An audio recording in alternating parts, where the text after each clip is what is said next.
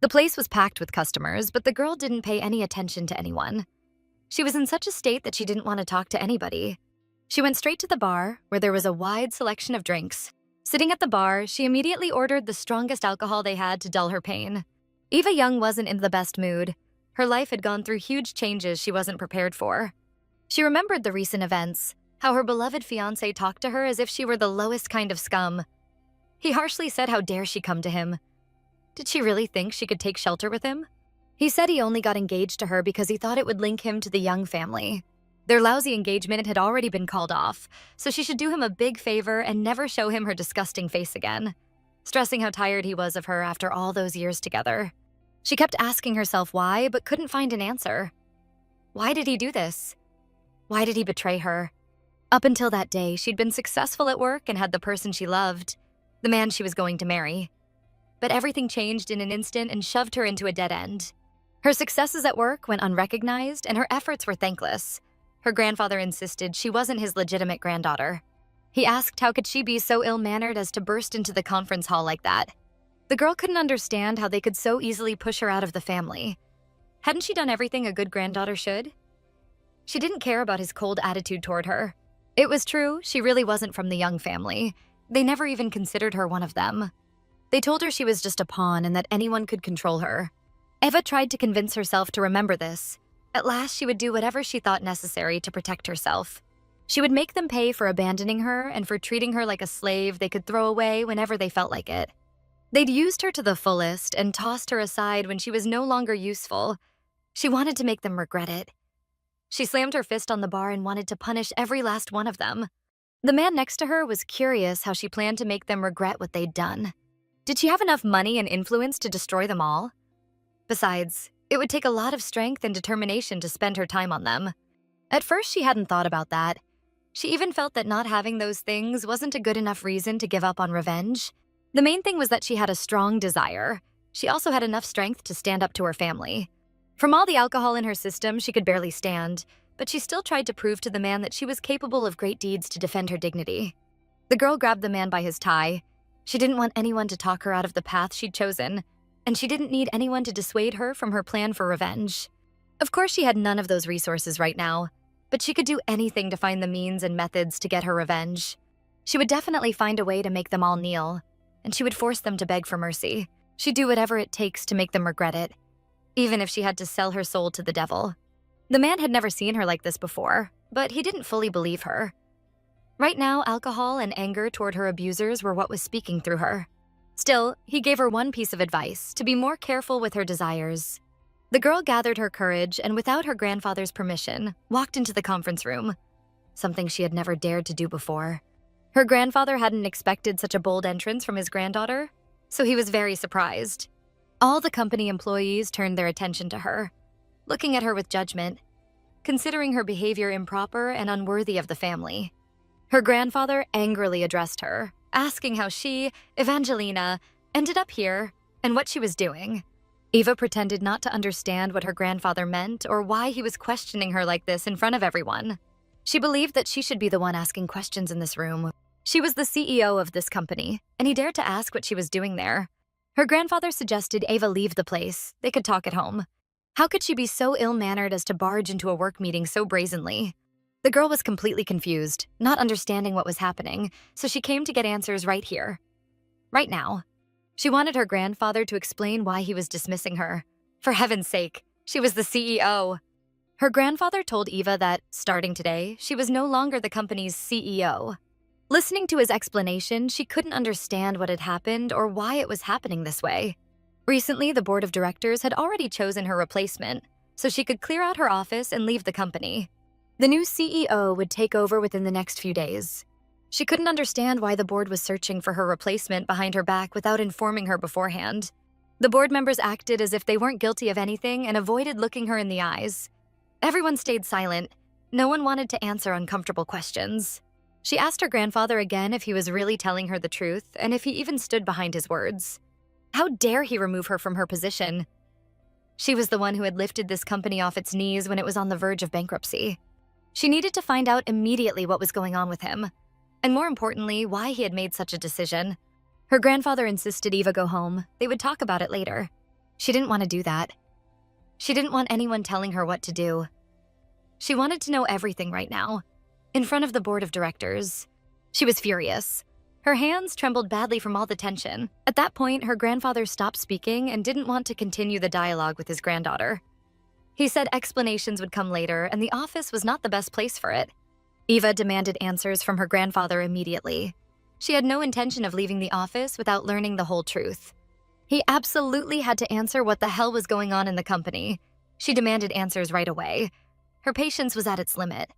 Her grandfather suddenly jumped out of his chair and shouted at the top of his lungs that this was happening because she wasn't his legitimate granddaughter. Evangelina was stunned. How could it be that she wasn't a legal member of the Young family? Was this some kind of joke just to shut her up? She turned to her grandfather, asking what he was even saying. That simply couldn't be true. Her grandfather explained that yesterday he had received a DNA test result showing she wasn't biologically related. He didn't know how it had happened, but they would investigate. Eva didn't believe his words and accused him of lying. Maybe it was a mistake or someone's stupid joke.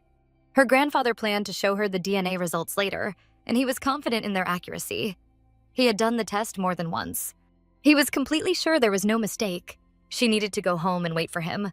So this is it. The end of everything, the girl raged. And all because she didn't have a single drop of his blood. Really? Over such a detail she couldn't hold her position in the company? Especially when she had done her job so well. Her grandfather didn't know what else to say, but he was certain Evangelina shouldn't be the CEO of the Young family company. What nonsense, she smiled bitterly. But the despair in her eyes was obvious. Her grandfather thought Eva needed to calm down. She would still work at the company, but only as one of the directors, helping her sister. She smiled ironically. Her little younger sister would take her place and manage the company just fine? Her grandfather understood Eva's state and didn't want to argue back. He simply didn't want her insulting her younger sister. When he wanted to say more, Eva didn't want to listen. She cut him off with a single gesture of her hand. She decided she had no right to call him grandfather anymore. From now on, she would address him as Mr. Young. She wanted Mr. Chairman to listen to her and draw some conclusions that would be useful not only for him but for the company as well. Evangelina suspected her grandfather knew the truth, that without her, the corporation would collapse into dust. He had better remember her words, because he would think of her again when it came time to pull the company back from the bottom. For now, Eva felt she had said all she needed to, and continuing the conversation was pointless. She decided to leave the conference room. Even though she was deeply hurt and angry at her grandfather, she still walked out with her head held high, refusing to lose her dignity. Going directly to the clinic, she wanted to verify her grandfather's words, so she decided to act on her own. With the papers finally in her hands, she was very nervous, but she needed to know the results of the lab tests. Opening the envelope, she saw for herself that the DNA test showed no match with the Young family. So that's the real reason they had always treated her like a robot, using her only for their own benefit. Since childhood, her parents and family had always been cold to her, and it hadn't gone unnoticed by others. Her grandmother, mother, and father all hated her. As a little girl, she hadn't understood much, but even then, she felt lonely. They never visited her and didn't even show up at school when the teachers called them in. They had been preparing her for survival in the harsh world she would inevitably face in the future. Yes, their coldness toward her was part of the preparation for her to become the head of the family business. Yes, they truly didn't want her to grow into a spoiled weakling who wouldn't be able to achieve anything in this world. Clutching the DNA test results in her hand, she finally realized she had been foolish all these years. They must have known from the very beginning that Eva wasn't their real daughter, and because of that, they never showed her a drop of care or love. They simply raised her because they knew that one day she would be very useful to them, as they could use her for their own purposes. And now, when she had become independent and managed to pull the company into a major profit, they saw her as a threat that had to be eliminated immediately, used and discarded like worn-out material. But that wasn't as horrible as the fact that they had hidden the whole truth from her. The girl sat in her car but didn't know where to go to get support from someone. She was very confused and wanted to hear advice from someone on what to do next. Eva decided to call her fiancé to warn him that she was coming over, but for some reason the man wasn't answering her call. She didn't see anything wrong with showing up unannounced, since this wasn't the first time. The girl drove very fast, trying to get an adrenaline rush to release at least some of the tension. Eva was already near her fiancé's house. After parking the car, she rushed quickly to his apartment. Waiting for the elevator, the girl thought she absolutely had to talk to him. Julian would definitely support her because, in her eyes, he was the only one who truly loved her. He was the only one who could help her. Together, they could overcome any obstacles in their way. Julian lived in a luxury skyscraper, very high up, so the girl had plenty of time riding the elevator to think about her problems. The girl was already on her way to her fiancé's apartment, eagerly anticipating their meeting. Eva was a frequent guest in his apartment, so knowing the lock code, she easily opened the door. When the door opened, she heard a peculiar noise inside her fiancé's apartment, so she carefully stepped in. She stood by the door and heard unfamiliar voices. The girl took off her shoes so her heels wouldn't make any noise. She was curious what was so important that her beloved hadn't answered her call, so she decided to carefully take a look. The sound was coming from the man's bedroom, so Eva headed straight there. She walked barefoot, so quietly that her fiancé couldn't possibly hear that someone else had unexpectedly entered his apartment. The girl stood before the bedroom door, unable to bring herself to open it. The voices didn't stop, and a woman's light laughter rang very clearly. She understood she had to do it, so she gathered her courage and pushed the door open. What she saw shocked her greatly. She couldn't imagine something like this could ever happen to her. It turned out that her fiancé was with another girl, who looked unusual. Eva couldn't utter a single word. She couldn't handle yet another unpleasant surprise in one day. As the girl stood nearby, the man finally noticed her, but his expression made it clear that Eva's presence didn't scare him at all. He even got very angry, asking what the hell she was doing in his apartment without warning him about her arrival. The girl didn't understand why he was treating her this way since during their last meeting, he had told her how much he loved her. The man was furious about her barging into his home so suddenly, saying he could have personal matters that had nothing to do with her. Eva felt as if she had just been doused with filth, disgraced in front of the whole city. Julian didn't want to see her, so he told the girl to leave his apartment immediately. Eva was stunned, unable to move, while her fiancé kept yelling at her to get out. The man behaved arrogantly, saying if she didn't leave now, he'd be forced to throw her out by the collar. Still, she wanted to know why he had done this to her. Had he been cheating on her all along? The man said their relationship was over. He had heard all the news that she wasn't really a member of the Young family. He considered her a nameless stray and couldn't believe she had dared to come to him. Why did she think she could find shelter with him? In reality, he had only gotten engaged to her because she was from the Young family. It was very advantageous for him. So he decided to break off their engagement, and from now on he didn't want to see her, considering her disgusting and vile. He said she had completely bored him. The girl tried to restrain herself, knowing she didn't have the right to cry. This man wasn't worth a single tear. She firmly decided she would not cry, never again. Better to die first. The girl pulled herself together, prepared for a final speech, and said that Julian would one day regret what he had done to her. The man noticed Eva's expression change. Anger burned in her eyes, and at that moment she was capable of anything. Then she looked once more at her rival, making sure she would remember her face. The pink-haired girl was very frightened, expecting a huge scandal or even a fight, but thankfully it didn't happen. Eva wanted Julian to listen carefully and remember her words for the rest of his life. She swore she would one day play a hand in his death, and that was her promise. With that decisive phrase, the girl chose to leave the scoundrel's apartment, deciding he wasn't worth a grand scandal. Julian said something after her, but Eva no longer cared. She headed straight for the exit. Then she left the apartment, slamming the door loudly right in Julian's face. Evangeline was in a depressed state, driving her car far too fast, not even knowing where to go. No one was waiting for her anywhere. She longed for support, but there was no one she could turn to. That's why she felt such despair and emptiness, as if her situation had no way out. She didn't even realize she was speeding, risking her own life. In a way, she even thought that if something happened to her, no one would be upset. Her family would probably feel relieved to be rid of such a burden as her. The image of her fiancé's betrayal kept flashing in her mind. Why did he do it? Why did he betray her? How could they so easily throw her out of the family? Hadn't she given everything a good granddaughter should? She didn't care about their coldness, but she would not allow them to treat her so cruelly. Even as a child, she perfectly understood that her parents treated her sister far better than they treated her. On every holiday, her sister received all the attention and the gifts, while they only noticed her when she failed to meet their demands. Evangeline was always obedient and did everything her parents asked, but she never once received praise. They thought that was simply how it should be. Even her academic achievements couldn't make them notice her or respond the way they should have. She kept wondering why. How could they treat her this way? They didn't want to answer. They simply decided to get rid of her to avoid the trouble. Driving in her car, the girl clearly understood that she needed to calm down and think carefully about what she would do next.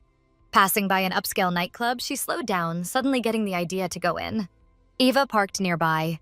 Right now, she wanted to do something she had never done before. She'd always been told that a girl of her status shouldn't visit such places. It was shameful and could ruin the family's reputation.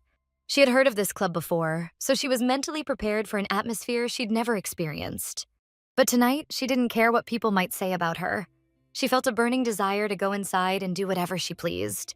When she stepped into the nightclub, the atmosphere felt strange. The place was crowded, music blasted, and half-drunk people were partying wildly. Evangeline headed straight for the bar, where she could sit down and order a drink. Tonight, she wanted the strongest drink on the menu. She had never been a fan of alcohol, but tonight she wanted to get drunk enough to forget her problems, even if only for a while. Her first sip of whiskey was harsh. The drink burned and left a bitter taste in her mouth. The bartender noticed she was an unusual guest. She clearly wasn't used to strong alcohol. Maybe he should suggest something more fitting for a lady. A drink with a pleasant taste that wouldn't cause such heavy intoxication. She thanked the bartender but insisted on whiskey. She didn't want anything else. She had come here tonight to drink and have fun for the first time in her life. Watching the crowd, she realized just how much she had missed. She had never learned to have fun like ordinary young people. The girl looked at the girls dancing happily and felt envious. They seemed to have no worries at all, simply enjoying life. But when she looked at her own reflection, she realized she had spent too much of her life working hard, never once enjoying herself like they did. She was completely different from modern youth, not only in the way she dressed, but in her whole outlook on life. Why did she spend all her thoughts on the family company, treating it like her own, instead of enjoying the simple things other people loved? If she thought about it, she had never really had a childhood or a teenage life, all wasted on chasing meaningless diplomas. All because she wanted to please and impress her so-called loving family. She had worked like a slave, pouring all her strength and energy into saving the company. But for what? No one appreciated it. She had spent countless nights at the office, ignoring her personal life, the kind of life she should have been living at her age. No one cared about her efforts. As long as her work produced results, the family was satisfied. Her well-being didn't matter. Her so-called family, who never valued her, stripped her of the position she had worked so hard for, just to hand it to their precious daughter. Even her fiancé tossed her aside like a useless toy no one wanted anymore. The man beside her smiled, remarking that her life sounded more like one long drama than a real life. Eva knew he was right, but it hurt too much to accept. So she drowned her sorrows in strong whiskey. She kept drinking, one glass after another, even though she'd already had way too much. It was true what they said. She wasn't a real member of the Young family. That explained their treatment of her, and she accepted it. She wasn't tied to them by blood, so they never considered her one of their own. She had known she was just a pawn in their game. But what hurt most was how easily they discarded her without a second thought. Evangeline told herself to remember this, because from now on, she would never allow herself to be humiliated again. She would make them pay for throwing her away, for treating her like a slave they could exploit and discard whenever they pleased. She would make them all regret it, every single one who had ever mistreated her. The man pointed out that her family was wealthy and she didn't have enough resources to take them down. But tonight, she was ready to agree to anything for revenge. Her decisions were impulsive, fueled by rage. The man sitting beside her seemed far too attractive and kind to be interested in her. Why would such a handsome man pay attention to her, when everyone else called her ugly and disgusting? The young man wondered how exactly she planned to make them regret what they had done. Did she already have a plan for revenge? The girl wondered why she should share her plans with him, just to satisfy his curiosity? Did he want to help her? But she hadn't asked for his help. She would definitely find a way and deal with her family on her own. Evangeline hadn't thought about that yet. Tonight, she just wanted to do all the things she had missed out on during her teenage years. Did she have enough money or any influential connections to fight her powerful family and destroy them? After years of working as the company's CEO, Eva had some savings, but she knew perfectly well it wouldn't be enough. Still, she would definitely find a way. She had been raised to always achieve her goals at any cost, no matter the difficulties along the way. Of course, right now she had none of those things, but she knew for sure that in the near future, she would. She would definitely find a way to bring them all to their knees, and they would end up begging her to stop. She would do whatever it took to make them regret everything they had done to her. All those years of cruelty. Even if she had to sell her soul to the devil, she wouldn't waste time thinking. She would still reach her goals. The young man realized she had drunk a lot already, but she should be careful with her words, because sometimes the devil really is nearby. ready to grant a wish in exchange for a soul. Ava hadn't expected to hear that. She pulled her hands away from him, suddenly worried about what she had just said. But if that devil was somewhere in this place, then he simply had to introduce her to him. Without a second thought, she would immediately agree to make a deal, no matter the price she'd have to pay. The young man smiled. He liked her boldness, her confidence. Still, he thought it was only the alcohol speaking. She should wait until her mind was clear before making such a choice. He didn't want to push her into a reckless decision she might regret in the morning. Because once he introduced her to the demon, there would be no turning back. The girl insisted she wasn't drunk at all. She couldn't wait that long. She wanted to know where the demon was and didn't want him worrying about her. Even if he asked her to follow him into hell, Eva would gladly go. If the devil could give her what she wanted, why wouldn't she agree? The young man listened carefully, fully aware of her state, so he wasn't rushing to take any unnecessary steps. He stood up and leaned closer to her. He didn't want anyone else overhearing their conversation. He was standing very close now, but this time the girl didn't step back. He was very attractive, and she liked talking to him. The man was tall, well-built, and unlike anyone else in the place. Even his clothes were different from those of the other young men. Everything about him felt right, and to him, her wish was law. He would gladly fulfill it. Still, he wondered if she had really thought this through, and whether she would change her mind once she realized what a big mistake she had made. But if she was truly certain, he would gladly introduce Evangeline to the demon. With just a snap of his fingers, the whole scene changed. It was an incredible place, unlike anything ordinary people could ever see. Eva opened her eyes. She couldn't understand what had happened, and it felt like she remembered nothing. Her shock knew no limits. She looked around, completely confused about where she was. The room was huge and luxurious. A massive chandelier hung in the center, dazzlingly beautiful. What was strange was that no one was beside her. She was alone. She tried to understand where she was, what kind of exquisite room this was. She rubbed her eyes, thinking it must be a dream. She recalled how she had entered the nightclub last night and drank a lot of alcohol. She must have had too much whiskey. That's why she couldn't remember what had happened. But she had to figure it out, because nothing made sense. Then she remembered the handsome man she had met at the club, the one she had talked with all evening. The last thing she recalled was him holding her hand, but nothing after that. The girl grew frightened. There was no memory of how she had ended up in this luxurious place, or how she found herself in a huge bed. Could something have happened? Something she had never allowed herself before? The thought struck her at once. Maybe he had used her helplessness for his own gain. Eva lifted the sheets, but saw she was still fully dressed. Was she so drunk that he had carried her in and laid her in bed without even undressing her? She looked around the room, puzzled. Why was she still here alone? Where had the man gone, the one who had brought her here? Then she noticed her jacket, shoes, and glasses neatly placed on a large chair, arranged as if fresh from the dry cleaners. Nervousness washed over her. For the first time, she was in a situation where she knew nothing and couldn't account for her own actions. Nothing had happened to her. She could see that. And yet deep down, she felt that something had, though she didn't know what. But why had he brought her here? Was she really in such a state that she couldn't make it home on her own? Now she was truly scared. She asked herself what kind of trouble she had gotten into. The bed was so high that Eva had to climb down using the small steps placed beside it. Everything around her was beautiful, expensive, luxurious. Who could possibly live in such a place? Surely someone very powerful? To her horror, she realized she smelled terrible, as if she had crawled out of a sewer after days inside. Eva went to the chair to pick up her clothes and shoes, but she had no idea which way to go to find an exit from this house. At first, she wanted to put on her shoes, but then decided against it. They might make too much noise. The farther she went, the more she marveled at the magnificence of the mansion. To her, it felt like a castle where a powerful man must live.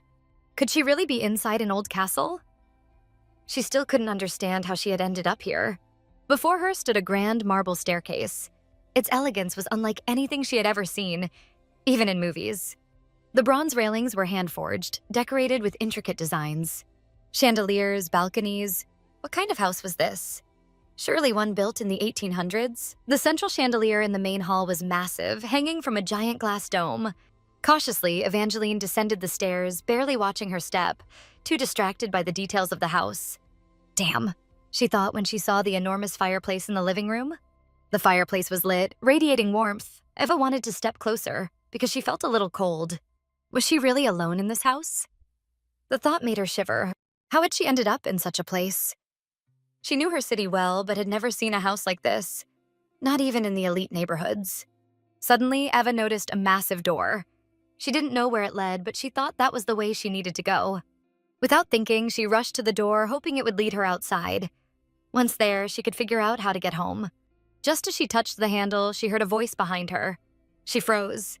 It wouldn't be polite to leave without thanking the man for helping her. The man asked if she really intended to run away without even saying goodbye. Even though she was terrified, she stopped, wanting to figure out the details that had brought her here in the first place. The girl looked around and saw the same man, the handsome stranger she had met at the nightclub. He was dressed in casual home clothes, holding a glass of red wine in his hand early in the morning. Did this massive house really belong to him? Who was he to have such wealth at such a young age? Eva didn't even know what to say. She was too ashamed to admit she couldn't remember a single thing. Then she finally gathered the courage to ask him the one question that was eating her alive. Where exactly was she? And what was this place? The man frowned and casually told her she was in hell itself. Eva didn't believe him, thinking it was a bad joke. But his expression said something completely different. When he smiled, Eva felt offended. Did he really think this was funny? Still, in this moment, she could believe in anything, even demons. He clearly remembered her wishing last night to meet the devil. Had her wish already changed so quickly? Eva thought he was acting suspicious today. Why was he playing strange games with her? She was sick of it all.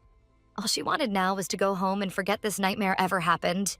Last night, upset and drunk, Eva had said too much. She claimed she was ready to sell her soul to the devil, without ever thinking of the consequences.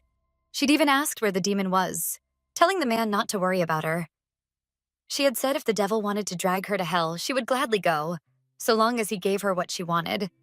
Why would she ever refuse that? The moment she remembered her words from last night, she realized he hadn't been joking at all. Eva felt completely uncomfortable. The whole situation was beyond absurd. Noticing how tense and nervous she was, the man slowly stepped closer. He didn't want to push too hard, but carefully reached out his hand toward her face. His movements felt strange to Eva, and she stiffened. He didn't act like normal men her age. He touched her forehead with his finger, trying to pull her focus back to him. All he wanted was for her to relax, and then for some reason, he called her his little fluffy kitten. Eva hated that. She pushed his hand away and warned him never to call her that again. She wasn't his pet. He actually liked her fiery temper, but her boldness still surprised him. She held onto his hand, refusing to let go, making sure he wouldn't touch her face again. He remembered how serious Eva always was. He didn't like it. He wanted her to loosen up. Eva shoved his hand away hard and told him never to do that again. He was mistaking her for someone easy. She had already decided to leave, and there was nothing he could do to stop her. He had no right to. Still, she thought it only polite to thank him for his hospitality and for all the trouble she had caused. She headed for the door, but it was clear he wasn't planning to let her go so easily. He was going to get in her way. As soon as she touched the doorknob, she realized he was standing right behind her. In one swift motion, he slammed the door shut and held it closed, keeping her inside. He ordered her to stay put and stop trying to run. It was pointless. After all, she had made it clear last night she wanted to meet the demon. If she thought her little outburst would be enough, then he apologized. But that wasn't going to cut it. It pained him to disappoint her, but the devil wasn't going to be satisfied with just that. Promises had to be kept, especially after what she'd done. Eva couldn't remember anything. She begged him to wait, to tell her what exactly she had done that was so serious she couldn't go home without settling her debt with the devil. Clearly, she really didn't remember. The man softened a little, not pressing as hard. But he figured he would have to show her proof, something to make her believe he wasn't making this up. Eva had no idea what he meant by proof. Calmly turning around, he gestured to himself and once again called her his kitten. He stood motionless behind her, but Eva couldn't understand what he was pointing to. She didn't see anything. Was he joking again? She didn't get it. With the look she gave him, she made it clear she wasn't in the mood for stupid games. Then he opened his robe, revealing his bare torso. Was he just showing off his body? Eva thought so and ignored the hint. But no, she was missing it. The proof was right there in front of her. She had to look closely. The evidence was impossible to miss unless she chose to ignore it. He stood calmly in front of her while Eva searched for anything unusual, anything that might prove what he meant. Finally, realizing she'd take too long, he pulled back his robe at the shoulder and pointed to a large bite mark on his neck. The proof was undeniable, right in front of her eyes. But Eva had no idea how it happened. because she couldn't remember a thing. The mystery of what had happened just hours ago. They had to start from the very beginning, so no important detail would be missed. When Eva left the nightclub with her new acquaintance, she had no idea where they were going. She could barely stand from all the alcohol. And it was a crowded place, but the man told her they had already arrived. He warned her to be ready. She was about to see things she'd never faced before. Suddenly, they ended up near her car. Eva was stunned. Had he tricked her? Angrily, she demanded to know where was the devil. He had promised to arrange the meeting. Was her car supposed to be the devil? The man just smiled. He enjoyed the way this drunk girl got mad, impatient for her encounter with the demon. He had kept the suspense going for so long that she was getting even more irritated. But he was a master at it, and he savored every moment. Eva started to wonder if he was trying to trick her, to take advantage of her vulnerable state. Of course not. That wasn't his plan at all. The truth was, the devil had told him he didn't like talking to drunk people. That was why he was going to send her home. But she had nothing to worry about. Once she rested, he would personally introduce her to the demon. Eva thought he was wrong about her being drunk. She told him clearly she felt perfectly fine. But it was obvious she could hardly stand.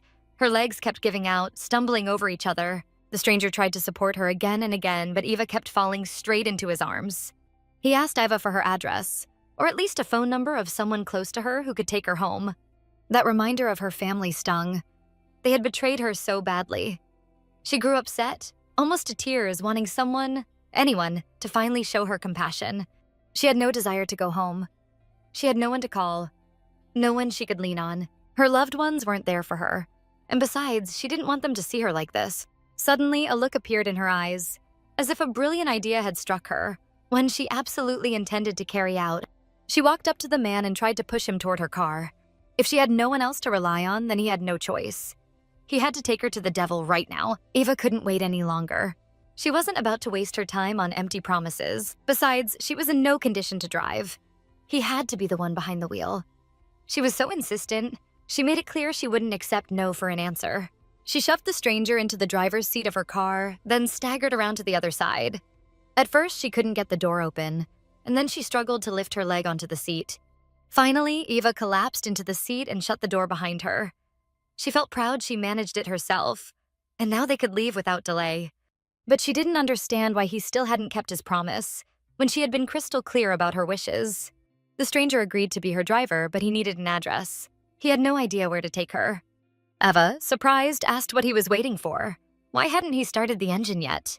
If he didn't want to be her driver for free, she could pay him for the service. She wasn't joking. She grabbed her purse, ready for him to name his price. But when she opened her wallet, all she had were credit cards, not a single bill in cash. She asked if he would mind her transferring the money straight to his account. Then, with a sly smile, she wondered aloud if he was expecting some other form of payment. But the man stayed silent. He had no desire to answer her absurd questions, and her behavior wasn't exactly impressive. Sitting in the car next to this stranger, now at the wheel of her own vehicle, Eva couldn't believe she was doing this. She had never acted this way before. Suddenly, she noticed a young couple right in front of her car, kissing each other passionately. She had never seen anything like it. She thought such behavior in public was improper. To her, love between a man and a woman was supposed to belong to quiet, private moments. The girl kissed the boy's neck tenderly, holding his head in her hands. Couldn't they do this somewhere private instead? The kiss grew so intense she even began to nibble on him. He gently lifted her into his arms and she clung to his neck, continuing to kiss him softly.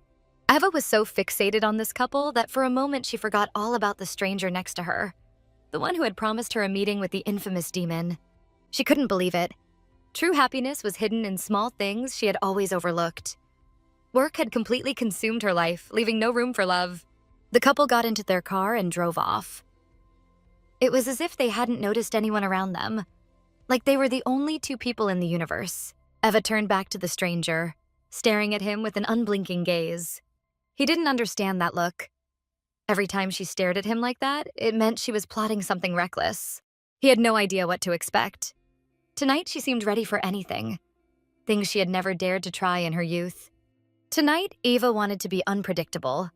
All her life, she had done what pleased everyone else, but never herself. She was ready to do something she might regret later, but she wanted to feel it, experience it for herself. Climbing onto the seat with her legs, she leaned toward him, determined to finally take her pleasure. It caught him off guard, but he didn't resist. After all, Eva was the one who had crossed the line, and for once he didn't have to make a move himself. The girl said she didn't have any cash, so she decided to pay him in a completely different way. Unless, of course, he was against it. In that case, he'd just have to wait for payment for a while. Looking at him, Eva understood that this young man wouldn't resist, so she moved on to decisive actions. She thought that this should be enough to completely settle things with him. Eva hugged him and carefully pressed her lips to his neck. She really wanted to repeat the actions of that other girl, fully aware that he would enjoy it. The man didn't even move to hug her, but he didn't push her away either. So Eva continued carrying out her plan. Eva kissed his neck so firmly that she then wanted to leave a mark on him, one he would remember for a long time. Hugging him and pressing against his chest, the girl noticed that this man smelled incredibly good, though the scent was very specific and unfamiliar to her. The young man tried to restrain her, believing she needed to stop immediately, otherwise she would regret her actions. Tonight she was drunk, and that pulled her toward foolish behavior. He knew very well that the next day she would inevitably feel ashamed of herself. She tried again to kiss his neck, but still wanted to bite him. She hadn't expected that in such a moment she'd suddenly be hit by a wave of nausea. The large amount of alcohol Eva had consumed was rejected by her body, forcing its way out. The man grabbed his head as he hadn't expected such a spectacular ending. To make matters worse, it all ended up on his clothes, leaving him completely soaked and filthy. He tried to bring the girl to her senses, explaining that he had known from the start her idea was a mistake. It was clear she felt awful. Her body trembled as if she were freezing. He gently laid her down on the seat and adjusted it so she could lie comfortably. It was obvious that retreat was no longer an option, so the young man decided to make a phone call. He needed help. Help was urgently needed, especially since his elegant suit had been ruined. While Eva rested on the seat, he waited for assistance to arrive. When he noticed that his request had been fulfilled, he carefully stepped out of the car to take care of things without disturbing the girl. As he walked, he was already undressing, eager to get rid of his dirty clothes and change into something clean. But it became clear that his request hadn't been fully met, so changing entirely wasn't an option. All he could do was take off his shirt and hand it to the assistant who had arrived. The man stood bare-chested in the middle of the street, which was unusual for him. Nothing like this had ever happened before. Once all his dirty clothes were handed over to the assistant, the young man was able to get back into the car. Would he really have to drive shirtless? If so, he was willing to do it, for Eva's sake. Now they could finally set off, but he still needed to decide where exactly they should go. At this moment, Eva couldn't make any reasonable decisions, so it was up to him. He tried waking her up to ask for an address, but the girl remained sound asleep. Fine, he thought. If she was so determined to meet the devil, then he'd take her with him to hell. She had left him no other choice. He laid the girl across his chest.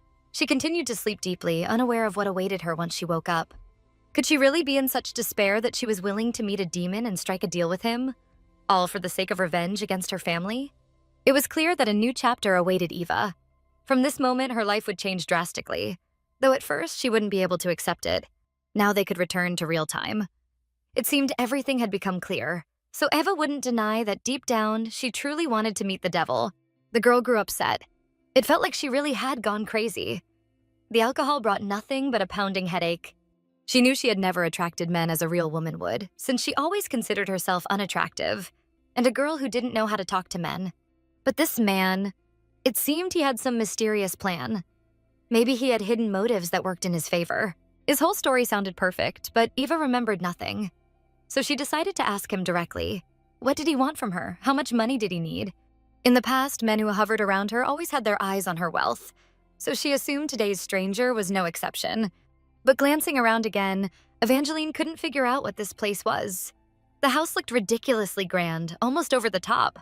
That made her wonder if someone like him even needed her money. Besides, he clearly knew her family had just fired her from her director's position, so she'd soon be facing serious financial trouble. 100 different thoughts rushed through her head. If this man wasn't the true master of the house but only pretending to be, she had to find out what he really wanted. Yet looking at him, it was obvious. He had the aura of an aristocrat. His behavior and manners were miles apart from modern youth. His clothes were refined, and he resembled someone who ran massive companies.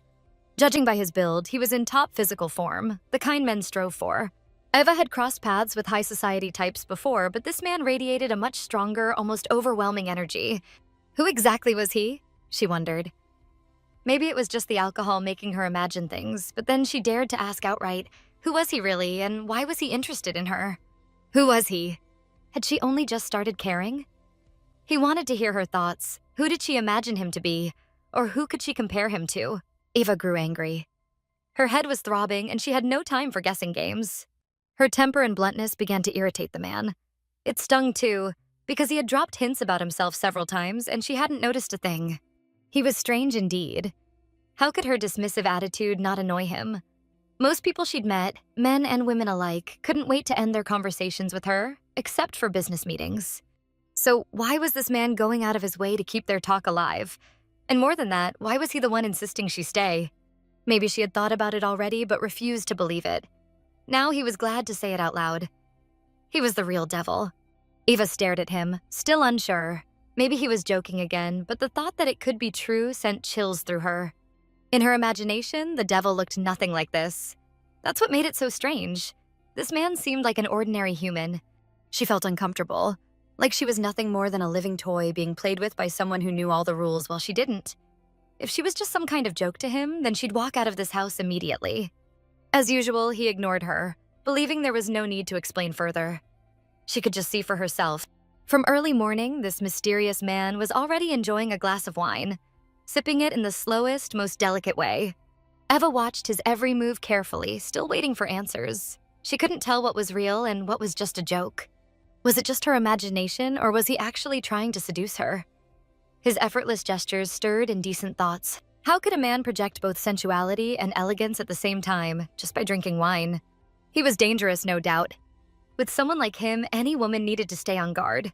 She still didn't understand what he meant when he placed her finger on her forehead, as if trying to disconnect her from reality. But he repeated the gesture and told her that if she kept frowning so much, she'd end up with wrinkles, and no amount of Botox would fix them. But was it really her fault she was squinting right now? For the last time, she warned him. If he kept joking around, she'd leave immediately. But he wasn't joking at all. He was completely serious, and once again, he called her his little kitten. His words, that he truly was the devil, sounded more convincing to Eva than ever, and she wasn't drunk anymore. Enough with the tricks, he just needed to let her go. The devil agreed, but still wasn't in any rush to release her. After all, now that they had met, she was bound to him. Now that Eva had realized who he really was, he decided to reveal a little more about himself. His name was Gage Acheron, and the way it rolled off his tongue made it sound as though he was above even the highest aristocrats, someone who ruled them all from above. Gage Acheron. Eva repeated his name to herself once more. She had heard it somewhere before but couldn't recall exactly where. They extended their hands to each other and shook, thus confirming their formal introduction. The devil held her hand for a long time, not even trying to let go, but Eva remained polite, so she couldn't pull it away. Then she remembered she should introduce herself as well and say her full name. Just as she was about to, her thoughts drifted back to the events of the previous day. During her conversation with him yesterday, she had mentioned her grandfather's name more than once, a name well known to everyone. She had spoken about her beloved fiancé, who betrayed her with someone close, once he discovered that she was not the true granddaughter of the Young family. Recalling yesterday again made her nervous. Her reckless act had accomplished nothing, only wasted her time. Eva understood perfectly well that she needed to sort out all the misunderstandings with this man, because her behavior had been completely wrong. She deeply regretted what she had done yesterday, since she had been drunk and terribly upset. Remembering everything she had allowed herself to do with this man filled her with shame. It was hard for her to even process. She couldn't believe that she had been the one to behave that way. First, being so drunk, and then forcing herself on a man against his will. She truly felt embarrassed about it and hoped he would understand and forgive her. But the demon had his own plans.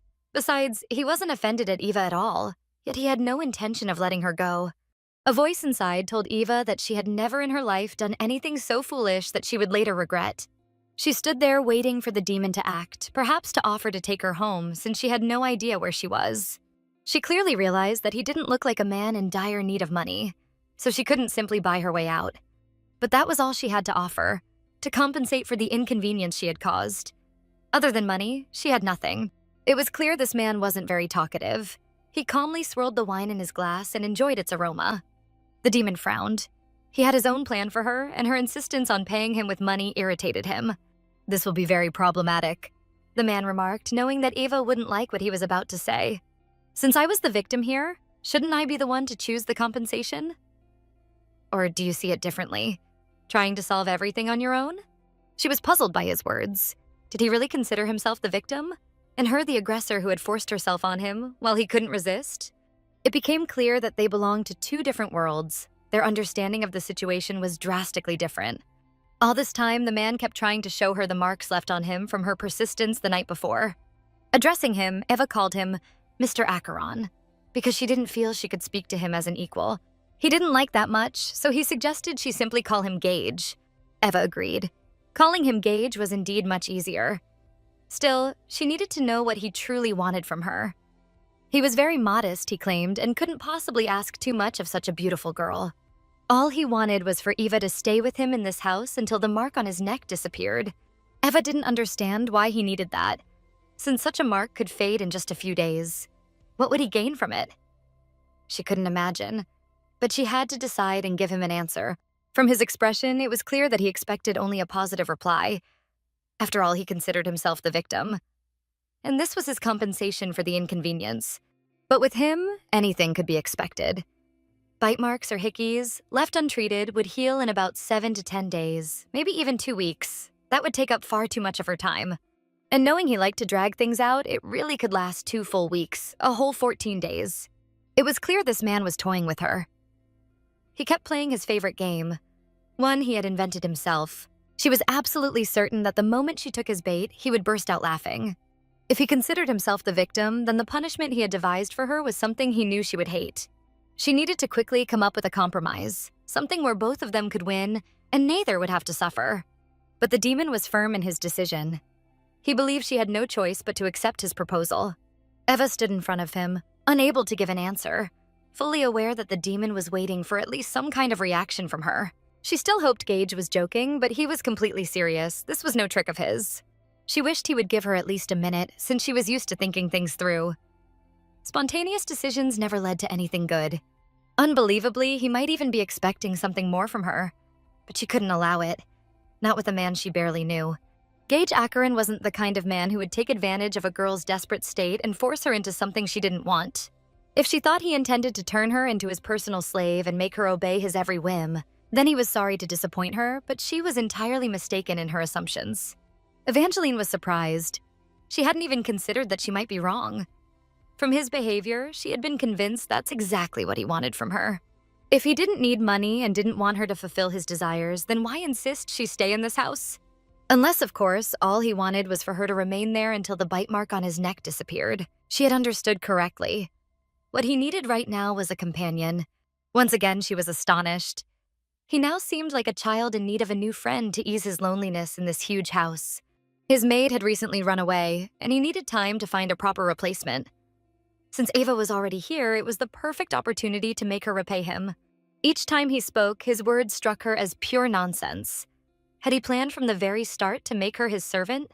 She might still have questions for him, but she didn't want to hear another, "I don't like this," from him. He smiled again and asked if she would prefer spending the night with him, rather than being his helper. How convenient, Eva thought, realizing that in any option he offered, she would still end up doing something she hadn't agreed to. Why did she have the feeling that this sly devil was deceiving her? But she couldn't figure out how, yet she had no choice. In this enormous house, there wasn't a single soul besides him. And maybe he really did live here alone. Being by himself in such a vast place must have been unbearable. Gage suggested she relax, calm down, and not get her panties in a twist. She just needed to go with the flow, stay alert, and she would manage. To soothe her, the demon once again placed his hand on her head, as if performing some demonic ritual. He was amused, finding Eva a very charming girl, but she didn't like it. She didn't want him treating her like that.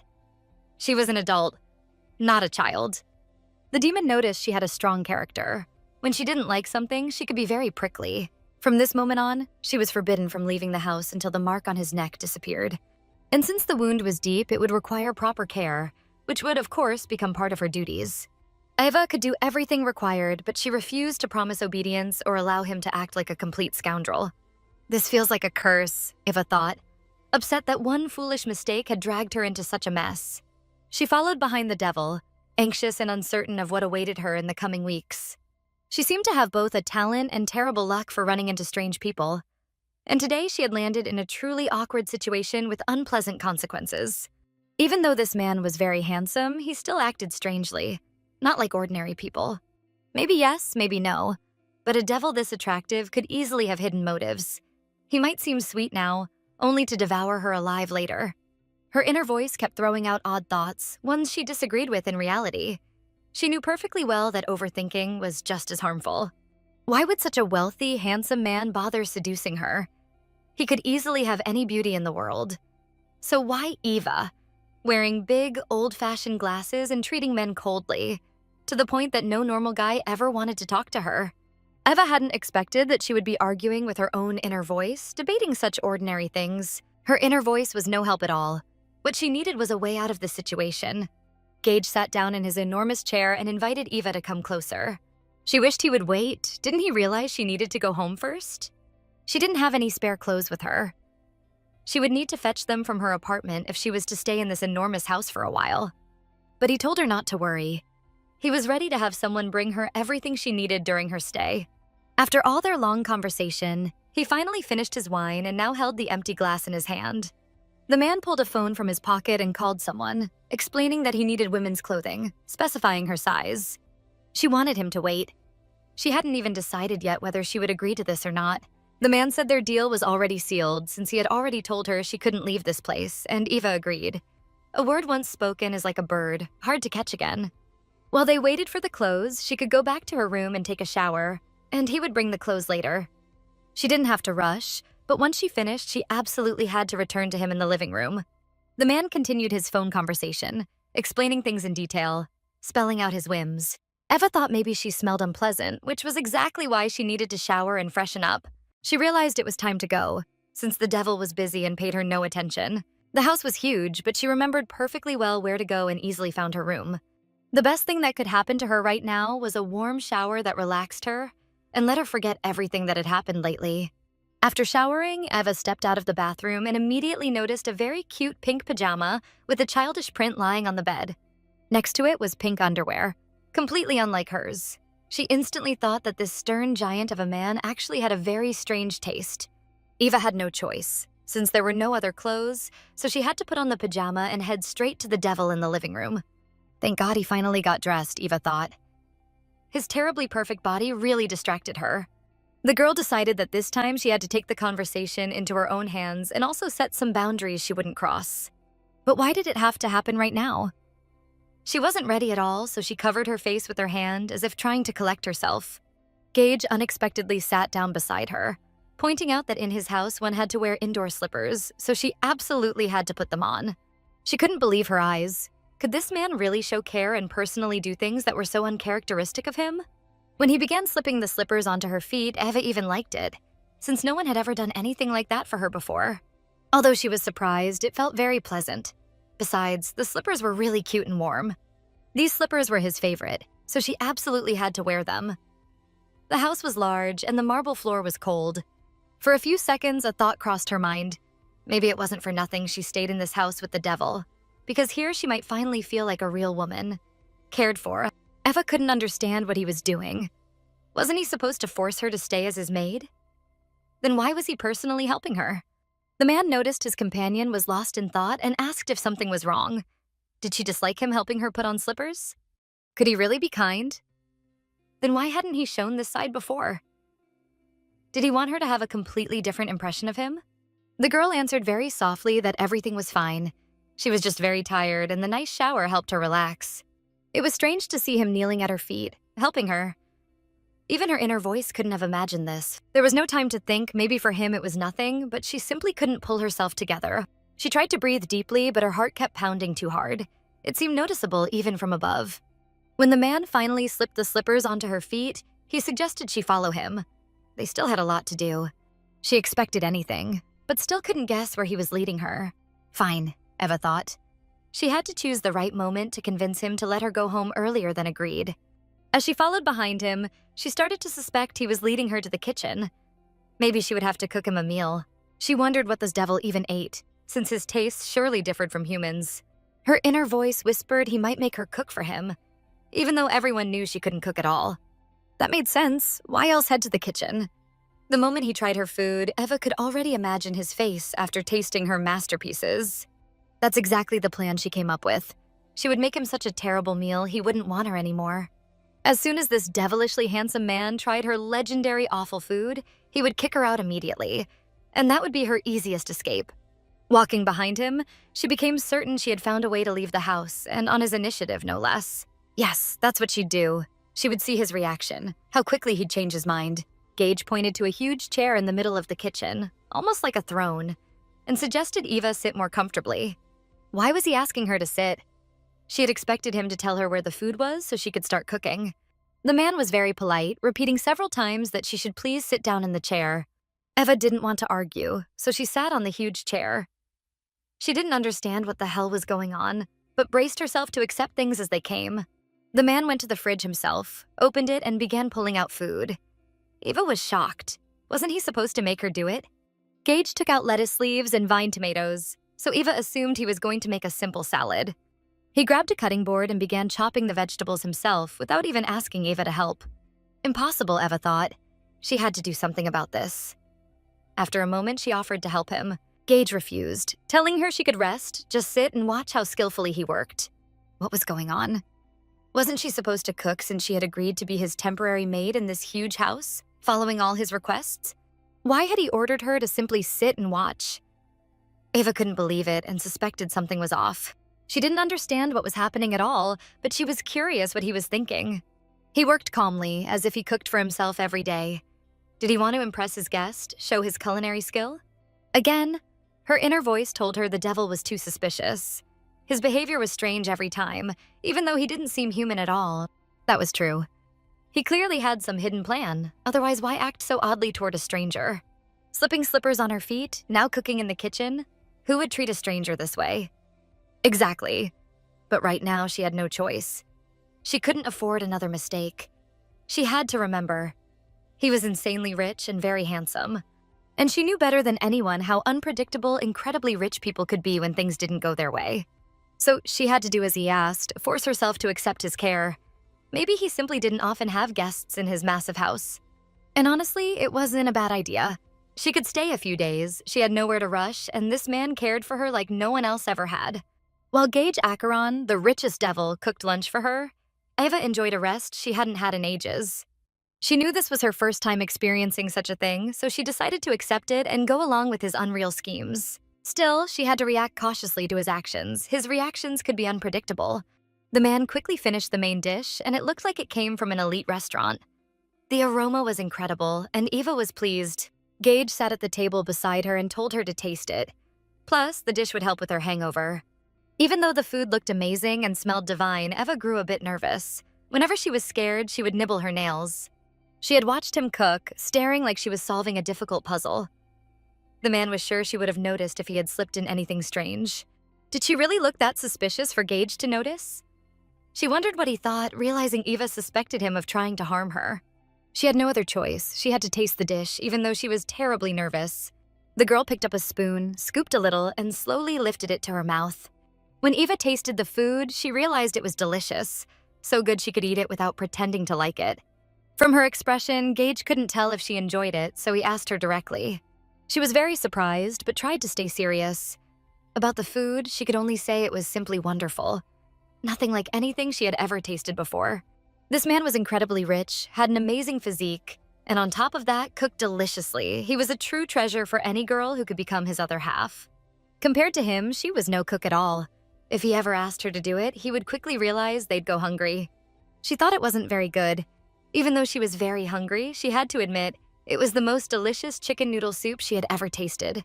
Eva kept eating the soup, unable to stop. Gage sat across from her, watching her enjoy his masterpiece. It made him happy to see her pleased, so he was very satisfied. He rarely got the chance to cook for guests. It didn't happen often. To make sure the girl was well fed, the man offered her some toast with butter, also homemade. The girl felt a little embarrassed at eating so quickly. She didn't want to seem gluttonous, so she tried to follow proper table manners. Wanting to keep the conversation going, she asked if he might actually be a disguised sorcerer, fattening her up to eat her later. The man thought her joke was very funny and clever, since he knew the girl clearly had no problems with her appetite. He didn't understand. Maybe she had meant to tease him, but it turned out as if she had been joking about herself, which made it even funnier for him. Eva couldn't figure out what made him laugh so much because her question seemed completely normal, judging by the atmosphere in his house and his behavior overall. For the first time, Gage laughed for so long. Why didn't the girl take jokes lightly and treated everything too seriously? Had she really never had moments in her life where she could just relax and have fun? Eva wasn't used to joking. She always took everything literally. Such things had never happened in her life. She always followed the plan and tried to be the best at everything. The man could see she was very uncomfortable, but he wanted to see her reaction, so he added, "What would she do if it actually turned out to be true?" Eva tensed up even more, regretting that she had asked about it at all. She could have just stayed quiet. What was wrong with her? This devil was making her embarrass herself while he enjoyed the process. In fact, everything was written on her face, and he only had to play along with her nonsense. Her imagination was unique. The man himself could never come up with something like that. He realized she had a vivid fantasy and expected her to invent many more original things. Eva still tried to stay serious and continue the conversation. If he really was a witcher, could he maybe help her find her phone? She couldn't remember where she had left it. Why did she even need the phone when she hadn't thought about it for almost half the day? Still, he could help her, since he had no right to take that away from her. Gage reached into his pocket because her phone had been with him the whole time, and he had completely forgotten about it. When they had been at the nightclub, he had noticed it on the bar counter and picked it up when they were about to leave. He noted that the girl wasn't very careful with her things. He had planned to return it right away, but with everything that happened, he simply forgot. Did he really think she was irresponsible?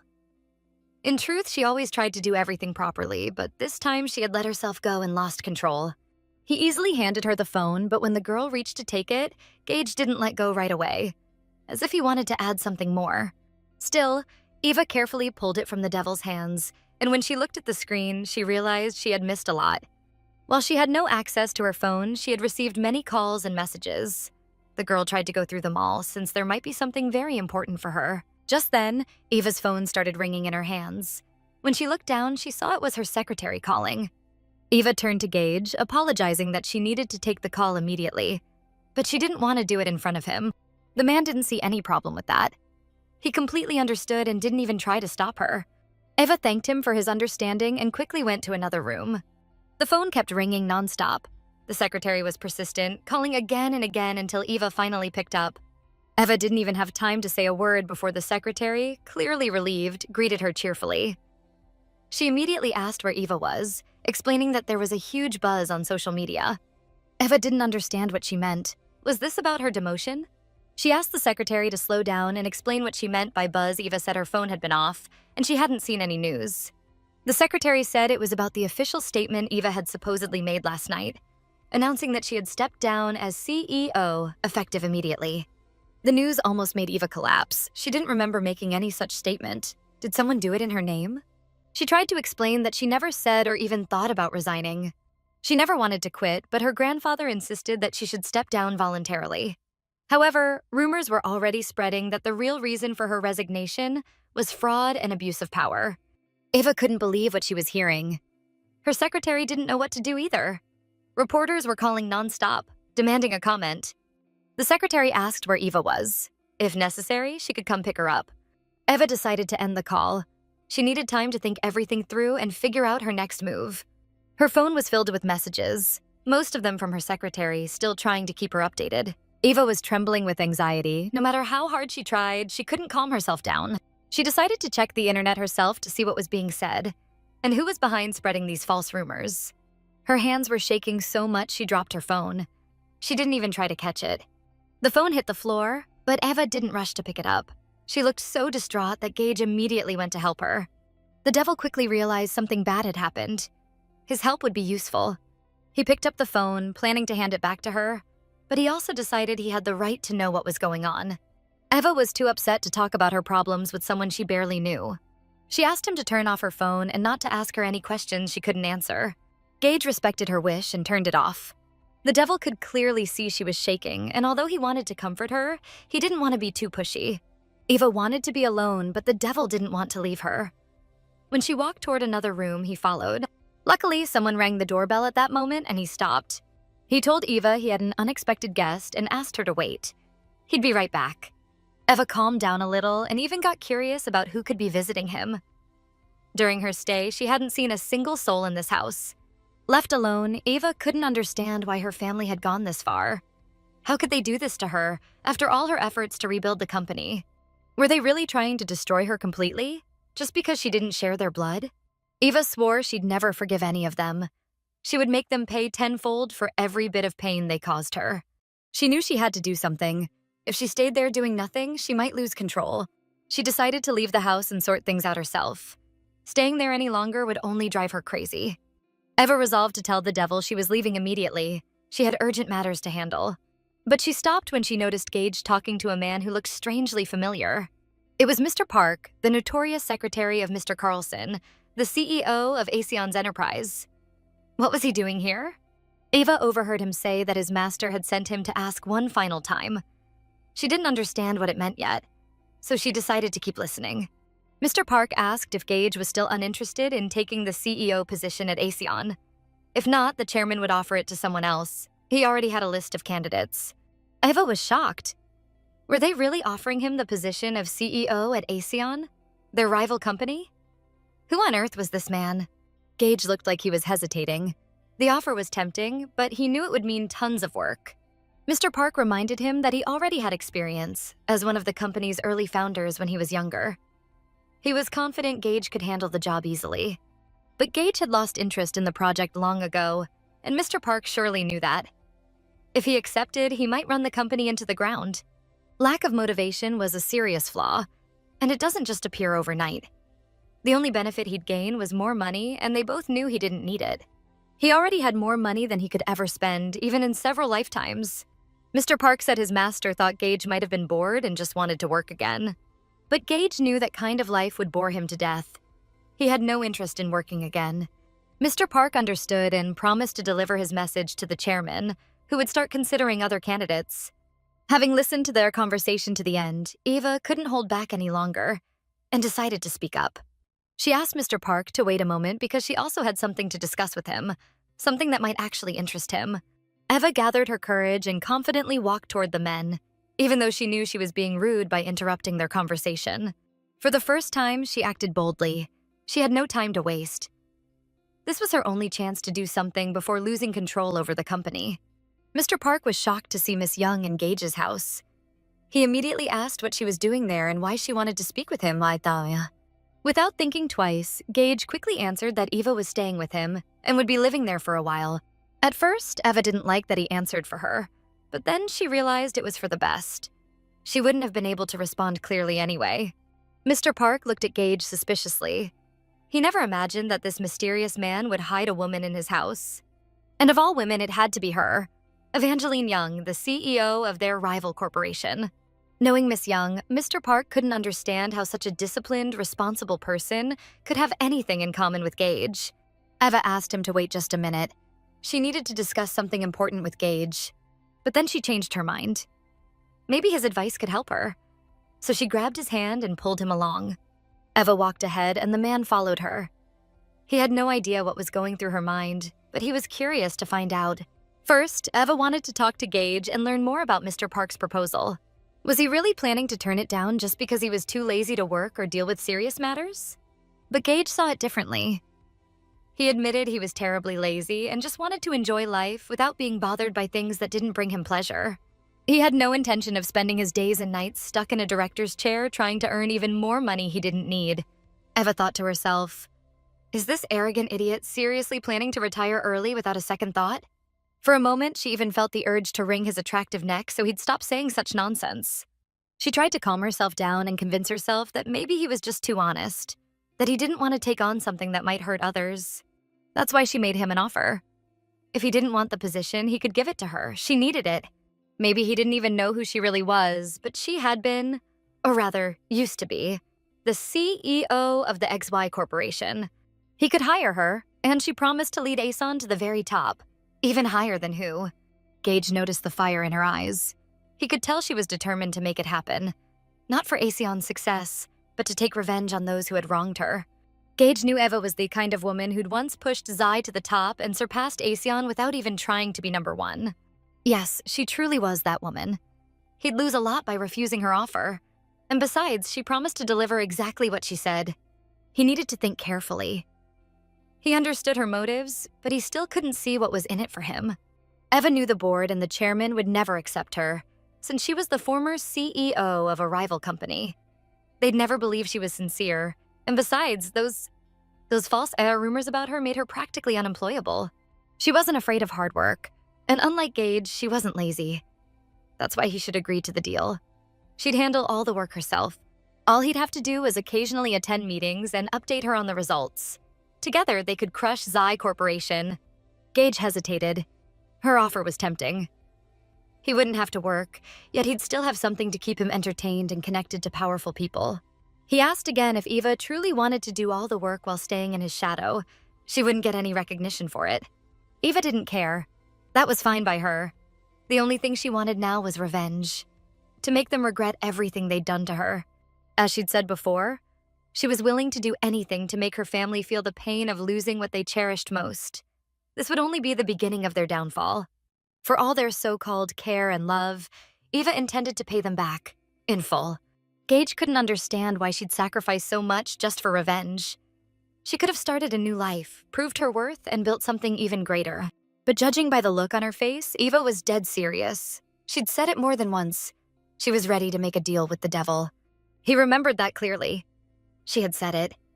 And if she really meant it, there would be no turning back. Eva knew exactly what she was doing, and she was ready to go through with it no matter the cost. Gage smiled softly.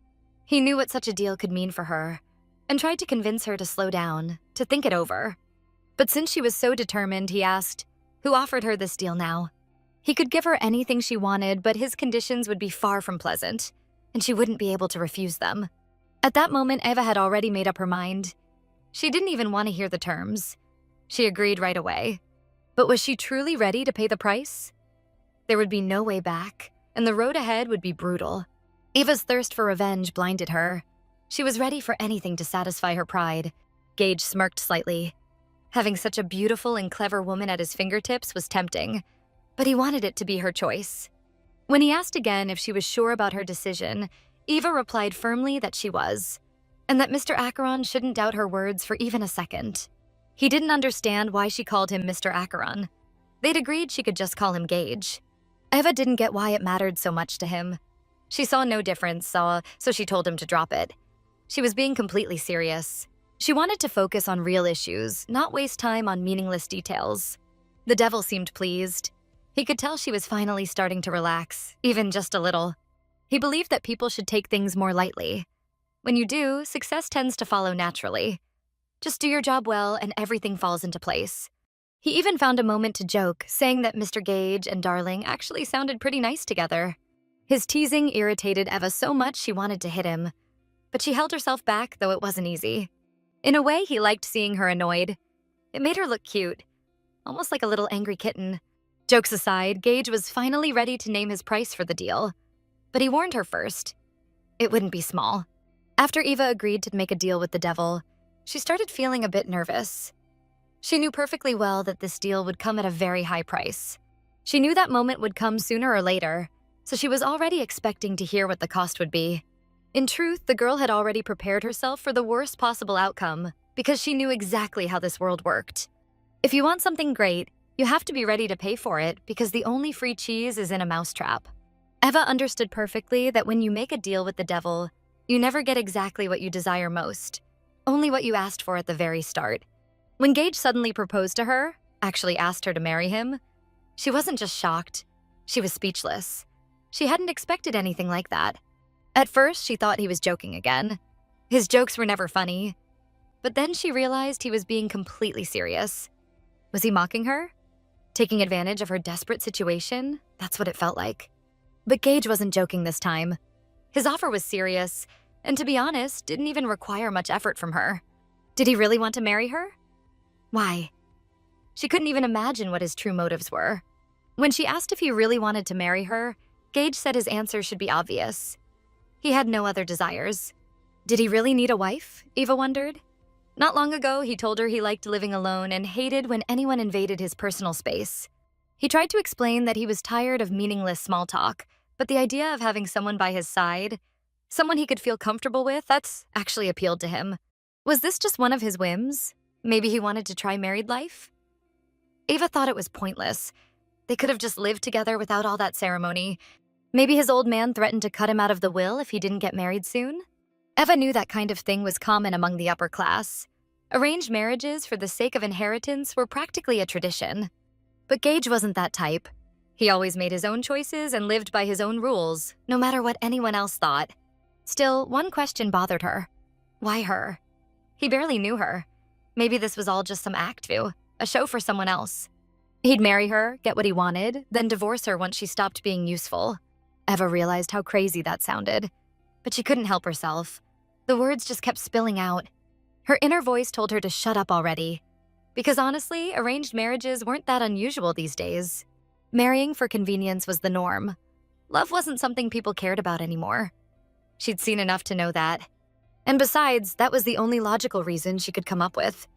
After all, a man like him could easily marry any rich, beautiful woman he wanted. Yet for some reason, out of all the women he could choose, he picked her. And Eva never saw herself as particularly beautiful. She was passionate, loyal, and deceived, but not beautiful, not wealthy, not an heiress. Her reputation was already ruined. Maybe that's what he wanted. A useful, obedient woman like her. Someone who'd offered to do all the corporate work for him. He must have already realized how talented she was, capable of handling any position with skill and confidence. Or maybe he chose her because it would be easy to throw her away once she'd played her part. Eva was the kind of woman who wouldn't cling or beg. Maybe that was the point. She was the type who'd sign the divorce papers without a word and walk away. If he hadn't done anything bad to her yet, she'd be naive to think he was doing this for anyone's sake but his own. Eva realized there was no point overthinking it. She had no other choice. So she asked again if he was truly sure about his decision. Did he really want her as his wife? Gage Acheron looked absolutely confident. He even teased her. Did she think she wasn't good enough for a man like him? That arrogance irritated her. Why did he enjoy confusing her every time she tried to be serious? She wanted to look confident too. After all, this marriage was beneficial for her as well. Honestly, she thought he was the lucky one, marrying a woman like her. Finally, Gage heard something reasonable from her. He didn't want her doubting this decision anymore. At this point, he took her words as acceptance. Her agreement to marry him and accept all his terms. But Eva wanted him to wait a little. Didn't he think they needed more time to talk things through? They had to discuss the terms before making anything official. She was sure he had his own conditions, and she wanted to know them all before signing anything. Gage realized again how smart she was. But he had to give Mr. Park his answer right now. If he didn't, he might lose the opportunity. Eva thought he could respond to Mr. Park first. They'd have plenty of time to talk afterward. But Gage couldn't do that. What if she changed her mind and ran away after he accepted the deal? Eva promised she wouldn't, and suggested they sign a contract right now. And she didn't mean a marriage contract. She meant a formal agreement for their arrangement. That idea actually sounded better to him, so he agreed to do exactly as Eva suggested. He pulled out his phone and ordered someone to prepare the contract immediately. While it was being drafted, he told Eva to wait here. He'd go talk to Mr. Park to keep him busy. That would give her time to think everything through one last time. Before leaving, he reminded her again, once she signed the contract, there'd be no turning back. He was almost out the door when he suddenly turned back. He had one more thing to say to her. He stood behind her, close enough for her to feel his warm breath on her neck, and it made her tense up instantly. Gage leaned over her and whispered in her ear that he was giving her one last chance to back out. A final opportunity, if she wanted to take it. One last chance to back out. What did that even mean? Eva didn't understand. She paced the room, trying to go over every possible outcome in her head. Deep down, she knew she had nothing left to lose, so she could make her decision without any hesitation. Gage didn't make her wait too long. After a short while, he appeared in the room again, holding a large black folder in his hands. She hadn't even noticed how fast time had passed. The moment she saw him, her heart started pounding. Faster, stronger, almost uncontrollably. Staring at the black folder in his hands, Eva realized that inside it lay her future, and the fate she was about to choose for herself.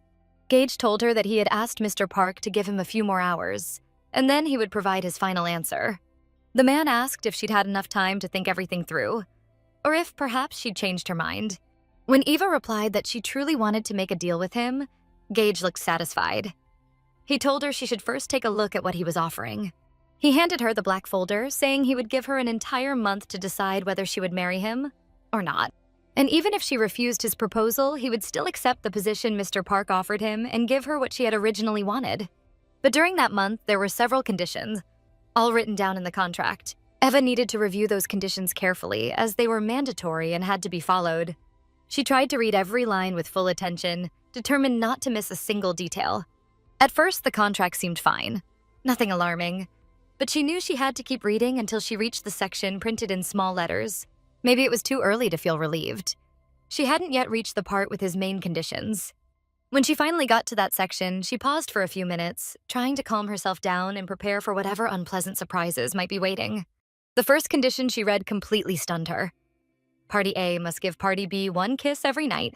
She was already scared to keep reading. The very first clause confused and unsettled her. Gage stood beside her, quietly watching her reaction to what she was reading in the agreement. Ava knew his terms wouldn't be ordinary and tried to brace herself. But still, this man clearly wasn't taking that clause entirely seriously. Her inner voice told her to stop and ask him right away about the parts she didn't understand. Why just one kiss? And when he said only one, what exactly did he mean by that? Gage didn't hesitate to answer. He explained he meant one kiss, nothing more, nothing binding, but it had to happen every night. He smiled, thinking that shouldn't be too hard for her. That's why he made it the first condition. Did he mean that one kiss would be all he wanted? Was he trying to lure her into breaking the deal? Gage didn't feel the need to answer. Everything would depend on her. If she wanted more, it would be her choice. Because he was confident Eva wouldn't be able to resist his charm for long, and that eventually she'd want something more than what was written in the contract. Then she read the consequences for breaking the first clause. If the kiss didn't happen, the punishment would be chosen by the other party, and it wouldn't be discussed in advance. Yes. He'd be free to interpret the situation however he liked, and could kiss her as much as he wanted without her consent. She'd have no right to refuse. Reading that, Eva was shocked. Did he really intend to create terms that would make her feel so uncomfortable? Inside, she felt strong resistance. She doubted whether she should sign at all. But on the other hand, she didn't have a choice. Something in her life had to change. The more she read this nonsense, the more she wanted to slap him. These terms felt childish and ridiculous. Eva needed time to calm down, but she didn't have it. Mr. Park was still waiting for Gage's answer. The next clause stated that Party A must not touch Party B during the kiss. The punishment for violating that clause, Party A must grant Party B one wish, completely of Party B's choosing. Gage knew Eva might find these conditions absurd, but he thought they weren't that difficult. It all depended on her principles and determination. The next clause was just as shocking. Party A must warm Party B's bed every night. Eva actually coughed from surprise. She hadn't expected to see that in the agreement. She'd guessed he might ask for something unusual, but she never thought he'd demand this. Wasn't he the one who'd said he had no intention of getting her into bed? Then why the hell was he asking for one kiss and no touching, only to end up with this in the end? Eva lifted her gaze from the document and gave him a suspicious look, as if trying to read his true intentions. Gage understood that look immediately and warned her not to jump to conclusions or imagine things that weren't there. Then he pointed to the bottom of the page, telling her to read the note there first before assuming anything. It said that warming the bed was meant literally, so she shouldn't overthink it. Eva got the point, but still didn't understand why he wanted that. Was he really that lonely? Craving someone's warmth and presence after so long? Holding the paper in her hands, Eva still wanted him to explain each clause. Simple as they seemed, they clearly carried hidden meaning. Gage said everything was already explained clearly. She was smart enough to get it, and he didn't feel like clarifying anything. He didn't have the time or the patience. She would literally have to warm his bed, lie in it until it felt pleasant and comfortable, and she'd have to do that every single night, no matter how tired or unwell she felt. Did that kind of gesture actually satisfy him?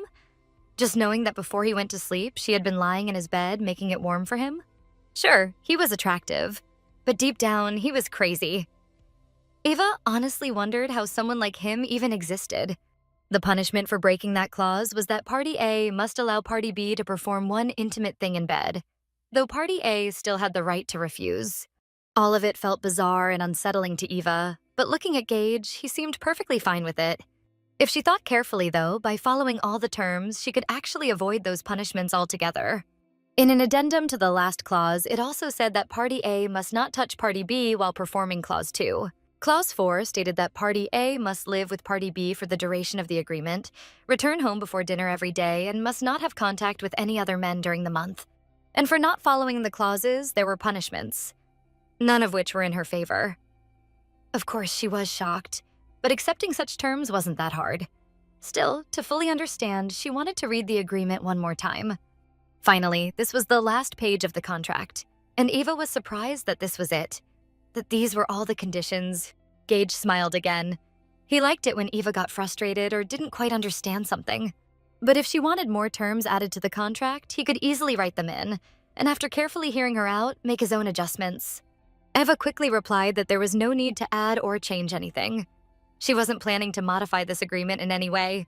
He told her not to worry.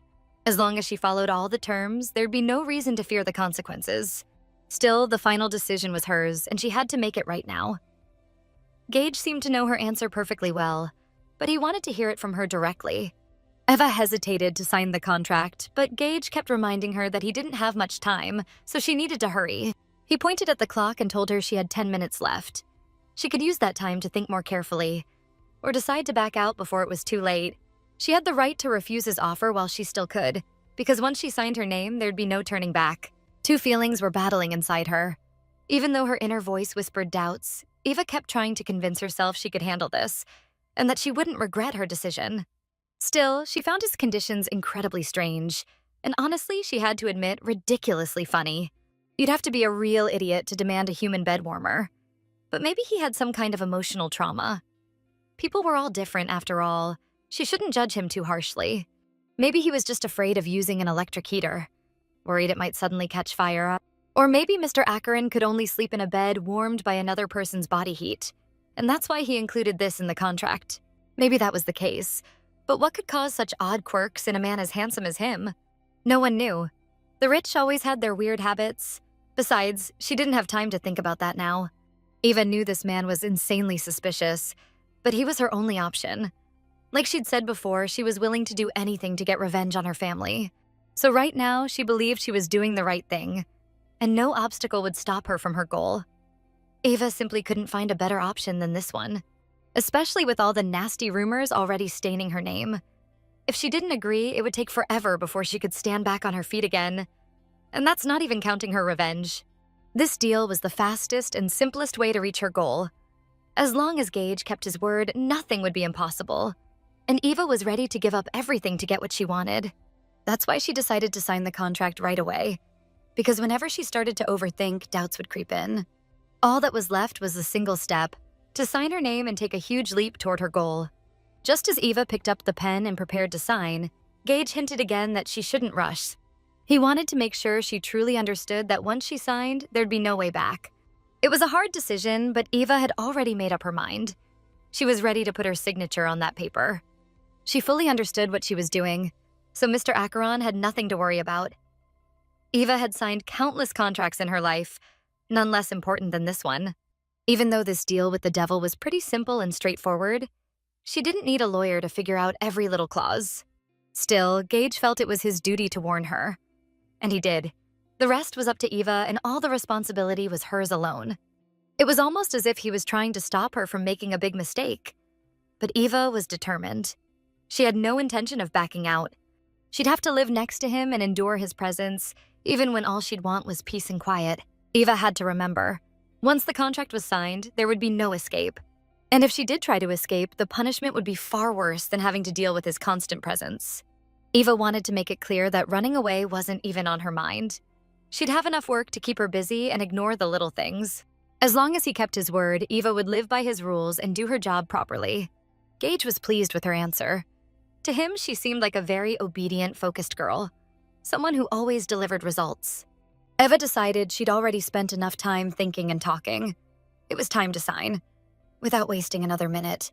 She quickly found the signature line and did it, not even thinking that she might soon regret that decision. Finally, with everything settled, they could move forward, carefully following every term of the contract.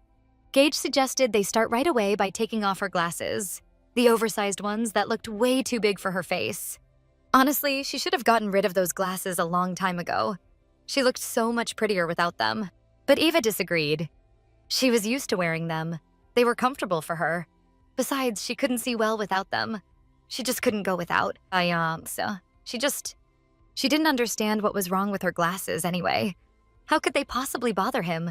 Aside from the fact that he didn't like their design?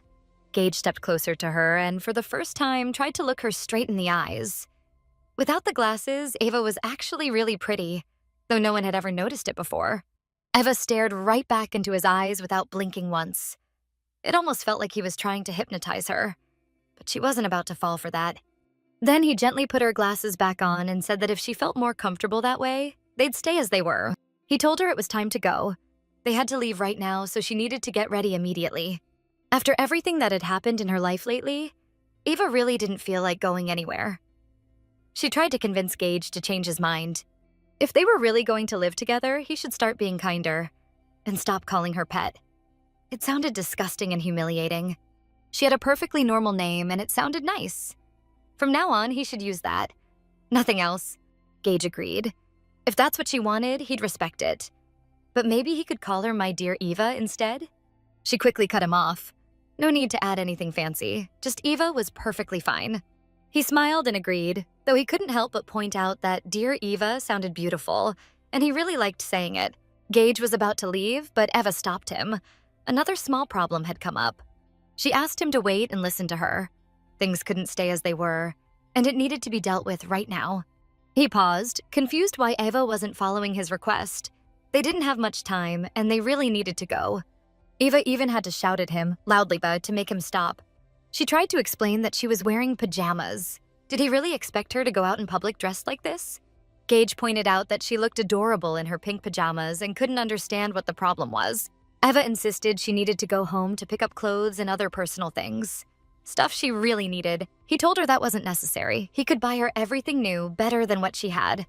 But then, after thinking it over for a moment, he agreed. He'd let her say goodbye to her home and grab her things. When they arrived at her house, Gage looked around carefully.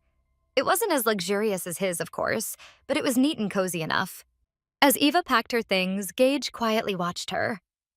He couldn't understand why all this stuff meant so much to her, why she wanted to take it all with her. To Eva, these were valuable, sentimental things. Sure, he could buy her new ones, but she didn't want to part with what she already loved. She packed one big suitcase and several boxes, so she needed Gage's help carrying them to the car. To her surprise, Gage said he wouldn't even mind if she wanted to move her entire apartment into his place. Eva was shocked. Why the sudden change of heart? Just a while ago, he'd insisted she couldn't bring her things into his house. As they stepped outside and headed toward the car, Eva heard the sound of a camera shutter. Someone had taken their picture. She froze, terrified that reporters had found them and snapped a photo together. By tomorrow, they'd twist the story into a pile of lies that could ruin everything. Panicking, she grabbed Gage's hand and pulled him with her, trying to hide. She kept shouting that they had to run, but judging by his calm face, he didn't seem to think it was urgent. When they finally got back to the apartment, Eva quickly shut the door behind them. There were tons of reporters outside her apartment, all waiting for that one sensational shot of Eva so they could be the first to post fake stories online and in the press. Eva was terrified. That kind of media attention made her anxious, and she knew perfectly well that the reporters could not see her with him. She didn't want Gage's name dragged through the mud or tied to scandal, especially now that he'd just taken such an important position. On top of that, she could become a laughingstock until she proved her innocence and cleared her name completely. Eva suggested that Gage should go without her. She'd stay in the apartment until the reporters left. After all, they wouldn't wait there forever. She didn't want anyone to see her, so she planned to make them believe she'd vanished off the face of the earth. Was Eva really planning to suddenly strike back like some vengeful villain reborn from the ashes? She smiled. Though she didn't really feel like answering his sarcasm, it honestly didn't sound like such a bad idea. She'd only reveal herself to the world when the time came to say checkmate.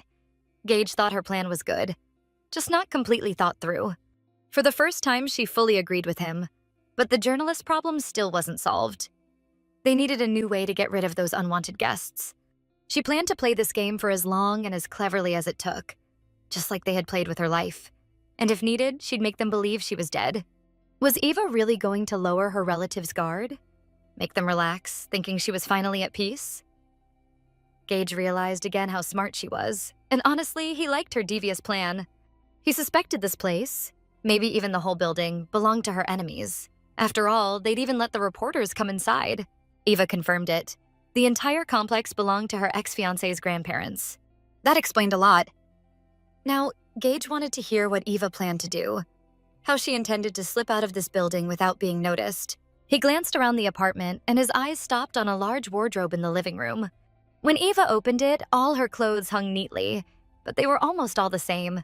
Gage was surprised and asked if that was really everything she had, and why she owned so few things. Eva had never really thought about it. She figured what she had was enough and never paid much attention to her wardrobe. Gage asked where she kept her dresses, or if she even had any. Didn't she ever want to dress up like other girls? Eva said she did have a few dresses that she loved and wore to almost every event. But those dresses were all pretty much the same too. Her wardrobe looked more like that of a 40-year-old woman than a young girl. At first, Eva didn't understand why he was looking through her clothes, but then it hit her. He was hinting that she should change her look, disguise herself as someone else. She said she could totally pull that off, no problem, then asked him to go wait in another room while she made her grand transformation. Eva pushed Gage out of the room and slammed the door shut.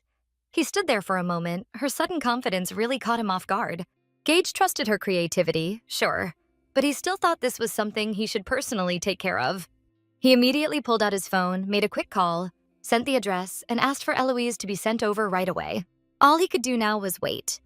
First for Eva's big reveal, and then for Eloise, who could help perfect her look. Finally, the door opened. Gage looked up eagerly, hoping she'd really surprise him, that he'd see a completely different person standing there.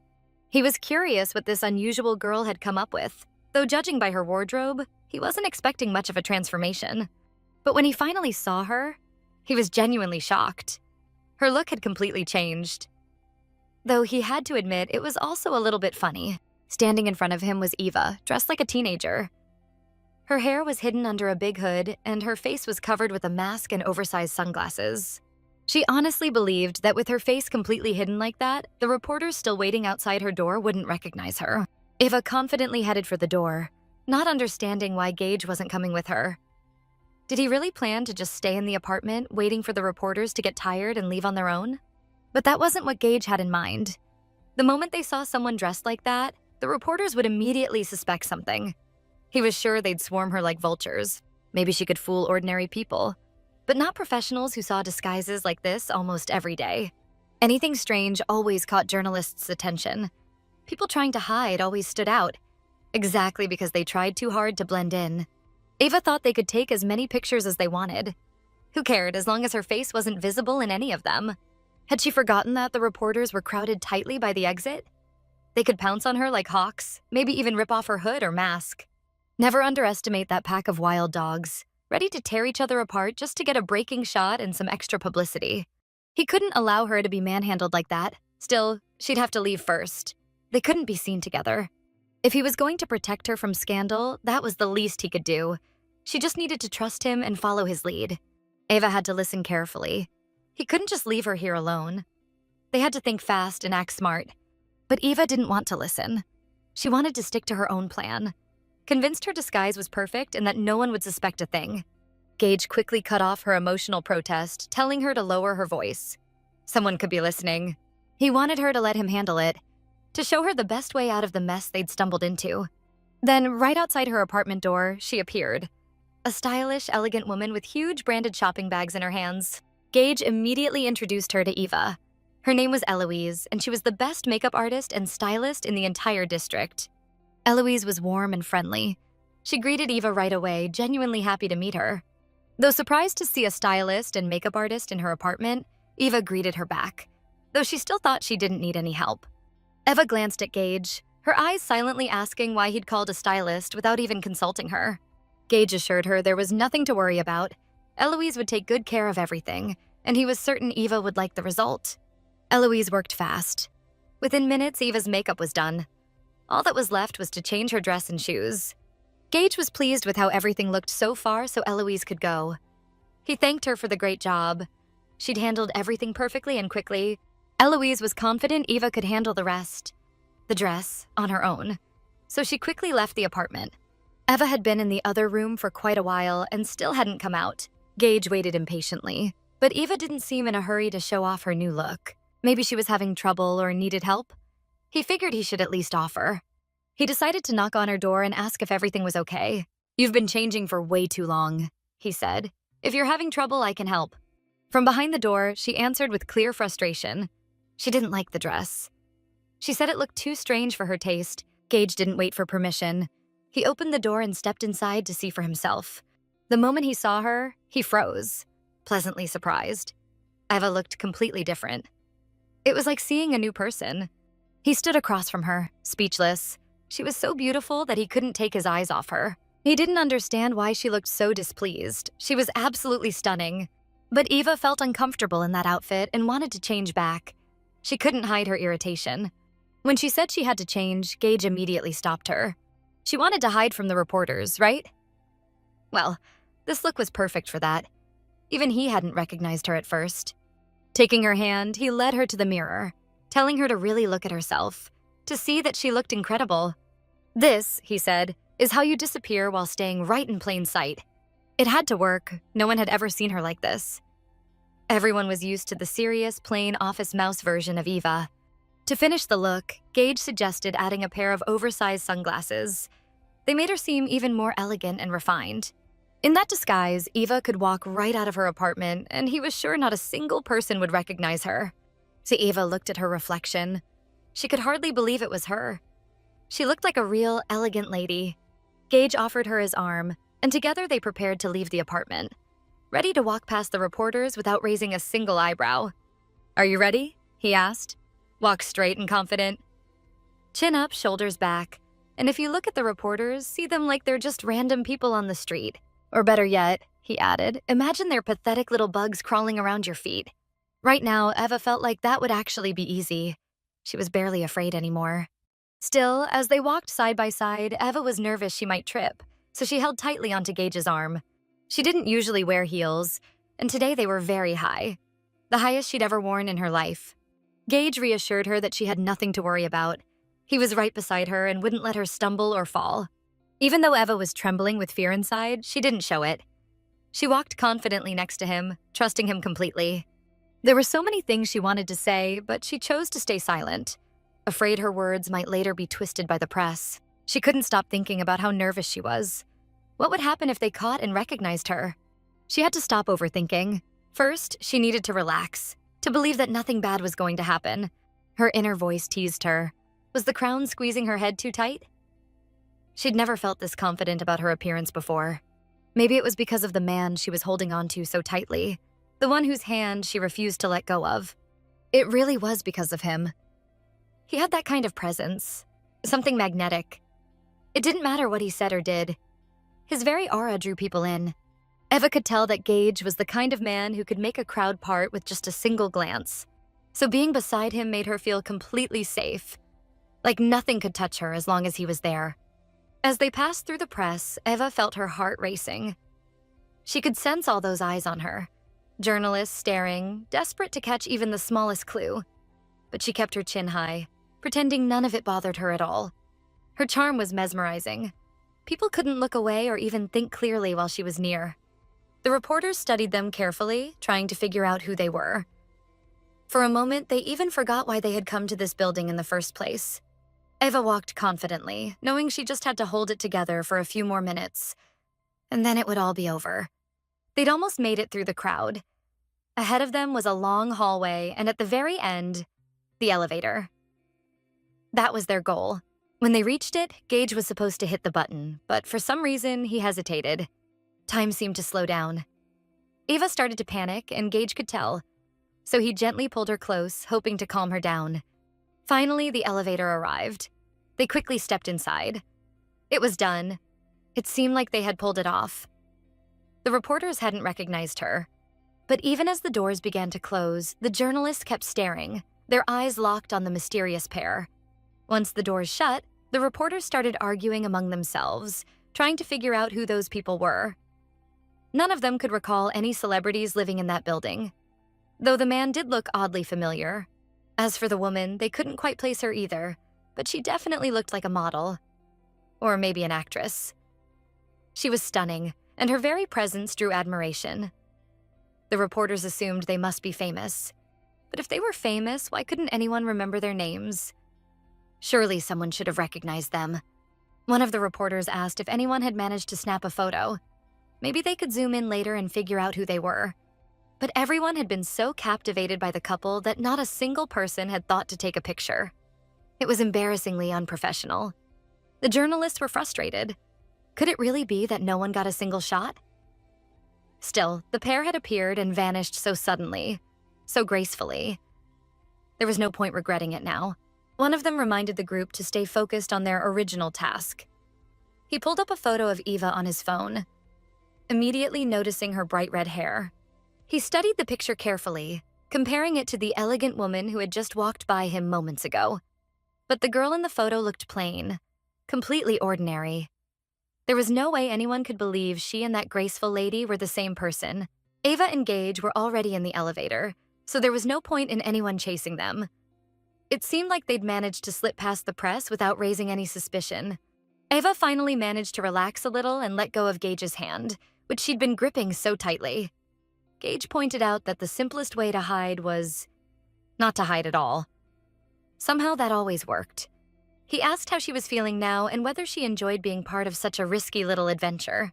Ava still couldn't believe that not a single reporter had even started to suspect it was them. Finally, they reached the car and could safely head to Gage's house.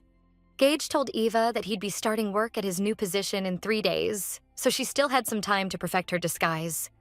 Eva didn't get why she needed to perfect anything. After all, she would be doing the work for him without ever appearing in public. From now on, she'd be known as Evelyn Lee, his smartest, most alluring, and most seductive personal secretary and assistant. Ava didn't want to talk on the way to the estate. She wanted Gage to focus on driving safely. His decision to make her his secretary and personal assistant threw her off. She had her own ideas about working at a competitor's company. After a moment's thought, she agreed, knowing it was the perfect setup for her to handle the work efficiently on his behalf. And of course, she'd always need to be by Gage's side. To avoid unnecessary steps, she needed to see and hear everything firsthand. She'd have the chance to monitor him closely and guide him whenever he really needed help. This wasn't just about protecting him from scandal. It was also to prevent the kind of fall that had happened to her. Everything Eva suggested worked for Gage. They managed to reach an agreement quickly without causing each other extra problems. Still, there were a few points that needed more discussion, so they decided to cover them once they got home. Ava didn't understand why there was anything left to discuss. Everything seemed clear and already agreed upon. As they drove past the company where Ava used to work, it was obvious she was angry and irritated. Gage noticed and jokingly asked if she was secretly planning the perfect way to burn the whole building to the ground. Ava shot him a serious look and replied confidently that, yes, that was exactly what she wanted. To burn it to ashes and forget it all like a nightmare. Gage noted that she spoke like a character out of a novel about vengeful thieves, always craving revenge. Ava wondered who was really to blame. Her family had shaped her into this person, even if they hadn't meant to. That's why she wouldn't disappoint her dear relatives. The way they made her. That's the way she'd remain for them. Gage could sense the immense anger she held toward her family, and her firm determination to get revenge for everything they'd done. But Eva noticed that Gage himself looked unusually tense, as if something had him on edge. Yet all it took was a glance at his charming smile, and she caught herself thinking she wanted to devour him. Then she realized she was overthinking. Most likely, he was just enjoying watching the little drama unfold. Her inner voice called her thoughts silly. Really, did she actually think this devilishly handsome man was smiling because he was a big fan of the drama? Who knew? She didn't want to think about that right now. She figured Gage's mind was impossible to read. She was bursting with the desire to start preparing for her work at the competitor's company, to take steps that would make them all regret underestimating her. But she knew she had to wait just a little longer. Eva and Gage had already arrived at the huge estate. Here, she felt safe, so she could finally relax a little. Unexpectedly, Gage announced that he would be leaving on business and wouldn't return for 3 days. Ava was surprised. He had never even mentioned the possibility of being away for a few days, leaving her alone in such a massive house. Since they were working together, Eva decided she had the right to know exactly where he was going. At first, he didn't want to answer. It was his personal business. But he ultimately decided to be honest and explain what he'd be handling. He was a healthy man in his prime and unmarried to boot. So he had just 3 days before diving headfirst into all this work nonsense. When Gage said he might take a short walk while he could, Ava didn't like it. She felt he shouldn't be doing that. He immediately smiled and even coughed a little, surprised by Eva's reaction to his words. It felt strange to him because she was acting as if she were his wife. Of course, it stung that she hadn't yet decided about his proposal, but he hoped she would make the right choice. Right now was her chance. If she wanted to say something, she could. He was listening carefully. After all, Gage was the kind of guy who would really follow his wife's orders and hardly ever argue with her. Eva's inner voice screamed that this couldn't be real. It was like something out of a fantasy. She said he misunderstood her. She was referring to the part of the contract stating she had to kiss him every night and warm his bed. If he left for a few days, how could she fulfill the contract's conditions? Would that count as a violation? With consequences in the form of punishment? Again, she was saying one thing while thinking another, pretending not to have heard his last remark so she wouldn't have to act on it. Eva tried to ignore her inner voice because she didn't know how to react, while he seemed to be teasing her, which she clearly understood. It wasn't hard for him to explain. He said it was just a whim, so no penalties would apply to her. Besides, she hadn't said anything when signing the contract. She could have added punishments for him too, as contract clauses. He had responsibilities as well, and for not spending the night with her, he could be punished, even if he was away on business. Eva didn't understand why he was bringing this up now. Had Gage forgotten the contract was already signed with no changes allowed? These discussions made no sense. Their signatures were already there. But she couldn't let him leave now. She knew she couldn't give orders. She wasn't his fiancée or even his girlfriend. She couldn't allow anything to interfere with her plan for revenge on the Young family. Not even him. If he got caught up in a scandal and ruined his reputation, all her plans would collapse before they even started. And if they started dating, would he continue seeing other women and openly tell her about it? He was surprised. He couldn't believe such thoughts were running through her mind. She hadn't even agreed to marry him yet, and she was already worrying about having to share him with someone else. Did she really think he was the type of man who would play around with other women while having a lover? She knew modern men loved cheating. They were never satisfied with just one woman and craved variety. Everyone knows the richer a man is, the thicker his wallet, the more admirers he has wanting to take advantage of him. And she assumed Mr. Gage Acheron was that type of man. Maybe that's why he was still unmarried, but liked to stroll through nightclubs. Eva had seen too many men who treated cheating as normal. Even her ex-fiancé, who for money would do anything just to avoid working. That jerk had probably cheated on her back in college, and she never even suspected it. Gage didn't want Eva to think that about him. It bothered him. He wanted to show her tenderness, so he gently touched her cheek. She didn't need to worry. He would definitely return, wouldn't do anything shameful, and he could even promise that. Interesting. How did he know she was worried about that? Could he really read her like an open book? If he broke his promise, she'd make sure to punish him, regardless of what the contract said. He didn't mind and quickly agreed. He liked that Eva cared and was worried about him. Eva was completely serious. She didn't want him to think she was joking just to lighten the mood. He understood everything but wanted her to know he never proposes to date girls casually. Free relationships didn't interest him. He was determined. Right now, he was only interested in marriage, not wasting time on trivialities. So if she wanted full control over him, there was just one small thing she needed to do, and everything she wanted could come true. Nothing special or complicated. All it took was agreeing to be his wife, and he would belong entirely to her. Eva didn't know what to say. Was he really serious? Why was he so insistent on her becoming his wife, without even letting them just date? But there was no rush. He agreed to give her a full month to think everything through carefully and without pressure. Maybe she had already realized that he liked her right away. He just first saw her at the nightclub. Gage also caught Eva's attention, but she was wary because sometimes he acted strangely, even frightening her with his unpredictability. Since they were both here and evening was falling, Gage suggested that she fulfill the terms of their agreement. She could kiss him before he left. And that would be the first step towards seeing if she really liked him. Giving her time to think it over, Gage noticed Eva starting to get nervous, but she tried to hide it. She seemed uncomfortable and uneasy. Any beginner would be nervous, and she was no exception. She couldn't understand why Mr. Acheron seemed so surprised, like this was something incredible. If everything was fine, why wasn't she doing anything to fulfill her duty and move the process forward? No need to rush. Did she really want to imply that she'd never kissed anyone or been close to a man before? Of course not. She was an adult woman who'd had long-term relationships and even an ex-fiancé she lived with for a while. She was just saying she'd never been the initiator. That's why it felt unusual for her to start things on her own without any hints from him. It felt foreign and didn't trigger any natural feelings. No need for further explanation. Gage understood perfectly.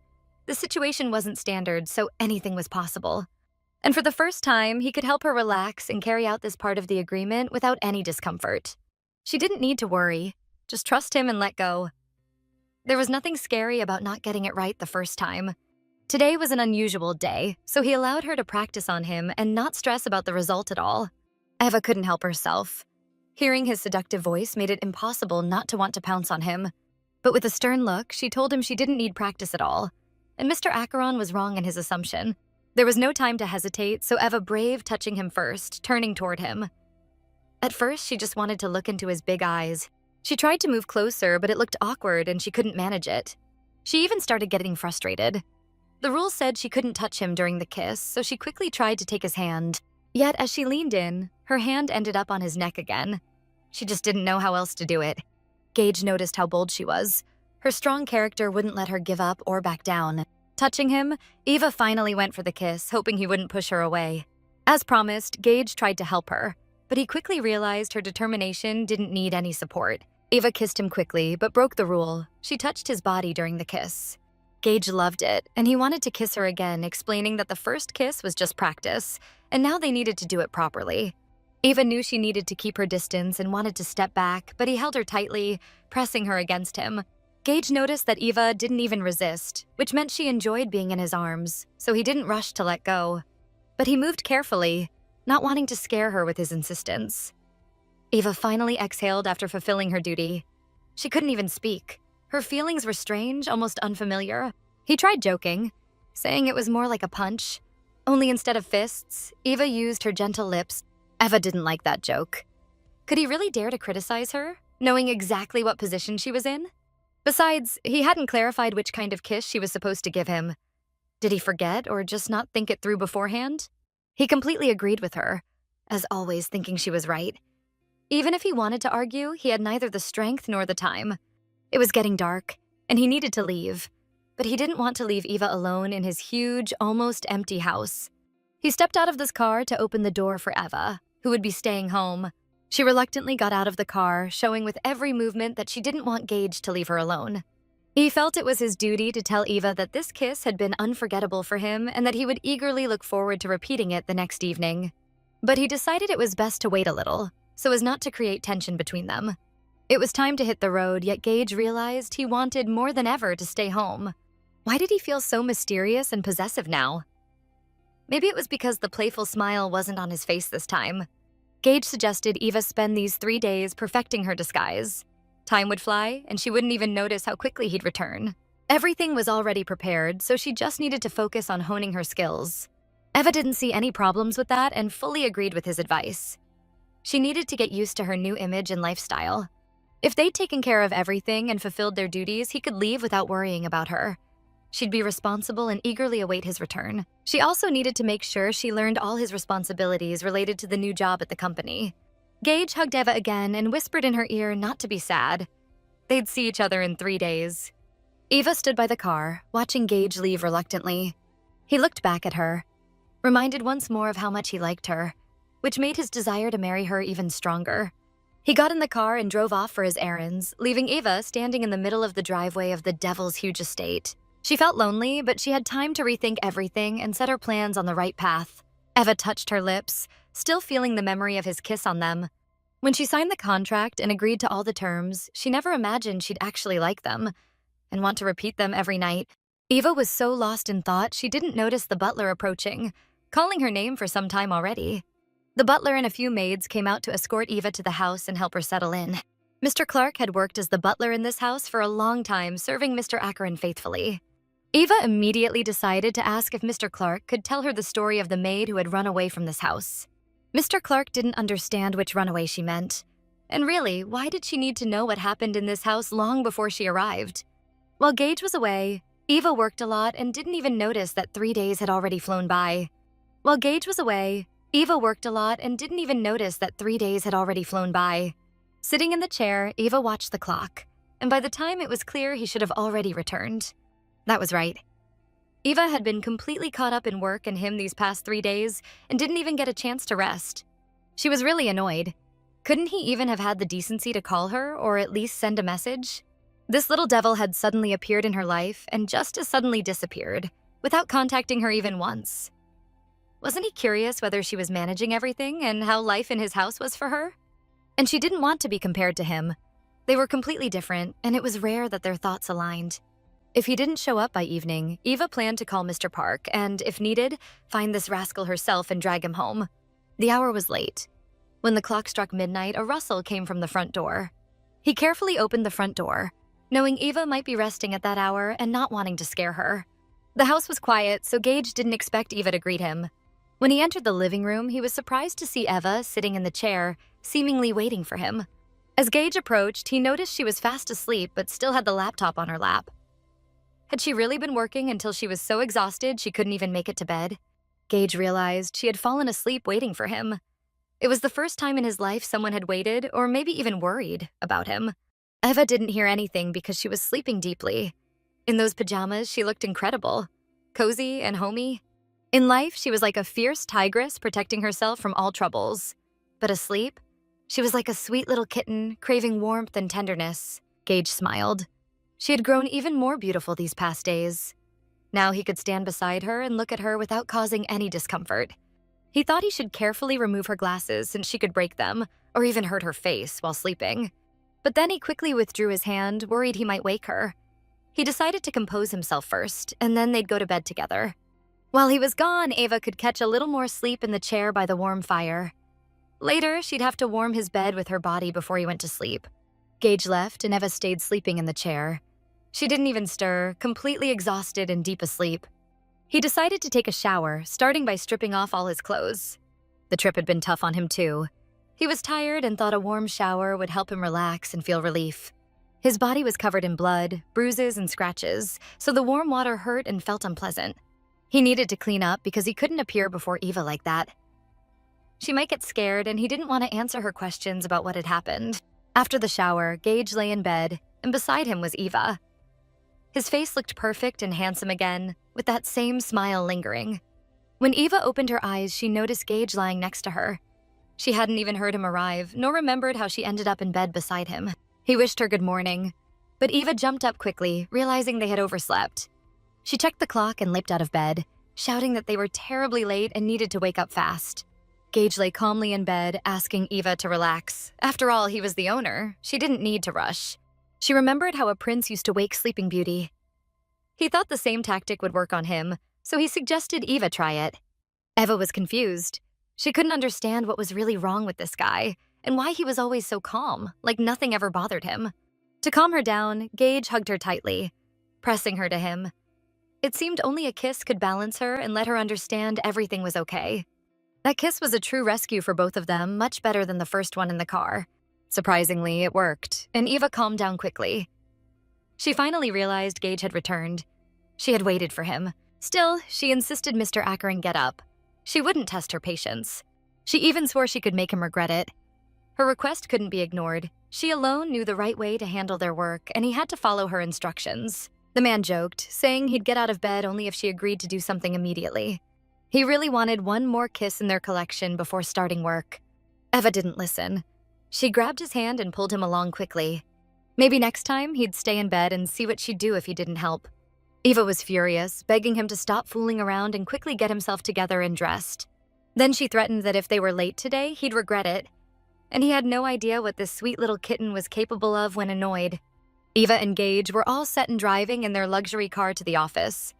It was their first day at work, so they had a lot to do. At first, Eva rode in silence, but she did have one question for Mr. Acheron that she hadn't dared to ask yet. Gathering her courage, she finally asked why he had slept in her bed beside her, wanting a truthful answer. No jokes or excuses. And the usual story about her not warming his bed with her body wouldn't work today, so she expected something original from him.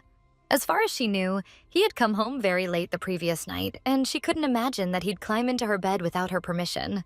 According to their contract, if any violation was his fault, she bore no responsibility, and no punishment could be applied. Besides, he had the audacity to lie in her bed. She didn't care about the reason. It only mattered that he did it without her consent. Gage understood all of Eva's grievances, and if she wanted, they could discuss it right now. He had to explain why he had gotten into her bed. The reason was simple. His own bed was too cold. Not because he had some hidden motives. Eva thought it would have been better if this sly wolf just said yes, and she would have been satisfied. But she still wanted to tease him a little and act offended. Gage couldn't even imagine what hidden motives she was talking about. Did she really think he tried to take advantage of her state to satisfy his male needs? Still, he decided to clarify. Maybe she could give some concrete examples to help him understand the whole picture of what might have happened. Eva was irritated, telling him not to mock her. He knew perfectly well what she meant. He wanted her to relax. This wasn't a business conversation, so there were no consequences to worry about. He was completely right. It was far more serious than they had imagined. Gage didn't want to argue, so he decided to agree with everything Eva said. Today, he'd raise the white flag and let her win. She was completely right. He had done it because his bed was cold, and for one other reason he didn't want to talk about. Eva wanted him to finish his explanation, but Gage wasn't sure if she really wanted to hear it. She wanted everything clarified before they got to the office, so she prepared to listen carefully. He agreed mainly because Eva was very persistent. She didn't want him to leave. When he returned, he found her asleep in the chair with her laptop. He decided to be the perfect gentleman and carried her to her room. He planned to leave after putting her to bed, but Eva clung to him and refused to let go. It was already too late, and he didn't want to wake her, so he let her hold on to him almost the entire night. Eva guessed that this rascal had probably made up this story without blinking, but when he teased her, there was always a spark in his eyes. Now it was gone. Could it all be true? Had he really told everything exactly as it happened? She couldn't believe it, and she didn't understand why she wanted to keep him close. That night, she looked adorable to him, like a little fluffy kitten. So he decided to be quiet and obedient, knowing that if he woke this kitten, she could turn into a fierce tigress. If that happened, the tigress could devour him alive without even chewing. So he decided not to risk it and submitted to her will. They needed to end the conversation as they were almost at the office. They decided to leave the topic behind and never revisit it. The car stopped in front of the office building. On her first day, Eva was a little nervous, but Gage was there, calm and composed. Today, Eva wore a beautiful white business dress, and beside her stood the handsome Mr. Acheron in a sharp suit, looking every bit like a high-ranking executive. Eva was about to head into the office when she noticed that he wasn't moving. He wasn't in a hurry. That expression suited her perfectly, Gage noted, addressing Miss Lee. Eva smiled and thanked Gage for the compliment. That's exactly what she wanted to hear from him before starting work. As the stylish pair walked toward the office entrance, employees greeted them, wishing them well on their first day. For Eva and Gage, a new life filled with exciting adventures was just beginning. Their first day at the office was supposed to be spectacular, since getting familiar with the work was meant to bring them a lot of enjoyment. The lobby of the office building was crowded with employees who had come out to greet the new CEO and his charming assistant.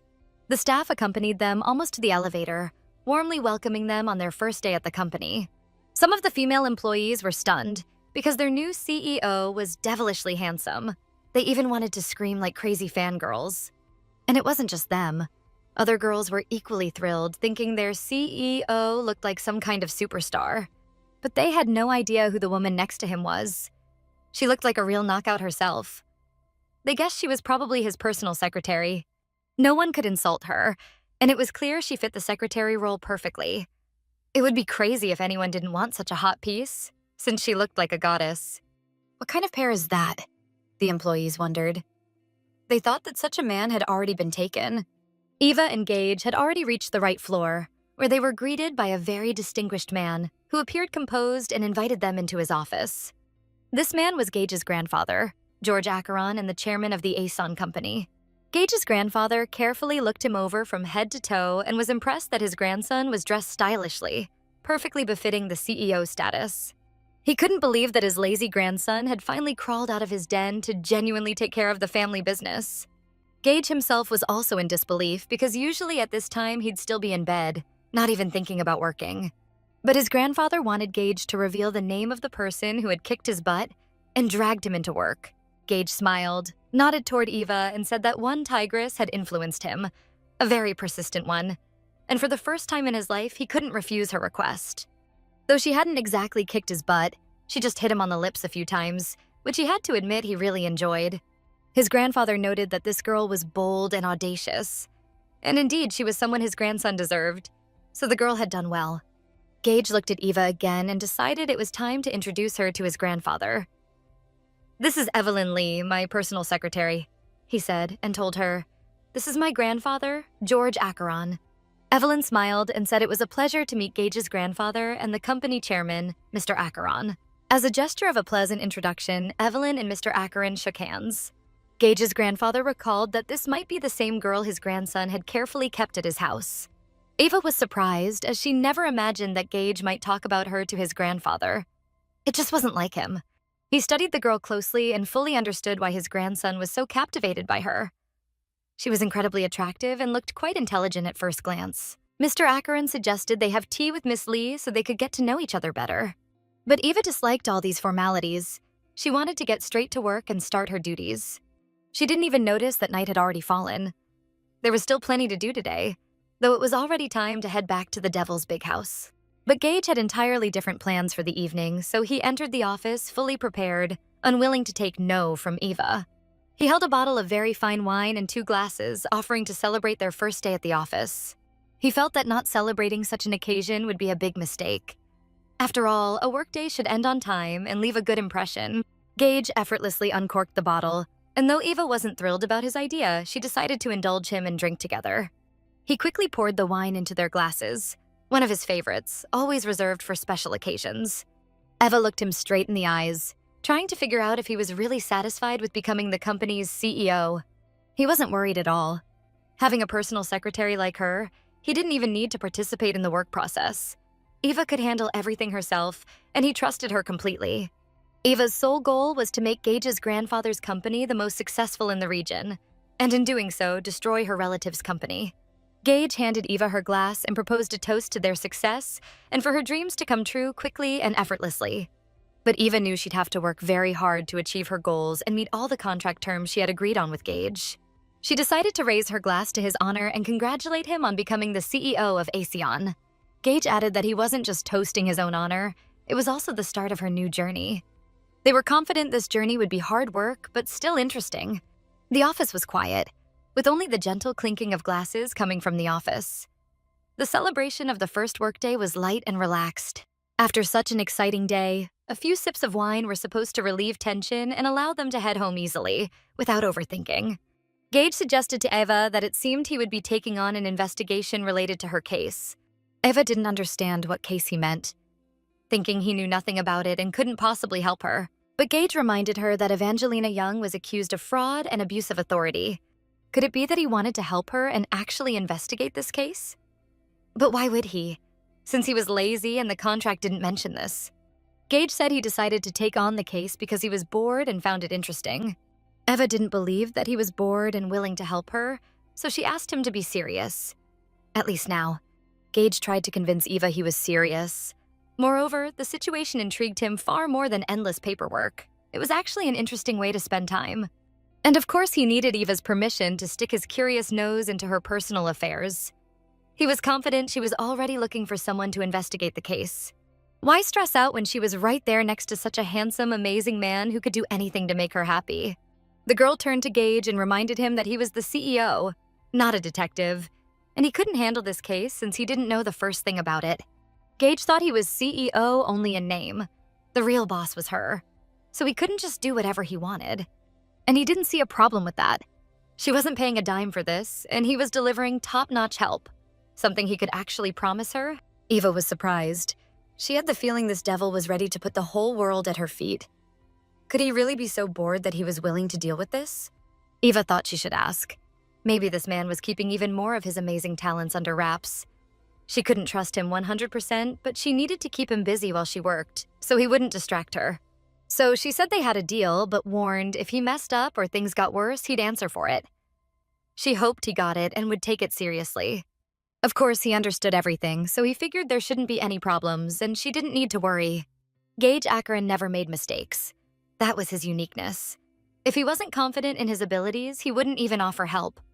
They got back to the house late at night, but Eva still had duties to fulfill, ones she agreed to under the terms of his contract.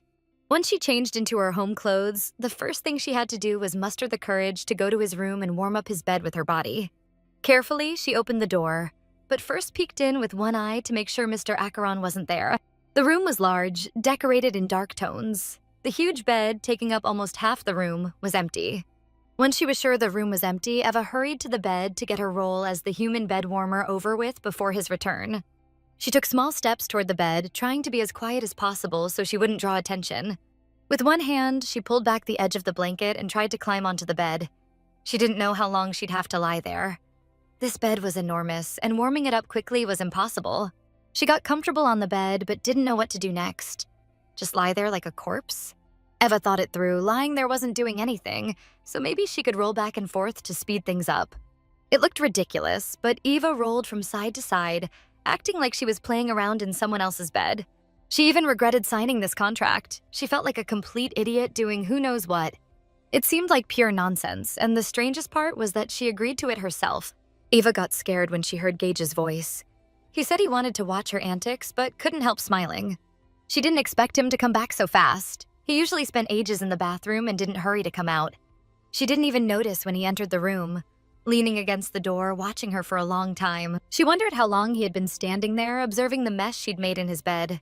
Then he came closer to the bed, but Eva felt awkward and tried to get up, thinking she wasn't supposed to be there and needed to clear it for the master. But Gage didn't see her actions as shameful or indecent. To him, it seemed cute and funny. He didn't want her to stop. Eva noticed him getting closer. Was this devil about to do something not mentioned in the contract? She realized he was trying to lie down next to her, even though the bed was still cold. She didn't like the idea, so she pushed against him with all her strength. Eva tried to explain she hadn't finished warming the bed yet, so he could wait a little. He ignored her and kept approaching, making it harder for her to hold him back. He asked if the contract really said he couldn't be in the bed while she was still warming it. He was right, but she hadn't warmed the bed enough for him to be comfortable yet, so he still needed to wait a bit. Gage looked at her seriously and asked if she was scared of him for pushing him away so insistently. Angry, she snapped back that of course she wasn't scared, but she didn't want him acting like he could do anything, breaking all the contract rules. The man said today was unusual and exhausting for him, so he just wanted to get into bed immediately, even if it wasn't warm enough. Gage was dead tired, so she could continue her duties while he closed his eyes and rested, ignoring her completely. Eva was surprised. How could he be exhausted? He hadn't done anything all day, lying on the couch, sleeping, and playing on his tablet. He didn't argue with her. He agreed and decided to lie quietly beside her, while she pretended not to notice him. Gage insisted she scoot closer because he wanted the whole bed warm, not just one edge. Eva was still following another rule, that they weren't supposed to touch each other, while she played the role of the bed warmer. Had he forgotten that? She asked why he'd even make rules he had no intention of following himself. Gage pretended not to hear her. She was lying too far away. If she wanted an answer, she'd have to get closer and lie next to him. They argued for a while in bed. Gage didn't think he was saying anything strange, but for some reason, Eva was really mad. She didn't understand why he was trying to make her negotiate his own rules. She wasn't going to fall for that. But Gage pointed out that Eva overthought everything. She just needed to relax, lie in bed, and enjoy it. Just rest. She didn't want him making her nervous. Couldn't they just lie quietly, pretend he was asleep, and ignore her presence? Her inner voice was against what she was doing.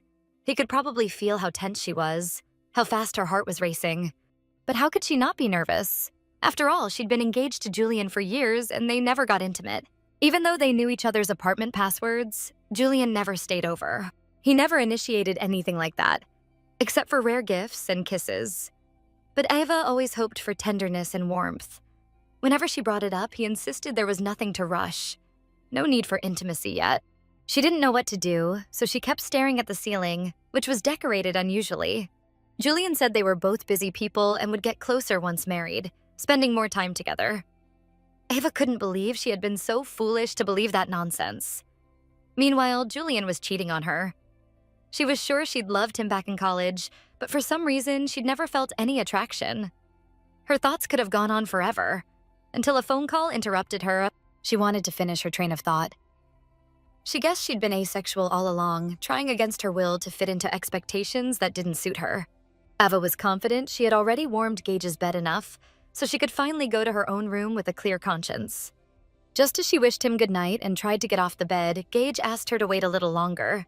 He asked if she really hadn't forgotten anything, and if she couldn't remember, he'd happily tell her again. Eva tried to focus, thought about what he meant, and finally remembered another clause of the contract she had to follow every night. She apologized, admitting she'd completely forgotten. So she leaned over him to deliver the goodnight kiss as he wanted. It was hard, but she pulled herself together and decided to try kissing him quickly, without overthinking it. But Gage unexpectedly hugged her, and Eva immediately protested. What was he doing? Had he forgotten the rule about not touching her? To be honest, she hadn't fulfilled the kiss rule, so the initiative was now in his hands. He could do whatever he wanted. Although Eva resisted strongly, her eyes betrayed fear. Fear of doing something she might regret. The contract clearly stated that every night had to be followed, no excuse allowed. Everything was in his hands. Essentially, this meant she had to be with him until midnight. No backing out. But really, every night meant until midnight. How could she forget that? She usually remembered everything. Why was she nervous? It was just a kiss. Nothing more. After all, she and Julian had kissed plenty of times. She stopped resisting and sat back down next to Gage to fulfill the next contract clause. She admitted he was right and suggested getting it over with quickly, then going to their separate rooms. She thought there was nothing scary about the kiss, but looking at Gage, she saw a handsome man whose devilishness threw her off. He told her to relax and breathe through her nose. He'd just kiss her, not hurt her. Of course, even though Eva agreed it was just a kiss, she still wasn't ready. She just wanted it over with. He wanted to start with the most important part, teaching her how to kiss properly. Eva got angry. Who did he think she was? She didn't need lessons. Just because she'd been kissed before didn't make her an expert. She should listen to his advice. He suggested Eva remember everything he was trying to teach. She'd need it in her future intimate life. He wanted to show her what a real kiss was. He was sure she'd never kissed properly before. When Gage kissed her lips, she tensed, clamping them shut as if he were forcing something in her mouth, and she resisted. What they'd just done didn't even resemble the real kiss he wanted to teach her. First, she had to relax, slightly open her mouth, and forget her worries about doing it wrong. Eva didn't understand why he was explaining all this. He'd already kissed her. Wasn't that enough to let her go? Gage said this was just the beginning. They were starting kiss training, so she couldn't leave yet without learning what a real kiss felt like. Eva didn't know why she felt like a pitiful prey trapped by a predator. By the way, both of them had their own signature style of kissing, not a quick peck, but something more. So if she wanted it to be over quickly, she had to pay attention and do exactly what he said. He touched her lips and asked her to open them, letting him do what gave intense pleasure. Eva was still tense. She couldn't force herself to relax and surrender to a man she completely depended on. Gage held her neck firmly and kissed her in a way she couldn't even imagine. She'd never had a kiss like that before. At first, she was a bit confused, but then she relaxed and followed her instincts. The sensations were incredible. Eva didn't understand what was happening to her. Was this what real kisses were supposed to feel like? During that kiss, Eva couldn't move at all. She just gave herself over to Gage, who handled everything himself. Lying next to him, looking into his eyes, she couldn't understand why she'd never had a kiss like this before. Right now, she was feeling an incredible sensation, something strange and completely new. Something was happening with her body, but she couldn't figure out what. So the thought came to her. She needed to get out of that room fast, to escape this overwhelming feeling happening right next to Gage. Eva ran to the door as fast as she could, not even glancing back at him. Her hands were shaking so much she couldn't open her bedroom door the first try. It felt like all her strength was gone, like she couldn't pull herself together. When she finally got into her room, she leaned against the door, and that strange feeling didn't leave her at all. Then she carefully sat down on the floor by the door, trying to focus and gather her thoughts. She couldn't even process what had just happened. At first, it all felt strange, but these sensations were simply incredible. Morning came before Eva even realized it. She slept better than ever and woke up in a genuinely good mood for the first time. The stylist was already at her station, ready to do Eva's makeup to match her position at the Aeon company. The girl asked if Mr. Acheron had woken up yet and if he was ready to start the new workday. The stylist didn't even know what to say, knowing Eva wouldn't like the answer. Gage was still in bed and had no intention of getting up. Eva got angry, even calling him a little scoundrel, and asked why no one could wake him up since it was time to head to work. The stylist didn't think anyone in the house would dare knock on his door, let alone wake him up early in the morning. Eva was surprised and wanted to know, had Gage actually forbidden everyone from bothering him in the morning? The maid nervously explained that she misunderstood. Mr. Acheron usually didn't sleep in late.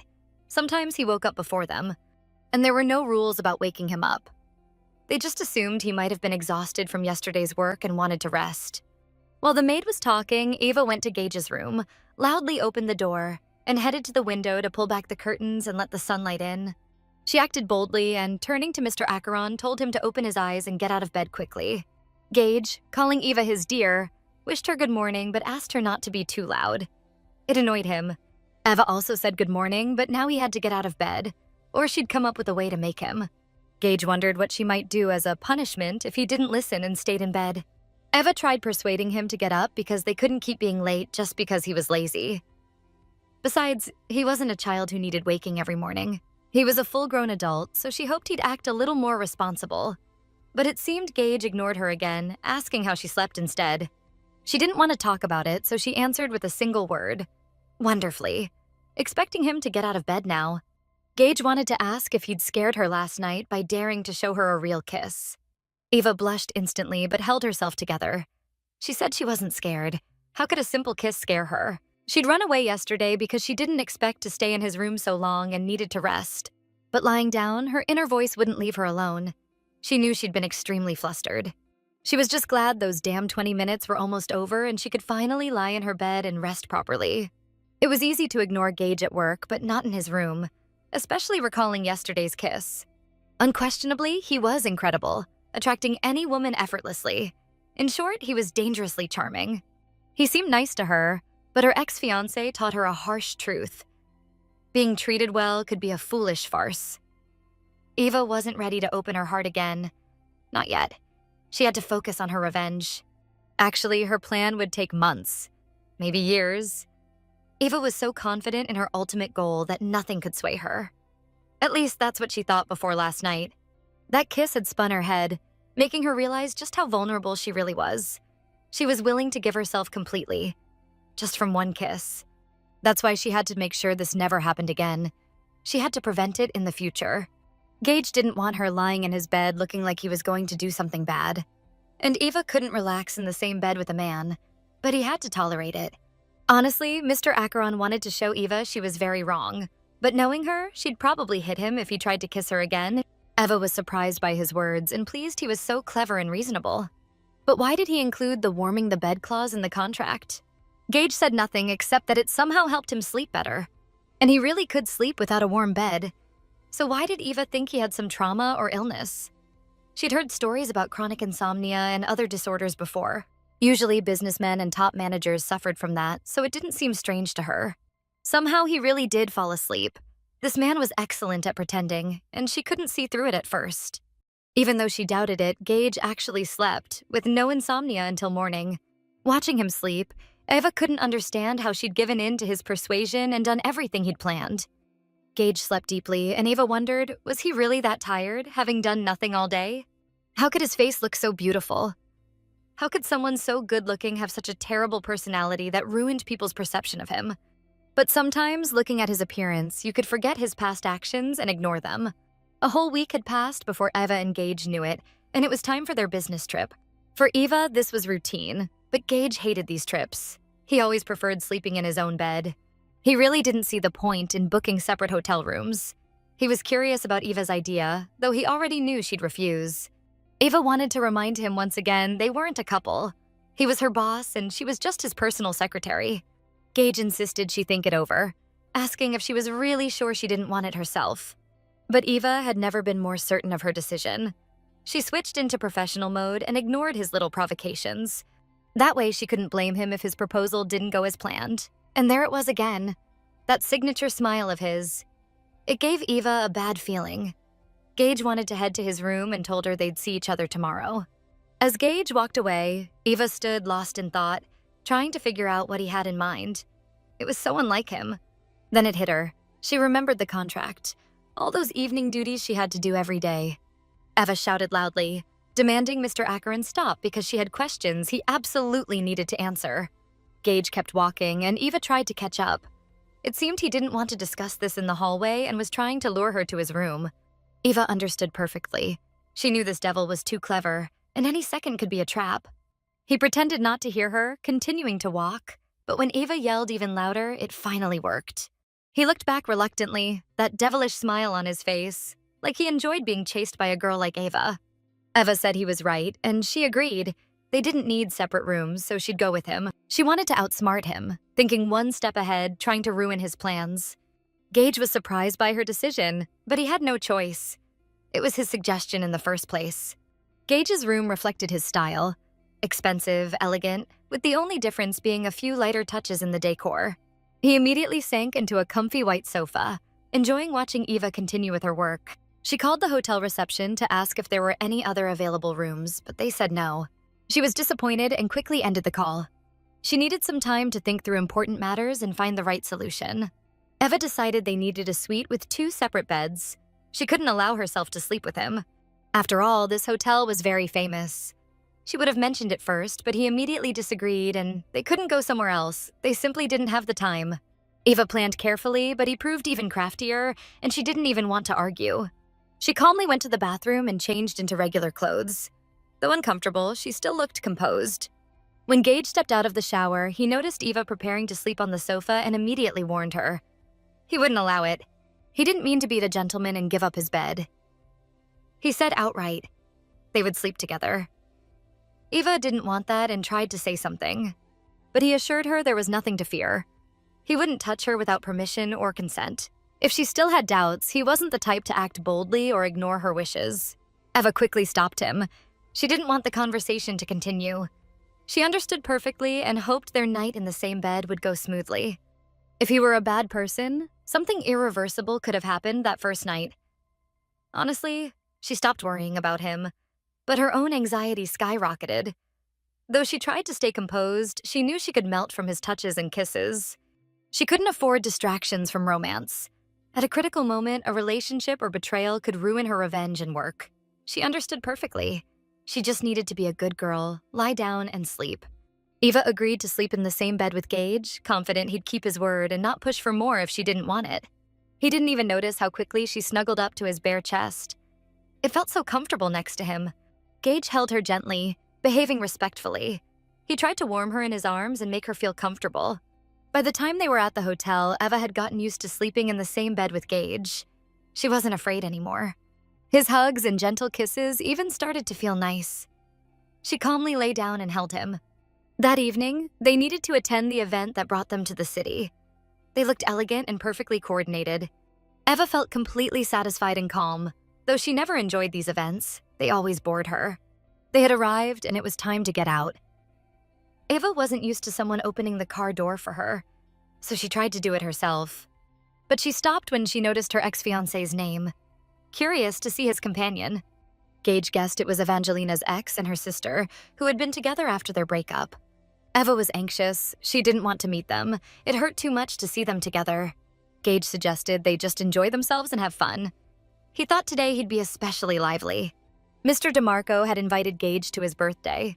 He was the wealthiest man in the state, and they couldn't just skip it. Gage wanted Eva to relax. He planned to be the star of the evening and draw everyone's attention.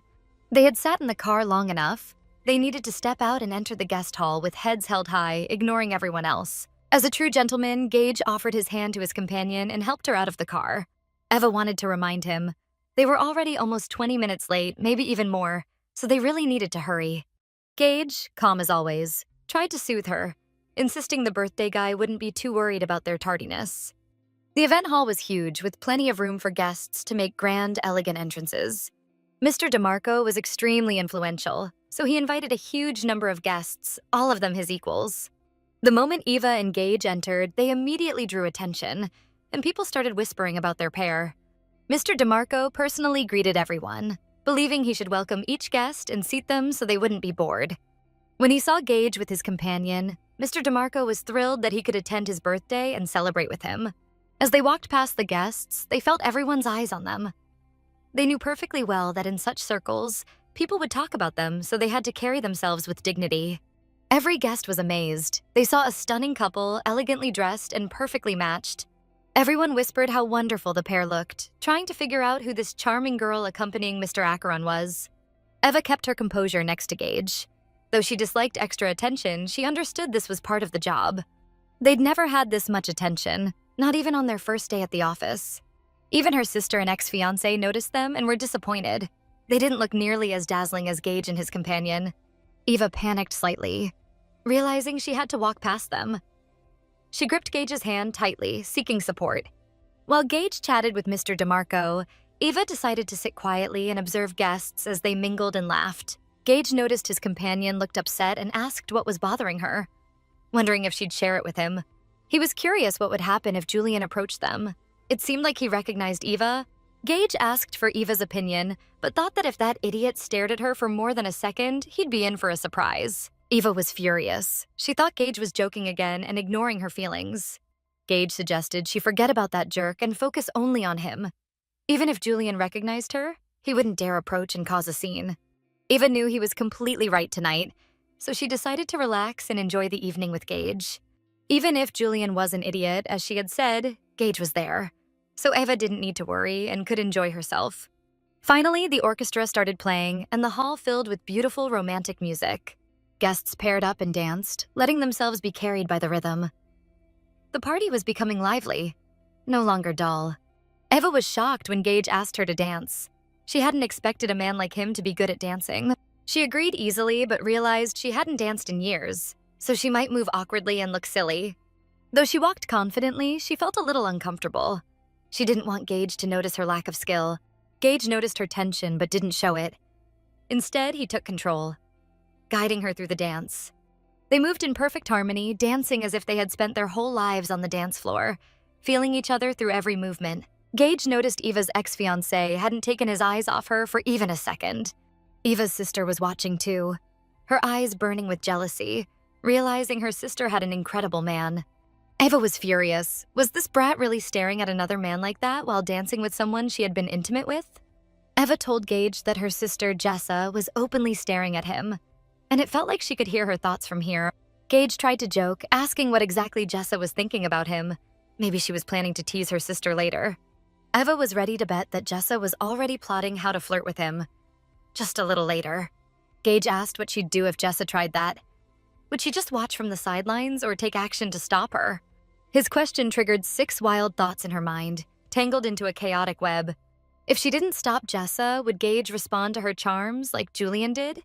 Would he enjoy her attention? Eva hated that feeling. Her confidence plummeted and she didn't know how to charm a man. Did this fear suffocate her? Was she scared Jessa might steal Gage? Could he cancel their contract, throw her out, and fire her as secretary? If that happened, it would end her revenge, and Gage would be fully within his rights. He hadn't promised to be faithful to her alone.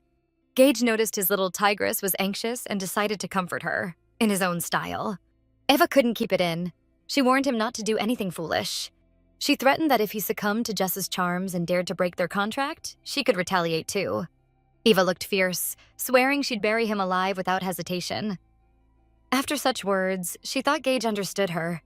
Gage couldn't believe Eva threatened him just because her sister was staring, but he wondered how she'd act if he reciprocated.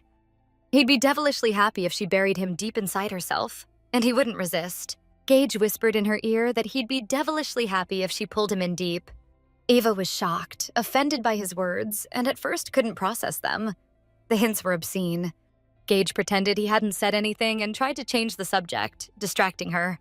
But Eva couldn't hold back. She had to voice her outrage. She couldn't understand how he could say that so casually, not even hiding his desire. Saying that, Gage hoped Eva would forget about her sister and ex-fiancé and focus on him instead. When Eva got angry, he pulled her close, holding her tight to keep her from doing anything rash. He wanted her to stop thinking about her self-serving sister. Hadn't he told her to focus only on him and ignore everyone else? But how could she not worry? Jessa was so charming and attractive. Just like him, Gage was surprised. He never imagined Eva found him appealing or cute. He'd thought she treated him specially, but wasn't exactly thrilled by him. Looking at Eva's sister Jessa, it was easy to see why she got so much attention from men. Gage felt uncomfortable, humiliated even. He couldn't understand how Eva could compare him to Jessa. Eva had always thought he was incapable of feelings, always calm, taking everything in stride, emotionless. No woman could ever be as charming as Gage, or even as captivating as he was. Did Eva really think he resembled her in any way? Gage thought Eva didn't believe him. She had no idea how magically attractive and charming he truly was. The orchestra continued playing. The music was incredible, rich, and inviting. Guests danced and laughed, paying no attention to anyone else. Alcohol had leveled the field and given everyone a bit of boldness. Eva and Gage had a little fun, but decided to head back to their room. Everything was fine, until they ran into Eva's ex-fiancé and her sister at the party. Leaving unnoticed was impossible. The couple blocked their path. Julian unexpectedly approached Mr. Acheron, suggesting they swap dance partners. Julian turned to Eva, hesitating slightly. He didn't recognize her or know her name, and asked if he could dance with her. Gage noticed immediately and introduced Eva to her ex-fiancé under her new name, Evelyn Lee. He noticed that Evelyn had been staring only at her sister Jessa the entire time, not even a second away, showing clearly that she wasn't interested in this guy. But Jessa was persistent. She approached Mr. Acheron, asking if she could invite him to dance. She tried to use every bit of her charm, using her whole body to show he interested her. Unexpectedly, Eva stepped in front of Gage and declared that Mr. Acheron couldn't dance with anyone. He was already taken. Jessa asked what she meant, but don't tell her he's taken by an ordinary secretary. Eva hadn't expected herself to be so decisive, but she firmly stated that Mr. Acheron was taken by someone else. Mr. Acheron's beloved couldn't attend tonight, so she asked Eva to protect him from gold-digging women who'd inevitably try to cling to him. Jessa didn't like that. The secretary's audacity enraged her. She'd noticed how Mr. Acheron and his secretary touched each other and hoped the girl knew about his clingy secretary. Eva said it was just a little joke, but if they insisted on an explanation, she'd give one without hesitation. It was a performance meant to show clever ladies that he wasn't worth their time. But it seemed they misjudged. Miss Young probably didn't count as one of the clever ladies. She didn't even notice the hint. Jessa went mad at the secretary's audacity. How dare she talk to her like that? Why should she believe her? Eva turned to Mr. Acheron to confirm the truth, but he stayed silent. Eva couldn't guess what Gage would say, feeling tension run through her body. Even though he said nothing, she wasn't sure he'd back her up. She'd gone too far. Gage was unpredictable. Of course, why should he cover for her when she told that little lie without consulting him? She guessed where this was heading, but had never been defended before. Facing Jessa, even the truth didn't earn her anyone's support. Finally, he spoke. Miss Lee was right. Everything she said was the truth. Eva was pleasantly surprised. She felt real support for the first time in her life. It was an overwhelming, warm feeling. Gage looked at her, smiled warmly, and said he really was taken, so there was no need to waste time on him. The party continued, laughter and music filling the room, but tension between Eva and her sister escalated. Gage wanted Eva to be happy, not caring about her sister's opinion. He felt she needed his support now more than ever. Jessa couldn't believe it. She thought Mr. Acheron was lying, just covering for his secretary. Gage was shocked at her audacity and replied harshly. He didn't care what she thought. He owed no explanations. They had no right to interrogate him. Jessa was stunned. She hadn't expected this charming man to be so blunt with her. Eva was amazed. No one had ever put her sister in her place before, because everyone always backed her and indulged her. Today was a first. Gage took Eva's hand, saying there was nothing more for them to do there. They could leave the party. He moved so fast Eva barely kept up. He practically pulled her along. Her long, elegant gown made walking awkward. She kept stepping on it. When she tripped again, Eva panicked. What if the guests saw her fall? She'd be humiliated. But her ex-fiancé didn't let that happen. He caught her, holding her by the waist, preventing her from falling. Holding Eva close, he pressed against her firmly, and even when she was steady on her feet, he didn't let go. Glancing back, Gage noticed Eva's ex-fiancé hugging her, and it didn't sit well with him at all. He grabbed Eva's hand to pull her out of the ex's embrace, making it clear that his action was unnecessary. With Eva in his arms, Gage was tense. He was furious at what the ex had done. First, he checked if she was okay, worried she might have twisted her ankle. Eva assured him she was fine. Taking his arm, she continued to follow him closely. Jessa glared at them furiously, clearly not believing a word they'd said. Julian still wanted to get closer to Miss Lee. He was very taken with her. Mr. Acheron didn't like these antics, so he glanced back, sending a clear warning that he wouldn't tolerate this again. Julian noticed the fire in Mr. Acheron's eyes. What the hell? He thought, feeling embarrassed by the intensity. Eva sat at a luxurious table with a glass of fine wine. Though she looked calm, her emotions were a tangled mess inside. She felt something she had never felt before. Simultaneously pleasant, yet at times frightening. Looking at her hands, she noticed they were trembling. Eva realized this was what it felt like. She couldn't believe it, but at this moment she was truly happy. A completely new, wonderful feeling. Since childhood, she had always been blamed for everything. She was so used to being guilty, to everyone scolding her. Every time Eva and Jessa argued, the whole family, even the servants, sided with Jessa, regardless of who was right. Once Eva asked her grandmother why she never believed her, even when she saw with her own eyes that Jessa was wrong. The grandmother replied it was because Eva was the older daughter. That meant Eva always had to behave like an adult, ignore her own pain, because Jessa was the younger sister. Eva didn't even notice when this became habitual. No matter how cruel Jessa was, she stopped defending herself. She just kept moving forward, so indifferent that Jessa's antics no longer affected her. And today, for the first time, someone defended her instead of Jessa. Interestingly, today she actually dared to lie. Eva never thought she would feel this way. Before, when she told the truth, no one believed her. But today, when she lied confidently, it seemed completely real. While Eva sat at the table sorting through her feelings, Gage took some time to talk with his influential acquaintances. Even while talking with the gentleman, Gage kept his eyes on Eva. Eva knew Mr. Acheron cared about her. He wanted to protect her from harm and make sure she didn't feel lonely when he was busy.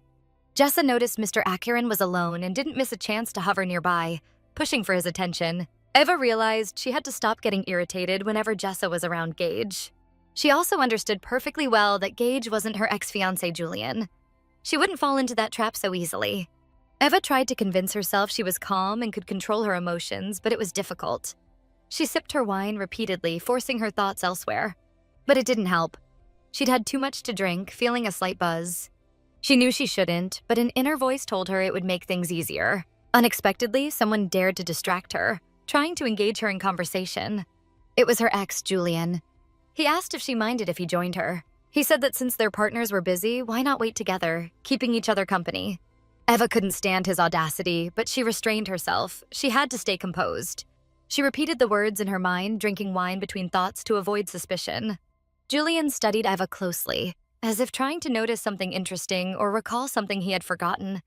He told her he felt like he'd seen her somewhere before. Could it be that they had met earlier? Being alone with her ex-fiancé made Eva uncomfortable. She struggled to keep from revealing her identity or saying too much. She tried to joke, saying he wasn't the first to tell her that. Julian knew it was a cliché, but Miss Lee gave him the feeling he really knew her, and he was serious. She didn't outright confirm, only hinted that they might have met at business parties. Julian knew it was possible, but still he glanced at Eva, thinking of his college girlfriend. Eva panicked. Had Julian recognized her? Could it be he had just been pretending to test her behavior? But no, she just needed to calm herself. She told herself to stay composed and not admit anything. She didn't want to talk to Julian, but she didn't know what to say to keep him away without raising suspicion. Luckily, her phone rang, a perfect excuse to move away from him. It was Eloise calling. Eva was thrilled, snatching up the phone quickly. She didn't want to answer in front of her ex, so she apologized, saying she had to take the call and would return soon. As she walked past Julian, he watched her closely, trying to pick out familiar details to remember where they had met. Eva knew if she answered, Eloise wouldn't hear her over the loud music, so she hurried through the crowd, away from the noise. She shouted, trying to reach Eloise, but it was hopeless. The other end was silent. Eva waited, but no one spoke. She couldn't hear Eloise at all. She thought the connection was bad and decided she'd call Eloise back personally. After a long silence on the line, the call got cut off. Eva stood there, confused. Why had Eloise called but said nothing? Then she got a message from Eloise, apologizing. She'd dialed the wrong number by accident. Eva stared at her phone, puzzled. Something about it didn't feel right, but she tried to calm herself. She needed to stop imagining something incredible and just be glad the call had saved her. She thought she needed to settle down, watch her words, and absolutely make sure her ex didn't figure out she was really Eva. And even if he suspected something, he had no proof.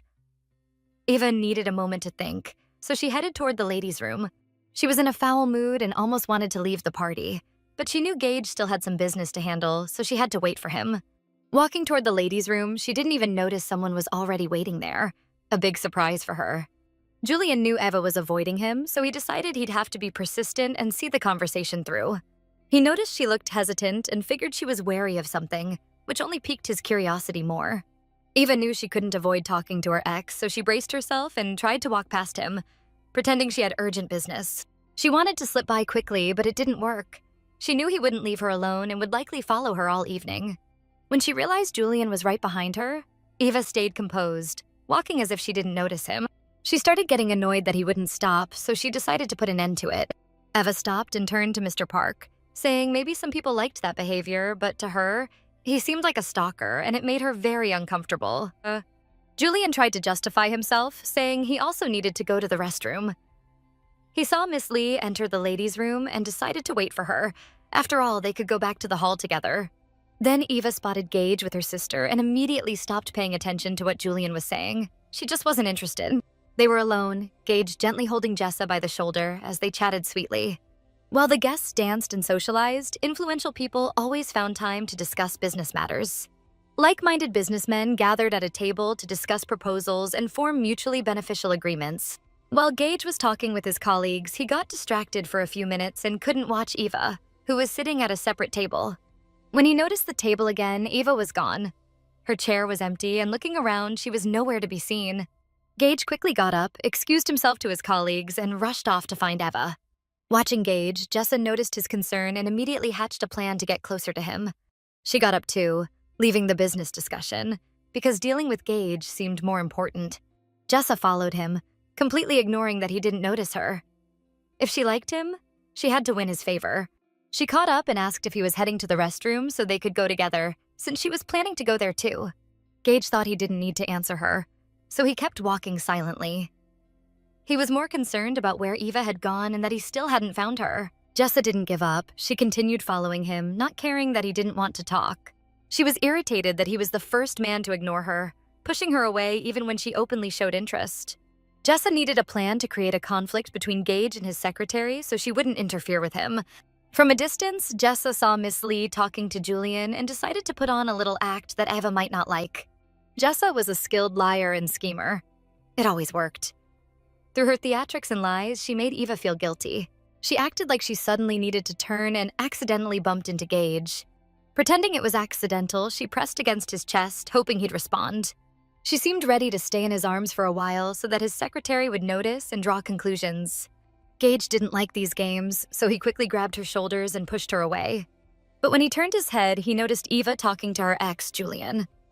They looked very friendly, which could give the impression they were enjoying each other's company. Gage's expression changed immediately. He was irritated. He didn't like the sight at all. Pushing Jessa aside forcefully, he decided to go to Eva to take her away from this persistent scoundrel. As he walked toward them, it felt like he could really deck Julian for daring to pursue Eva. He stared at Julian, making it clear that causing trouble would not end well. Gage, as always, remained composed, but his face clearly showed he disliked the situation. Then he approached Eva, needing a clever way to get her away. He looked at her, feeling she could understand without words, so he didn't have to explain. To avoid suspicion, he told Miss Lee he had been searching for her because he was worried. He leaned toward Eva and added that something had happened, so they needed to leave the party immediately. No time to waste. Eva had wanted to suggest it herself, so she was glad Gage proposed leaving right away and returning to the suite. Gage and Eva walked side by side, and when they passed Jessa, they didn't even think to say goodbye. As she walked by, Eva barely glanced at her sister. She really wanted to slap that brat, but held herself back. Jessa noticed Miss Lee didn't like seeing Mr. Acheron in her arms. She didn't expect the secretary to stay completely silent about it. Eva maintained her composure because she couldn't show that she was jealous of Gage being close to her sister. Of course, Jessa had hoped Eva would expose a romance between Mr. Acheron and his secretary. But it didn't happen, and she was disappointed. Gage and Eva were already in their car, speeding down the highway. Eva didn't understand why they were in such a rush, but didn't want to ask.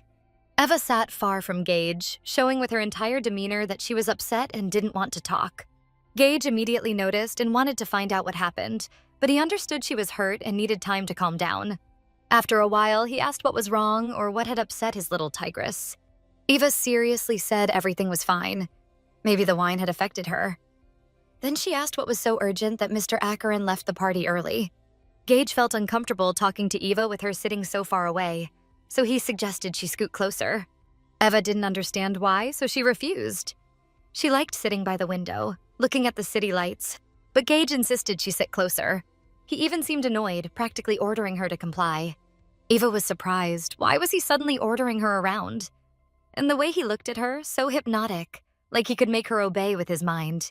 Gage was in complete shock. He never thought this girl could be so stubborn. Then Gage smiled, as if he understood.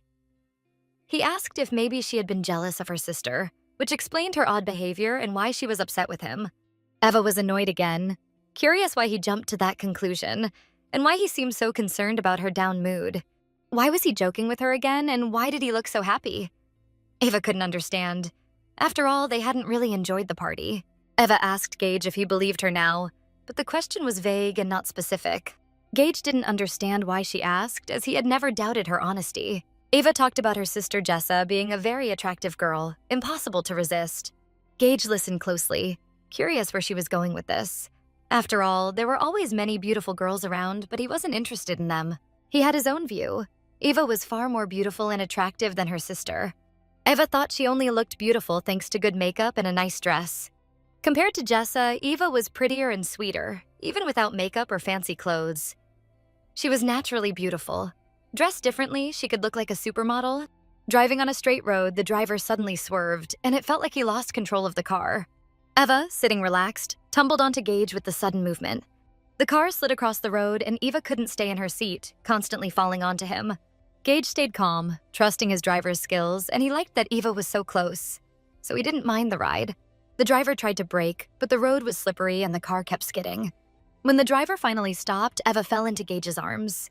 He held her tightly to keep her safe. After stopping, it took a few minutes to catch their breath before continuing. By chance, Eva ended up sitting on Gage's lap. She felt so comfortable she didn't rush back to her seat.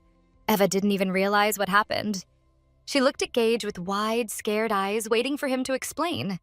She half suspected the car had stopped on purpose, just to put her in his arms, because she had dared not obey him. The driver explained to Mr. Acheron that a large rock had fallen onto the road, blocking their path. Gage didn't scold the driver. He handled the car well and kept them from going off the road. But Eva got upset, thinking the driver made up a silly excuse. There was no way a rock could just appear out of nowhere. Gage liked having Eva in his arms. Calling her my dear, he tried to ease the tension. Eva didn't like that nickname and asked him to stop. When she spoke, she didn't understand why her voice trembled. She was in his arms and felt even more intoxicated than from the strongest wine. She thought she needed to escape his arms, but he held her tightly, not letting her move. Gage wanted Eva to listen, but she kept resisting, ignoring him completely. Gage understood she was upset and tried to explain what she had seen. It wasn't random. It was a calculated move by Jessa, who had followed Gage while he searched for Eva. Then Jessa turned sharply, bumping into them. Eva thought there was no need for him to explain, and wondered why he even did. She didn't expect him to want to clarify. She should have guessed Jessa might try such a scheme. She always got what she wanted. Eva said there was no need to explain, and why should she get jealous? After all, he wasn't her property. With Gage so close, Eva didn't understand what was happening, but something was really bothering her. The scent, his cologne mixed with Jessa's, gave her a headache. She couldn't take it and wanted to distance herself quickly. Gage completely agreed. He couldn't wait to get to the hotel and take off his jacket. And now that she found it unpleasant too, they could fix it. He suggested she help remove his jacket, getting rid of the suffocating scent. She didn't know what had come over her. Maybe it was the wine, or the lingering scent of Jessa that filled the car.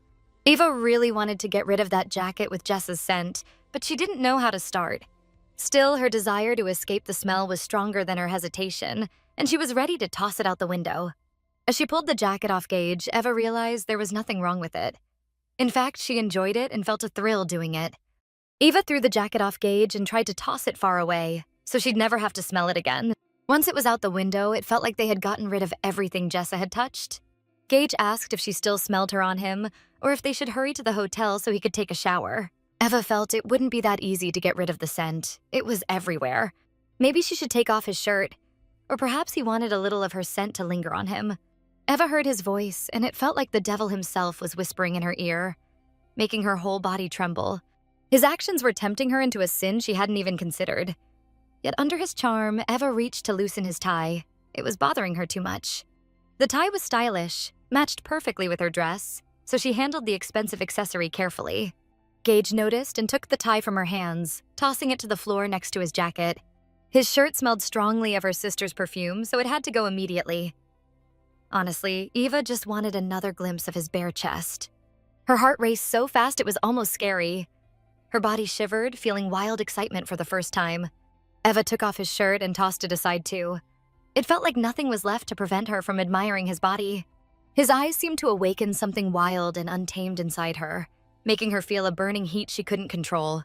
Whatever he did, she couldn't look away, couldn't push him away, even though she knew she should. Gage asked if she really had to lick her lips like that. It was driving him crazy. He wanted to kiss her so badly. Eva wanted that too. Wanted him to kiss her like that night. But if she didn't, she could simply keep her lips closed. Eva was nervous. His lips were so soft, and this passionate kiss felt even more intense than before. She felt herself becoming addicted to him, craving more, but Gage suggested stopping for now, saying this was enough for today. Or maybe she secretly wanted him to lose control and take her right there, despite being in the car at the hotel parking lot. Gage told her not to look at him like she couldn't believe he liked her so much, that he was going crazy over her. Could Eva even imagine how hot and desirable she was right now? She couldn't believe her appearance could drive a man wild with desire. She was always beautiful, but tonight she was so dazzling that Gage could barely control himself. Gage tried to warn Eva that things were getting dangerous, that she might lose control and do something previously unimaginable. She could feel his desire, and her face burned with embarrassment. Eva couldn't believe her body reacted to him like this, all these feelings and sensations. She wanted to press herself closer, to stay in his arms forever. For the first time in her life, she felt this intense desire, craving that wild pleasure. Before she realized it, she was holding him tightly, feeling his passion and desire for her with her entire body. He felt amazing too, Eva noticed. She couldn't believe a man could want her so much. He let out soft sounds of pleasure, which turned her on even more, so she remained on his lap. Eva blamed the wine she drank at the party. It erased all her remaining shame. Nothing else mattered. All she could think about was craving even more intense sensations. She didn't want to stop. When the dress slipped off her shoulders, Eva blushed. She had always considered her figure not very attractive. Gage didn't notice anything strange and thought the girl was perfect. She had no idea he would have been happy to touch them every day. She just wanted to hear the truth from Gage, because no one had ever told her that before. She thought he might just be trying to calm her down so as not to upset her. As Gage held Eva gently, he wanted to feel her touching him too. Wanted her to keep touching him without stopping for even a second. He knew perfectly well that she wanted it too, but she was too shy to make the first move. He just needed to give her a little push so she'd realize there was nothing like this feeling in the world. Eva felt conflicted. She was embarrassed, blushing, yet at the same time her whole body was trembling with a rush of energy. That's why she asked him not to stop, even if she pushed him away. If she let him, Gage was ready to show her an incredible, unforgettable sensation that would leave her thrilled. But he promised he wouldn't push for anything more and could stop any time if she wanted. If Eva wanted him to continue, she could kiss him, confirming that she agreed. Then Gage suddenly stood up and covered Eva with his jacket. She didn't understand what was happening or why he did it. The driver approached the car and yanked the door open. Gage didn't want this man to see Eva like that and got very upset.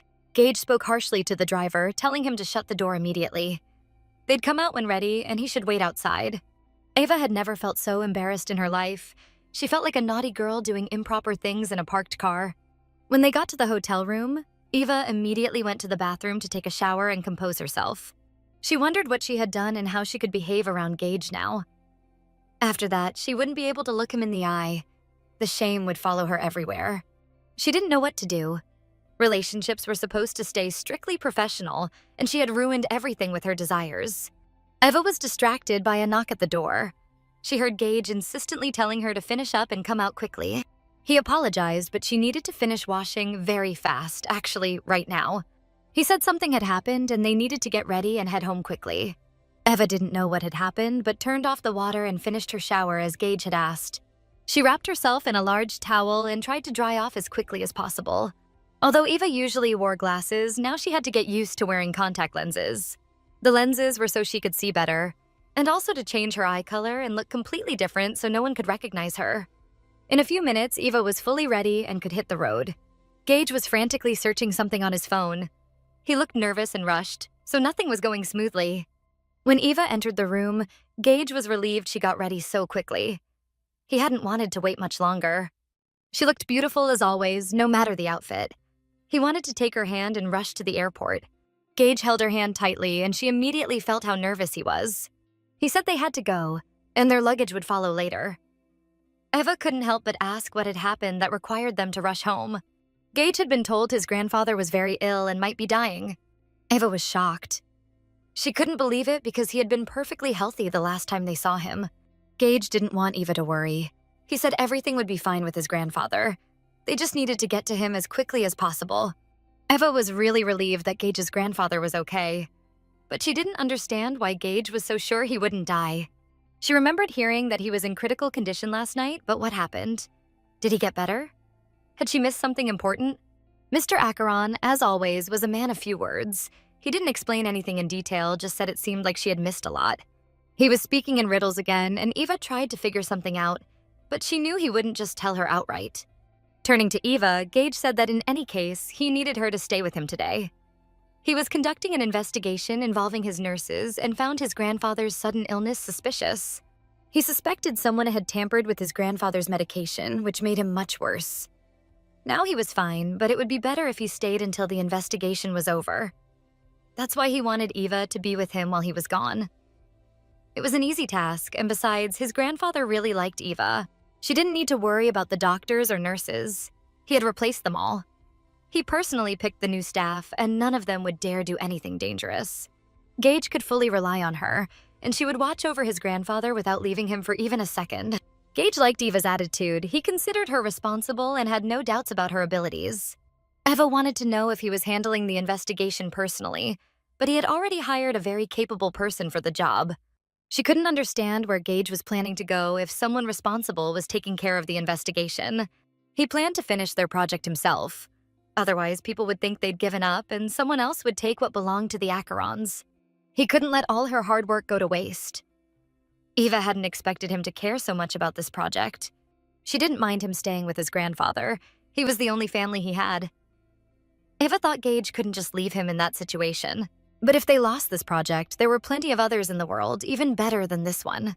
Yet Gage wanted to see it through, and his grandfather was okay.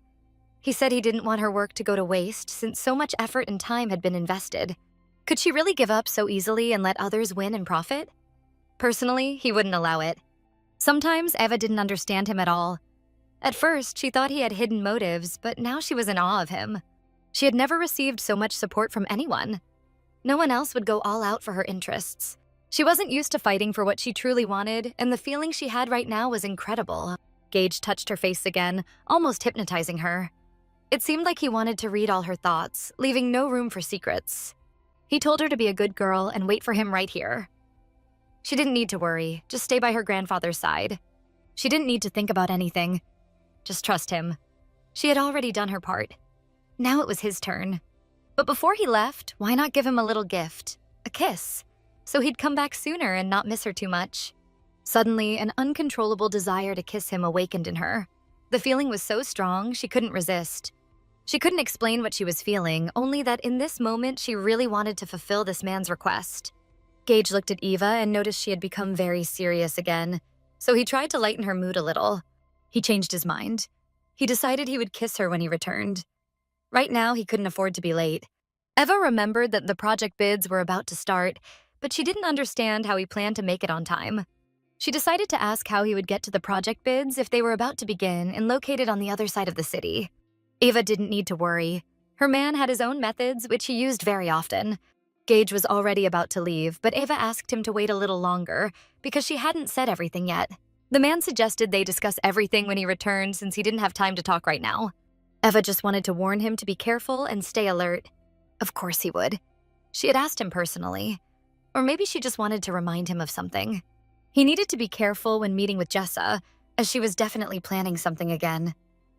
He shouldn't let her cover him in her scent again. She was surprised and didn't even understand what she had just said. She looked like a jealous wife who didn't want other women looking at her man. Eva just didn't want Gage to get into trouble or start a scandal. Lost in her annoying thoughts, Eva didn't notice Gage return. He couldn't just leave without kissing her. He even promised he would never fall into her sister's trap. He joked again and suggested Eva mark her territory with kisses and bites. Gage pointed to his neck, showing her where she could leave her mark. That way, he would be protected from other girls' attention, and she could feel completely at ease. Thanks for watching. If you enjoyed this review, don't forget to like, subscribe, and hit the notification bell so you never miss a new video. Her mark had to be lasting and reliable. Otherwise, it wouldn't work as protection. It would only make him even more desirable to others.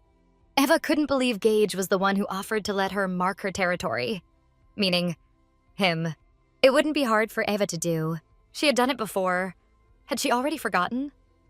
All she needed to do was show everyone that Gage was already taken. Of course, if she didn't like the idea, she had every right to refuse.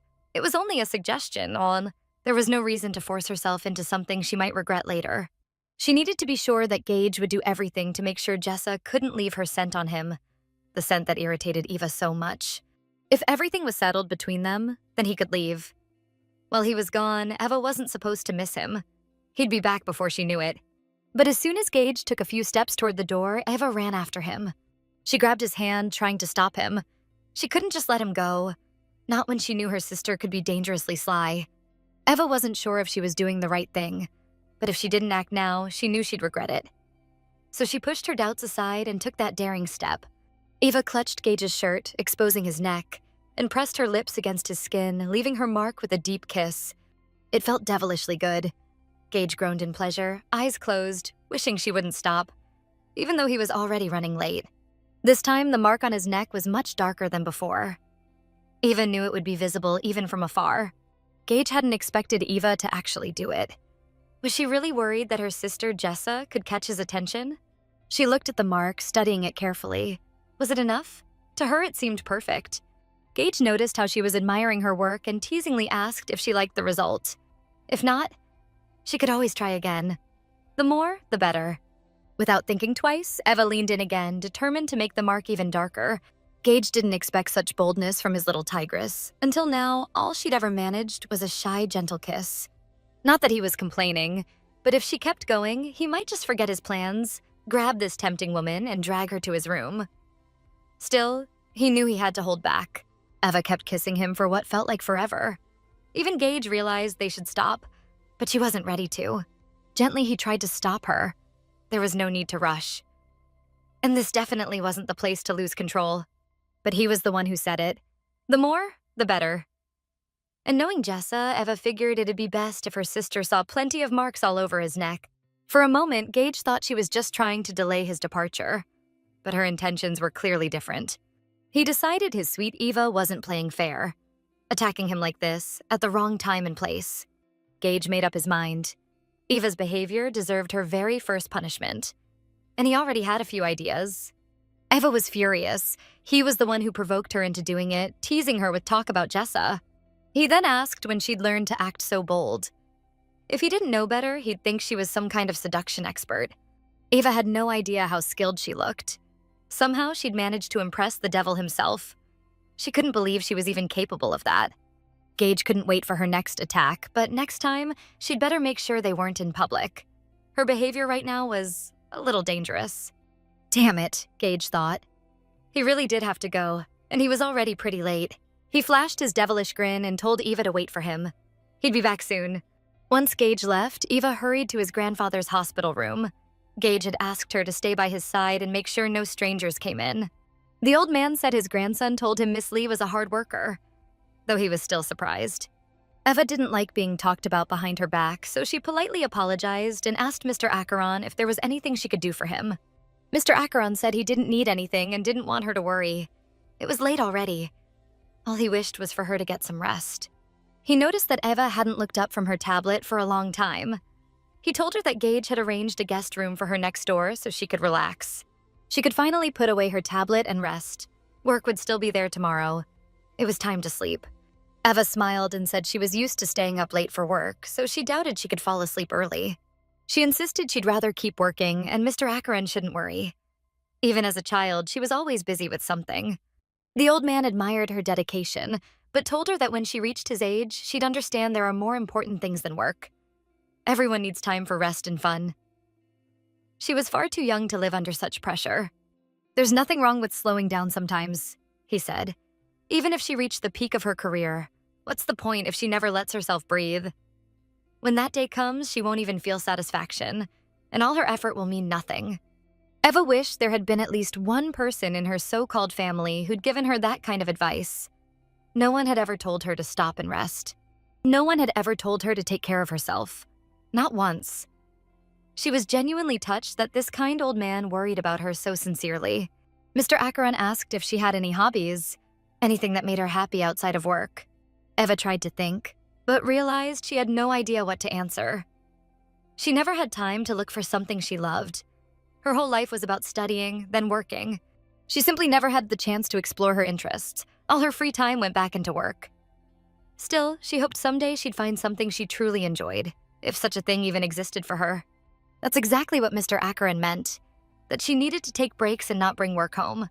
She just had to find something that brought her joy. The old man then asked what his grandson had been up to lately. Since Eva lived with him, she must know. Was Gage really that busy he couldn't even take her out once in a while? He promised that when Gage returned, he'd scold him properly. Eva quickly reassured him that Gage wasn't lazy at all. In fact, he kept surprising her all the time. The old man wasn't convinced. Gage should still do something. Maybe a lunch date or a weekend trip. Anything to unwind a little. He knew his grandson lacked even a hint of romance and felt sorry for Eva. Eva understood that Gage's grandfather had the wrong idea about their relationship, but she didn't know how to correct him. And of course, the old man was curious about when they'd finally get married. He didn't want to pressure them, but he was so happy his grandson had finally found real love. Still, if things kept moving this slowly, he joked that he'd die before seeing any great-grandkids, though deep down, that thought made him sad. Hearing that, Eva decided to say what he wanted to hear most. And right as Eva said that Gage loved her, the door opened and the young man with silver hair walked in, smiling in relief to see his grandfather awake. The young man peeked into the hospital room with a smile, waiting for his grandfather's permission to come inside. Mr. Acheron greeted him harshly, called him a scoundrel, and demanded to know how he dared to show up only now. The young man apologized, explaining that he'd been busy with a massive project and had only recently heard about his grandfather's condition. Besides, he knew his grandfather would be fine. After all, that guy'd never allow anything bad to happen to him. But the old man grew furious and slapped the young man across the face. He didn't want to hear him refer to his own brother as that guy. The young man didn't understand why his grandfather complained that he never visited. Yet now that he came, he was yelling and angry. Then he noticed Eva and asked who she was. Hopefully, she wasn't his grandfather's mistress. Otherwise, he might start feeling jealous. Mr. Acheron warned him not to even look at that girl, calling him a shameless womanizer. He tried to explain that the pretty lady belonged to his brother. Eva was surprised. She thought Gage was the chairman's only grandson. Turns out he had a brother who happened to be one of the most famous movie stars in the world. Every woman's dream. She couldn't believe it. Why had Gage never mentioned it? Was he jealous? Did he think he wasn't as successful as his brother? Mr. Acheron grew irritated watching Hunter stare at Eva. That was unacceptable. She was his future granddaughter-in-law. But Hunter saw nothing wrong with getting to know such a beautiful lady. So, offering his hand, he introduced himself as Hunter. Out of politeness, Eva smiled and said her name was Evelyn Lee. It was nice to meet him, too. Judging by her reaction, Gage had never told Eva he had a brother. Hunter could see the surprise written all over her face. It wasn't too surprising, though. Hunter had become an actor, not the company chairman their grandfather had wanted. That's why they'd stopped speaking years ago. The old man grew agitated, insisting he'd never disowned anyone. It was Hunter who cut ties when he chose his acting career. Hunter didn't want his grandfather to make him look bad in front of this gorgeous woman. It simply wasn't true. Mr. Acheron was fuming, once again repeating that Hunter had better stay away from Miss Lee. Hunter replied that the girl wasn't Gage's wife yet, so maybe fate meant for her to be his instead. The old man turned to Eva, telling her to go rest in her room and ignore this rude troublemaker. Eva understood. She could see Mr. Acheron was tired and gently insisted that he rest too. As she walked past Hunter, Eva gave him a serious look, silently reminding him where he was and that this was not the time for games. She told him the chairman needed proper rest, so there was no reason to stress him out even more. Following Mr. Acheron's request, Eva headed to another room. As she left, she could feel Hunter's lustful gaze on her. The young man watched her until the door closed behind her. He was impressed. Turning to his grandfather, he asked if he'd seen that too. She was seriously amazing and stunningly beautiful. The old man said Gage really liked that girl. She was the first woman he'd ever fallen for so deeply. He warned Hunter one last time to keep his hands and eyes off her. When Hunter joked that his grandfather was acting like he'd hit on his girlfriend, Mr. Acheron couldn't hold back and punched him in the head. Hunter told him to calm down. Didn't he remember what Miss Lee said? There was no need to get so worked up. But the old man demanded that he behave properly, and then maybe he wouldn't have to get so angry. There wasn't a trace of seriousness in Hunter, so he kept joking, raising his hand to his head like a soldier. He promised to obey every command from his grandfather. Lying down on the couch, Hunter couldn't stop thinking about Eva. She had completely captivated him. He only wanted to know one thing. Was his grandfather sure Gage actually liked Miss Lee? It was strange how this girl just appeared out of nowhere. When the old man told him that Miss Lee and Gage had been living together for a while, Hunter was stunned. Now she was his personal secretary, and Mr. Acheron was convinced that because of her, Gage had finally returned to work. He believed their relationship would soon go even further, so Hunter had better stay out of it. The old man wanted to make sure Hunter was really listening, but Hunter found it odd. His brother, who had always sworn off relationships, was now living with a woman. Things were finally getting interesting. Mr. Acheron said this was exactly the time for them to support the couple. If Gage had found the woman he wanted to marry, they had to be there for him. Hunter thought his grandfather just wanted grandchildren. Nothing wrong with that. But then the old man asked when Hunter himself would quit showbiz and finally settle down. Hunter wondered what made his grandfather so sure Gage was in love with that woman. Had Gage actually told him that? 2 days passed. Everything moved so quickly that there wasn't even time to do anything new. There was too much work, so Eva barely left her room. She had to handle double the duties now that the chairman was sick. Suddenly, Hunter appeared in her room, greeting her with a grin and saying he was there to take her somewhere. For the past 2 days, he'd been hovering around her nonstop, making it impossible to forget about him. While Eva worked, Hunter looked after the chairman, which gave her at least some peace and quiet. Eva was grateful someone close to the chairman was taking care of him, someone she could trust. It also gave her time to focus on work. But Hunter was getting on her nerves. Every time the chairman rested, he would show up again, bothering her while she worked. Even though she ignored him, he kept coming back. Eva felt like he had no sense of shame, always showing up, always staring until she could barely contain her irritation. His boldness drove her crazy, especially when he started leaving his personal stuff lying around where it got in her way. Hunter said his grandfather had asked him to take her out for a walk. Why not take a little coffee break? Eva agreed, but preferred to have her coffee in the room. She'd just ask someone to bring it. There was no need to go anywhere or waste time. If he understood correctly, Eva was still trying to push him away, even if the chairman himself had asked him to take care of her. Eva didn't want to waste time on pointless small talk. She had work to do and a long list of unfinished tasks waiting for her. A coffee break would only slow her down. Besides, she hated when people paid her for doing nothing. As always, Hunter was impossible to deal with. Getting rid of him quickly was never an option, and he kept pestering her endlessly. Showing off his acting skills, Hunter dramatically complained that Miss Eva was breaking his heart, because she still called him Mr., even though he'd begged her to just use his first name. Eva had an important task to finish, so if Hunter didn't have anything urgent to discuss, she politely asked him to leave her office. It might have sounded cold and a bit rude, but Eva stood firm in her decision. Hunter had no choice but to give in to her will, this time, and leave the room. Eva warned him not to be so persistent. No matter what he tried, it wouldn't work on her. Hunter pretended not to hear her. He kept talking and mentioned that his manager had received an email. Apparently, Aeson wanted to make him their official ambassador. Eva suddenly addressed him more formally, calling him Mr. Acheron, and suggested taking a coffee break to discuss the matter. He couldn't believe that Eva would only make time for him if it involved business. Hadn't she already told him that she cared about nothing except work? And that she was ready to discuss it day or night? Was she serious about that? Maybe his brother Gage was also just another work matter to her. Eva had never really thought about it before, but lately she realized it wasn't just the contract that kept her close to Gage. It was something stronger, an emotional pull she couldn't explain. She had to respond to the accusations against her, and she definitely didn't want Gage's grandfather to learn the truth about their relationship. So she said Gage was her only exception. What they had was between them, and she had no intention of discussing it with Hunter. Her answer intrigued him. He sensed that there was a secret hidden in their relationship, something he wasn't supposed to know. Eva couldn't believe she'd said that out loud, but deep down she knew it was true. Gage really was her only exception, the only man who managed to capture her attention, even when he talked about ordinary things. He had also helped her bring her dreams to life, dreams that appeared after her family had decided to get rid of her. Hunter was stunned by Miss Lee's words. It really sounded like she was in love with his brother Gage. Eva was on edge, doing her best not to snap at him and lose her composure. Hunter wanted to know everything about their relationship, when Miss Lee had first met his brother and where exactly it had happened.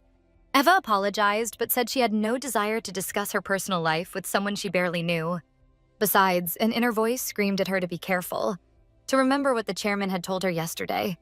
Mr. Acheron had repeatedly warned her to be cautious around Hunter, and never, under any circumstances, to tell him anything about Gage.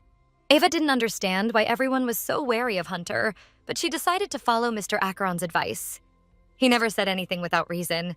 Mr. Acheron had only explained that after Hunter graduated from university, he'd been kidnapped, and Gage rescued him almost immediately.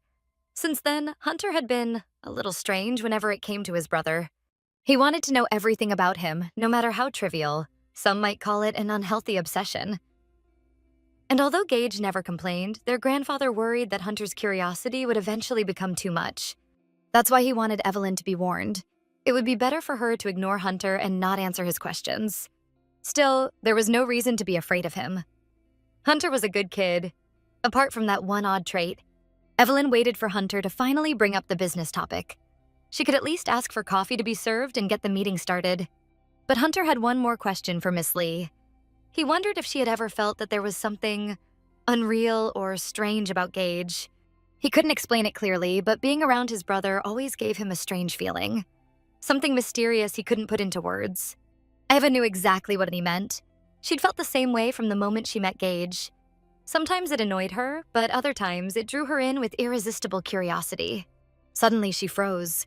Her expression changed completely. She didn't expect it to happen so soon, but she was glad because he had kept his promise.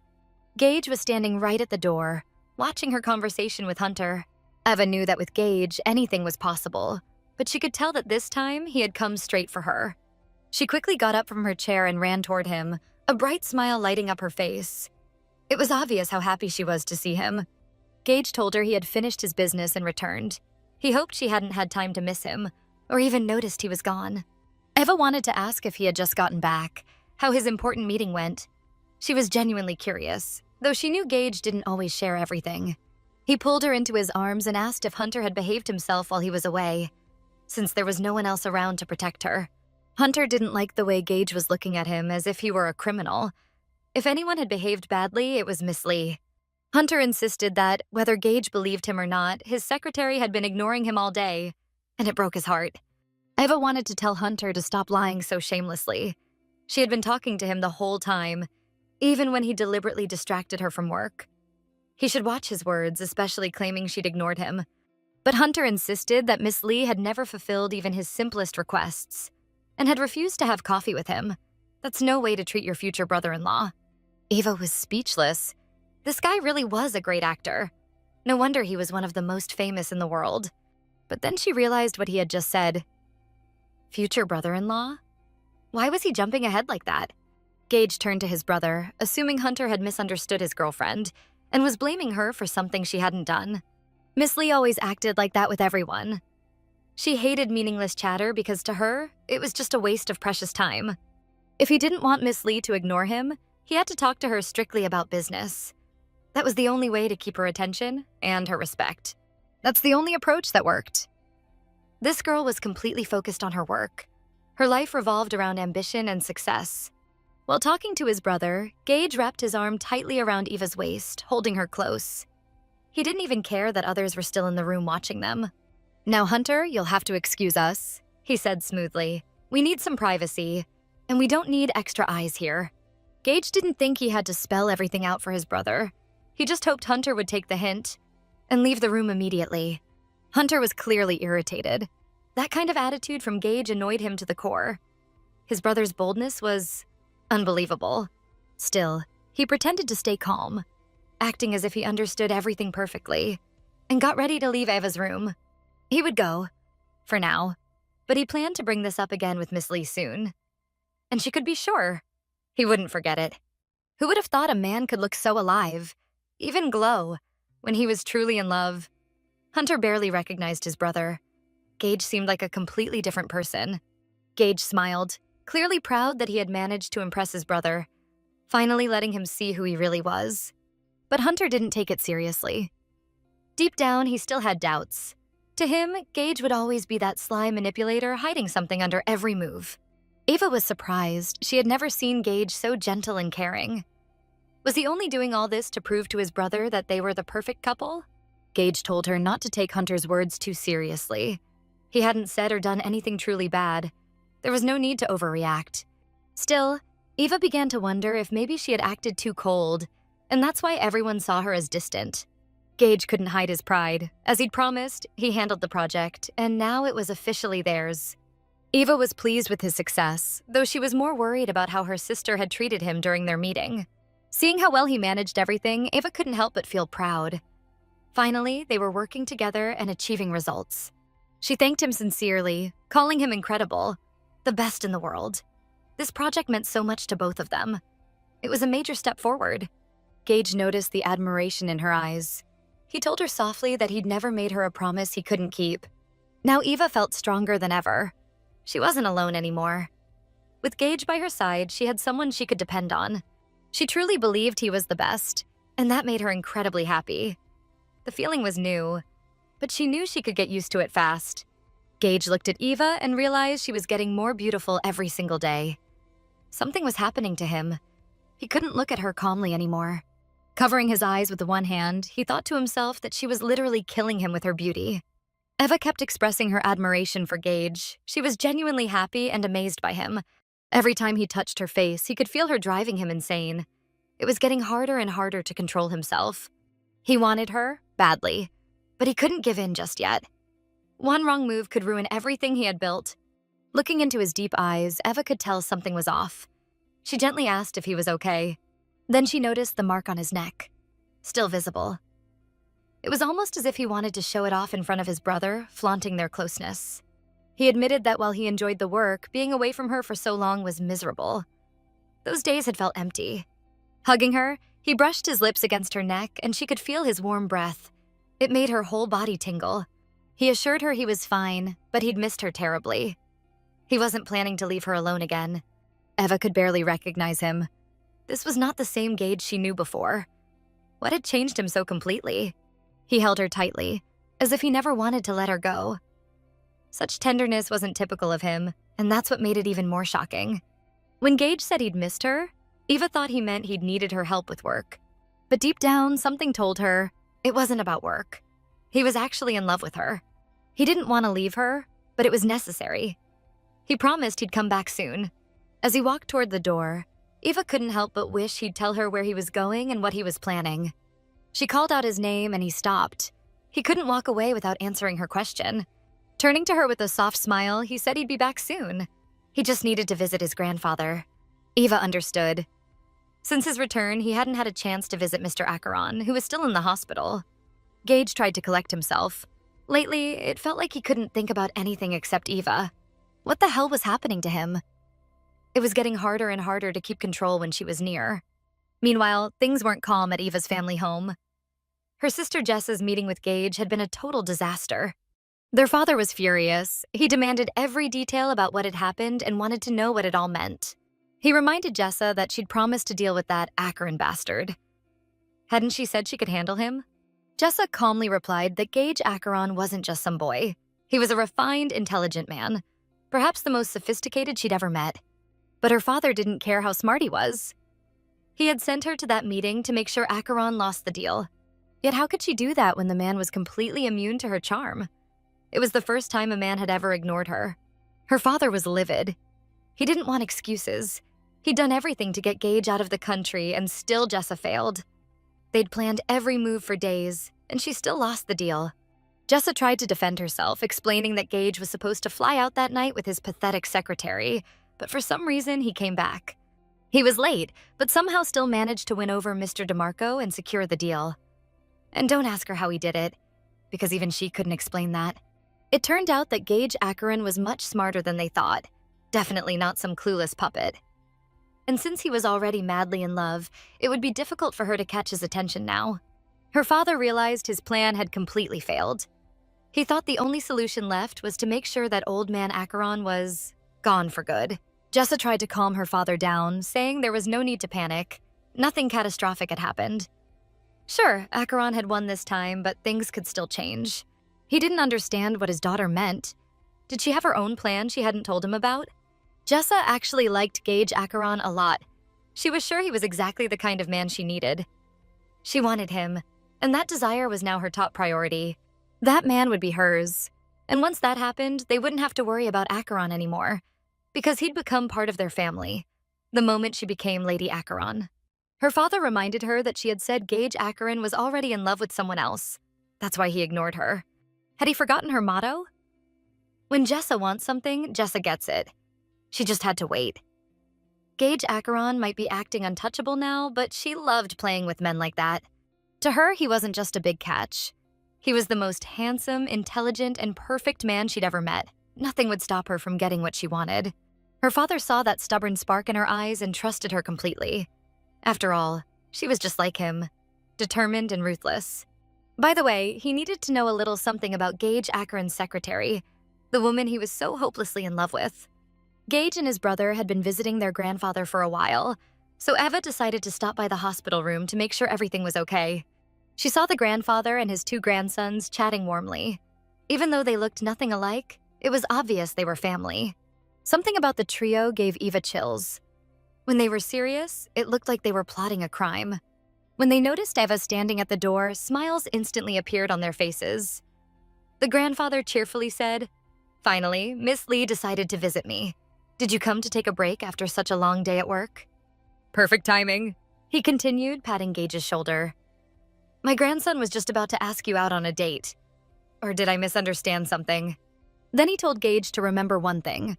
Stop overworking your woman, or you'll lose her. Gage turned to his darling and asked if they could leave now, or if she wanted to talk a bit more with his grandfather. It was the first time Eva heard Gage call her darling in front of others. He had never done that before. She looked at Gage, who was now trying on his grandfather's glasses, and realized how good they looked on him. With those glasses on, Gage looked completely different. Softer, almost domestic. He could easily pass for a loving husband devoted to his wife. Gage smiled when he saw her reaction. He appreciated her noticing and complimenting him, so he thanked her for being so attentive. As they were about to leave, Hunter called out after them, telling Gage not to steal what wasn't his and to return the glasses to their grandfather.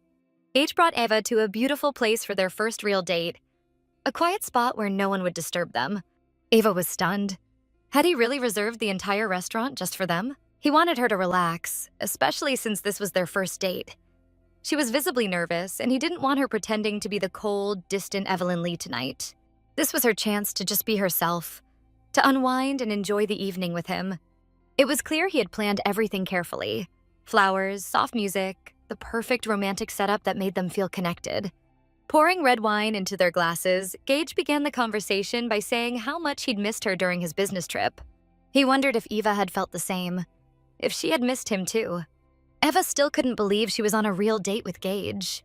She was shy, unsure of how to act. Of course she missed him. He had left without warning, and it hurt her more than she expected. To distract herself from missing him, Eva threw herself into work, but deep down she still longed for him. As they talked, she found herself admiring the romantic atmosphere. The flowers, the music, everything felt perfect. She blushed, remembering that she had actually dreamed about him, but didn't know how to tell him. It hadn't been a pleasant dream, more of a nightmare, and it had left her feeling uneasy all morning. Gage chuckled and said he hoped he hadn't scared her too badly in that dream. Otherwise, she might start being afraid of him for real. She was surprised. How did he know he had scared her in the dream? Could he read her mind? Gage teased that he wanted to enter her dream himself and get rid of that other version of him who dared to frighten her. He couldn't have anyone ruining his image or scaring his precious Eva. In truth, Dream Gage hadn't done anything bad. She'd just panicked when he disappeared and she couldn't find him. Gage was surprised that she'd called that a nightmare. Just because he vanished? That's what scared her? In the dream, she had called out for him again and again, but he never appeared. No matter where she looked, he was gone.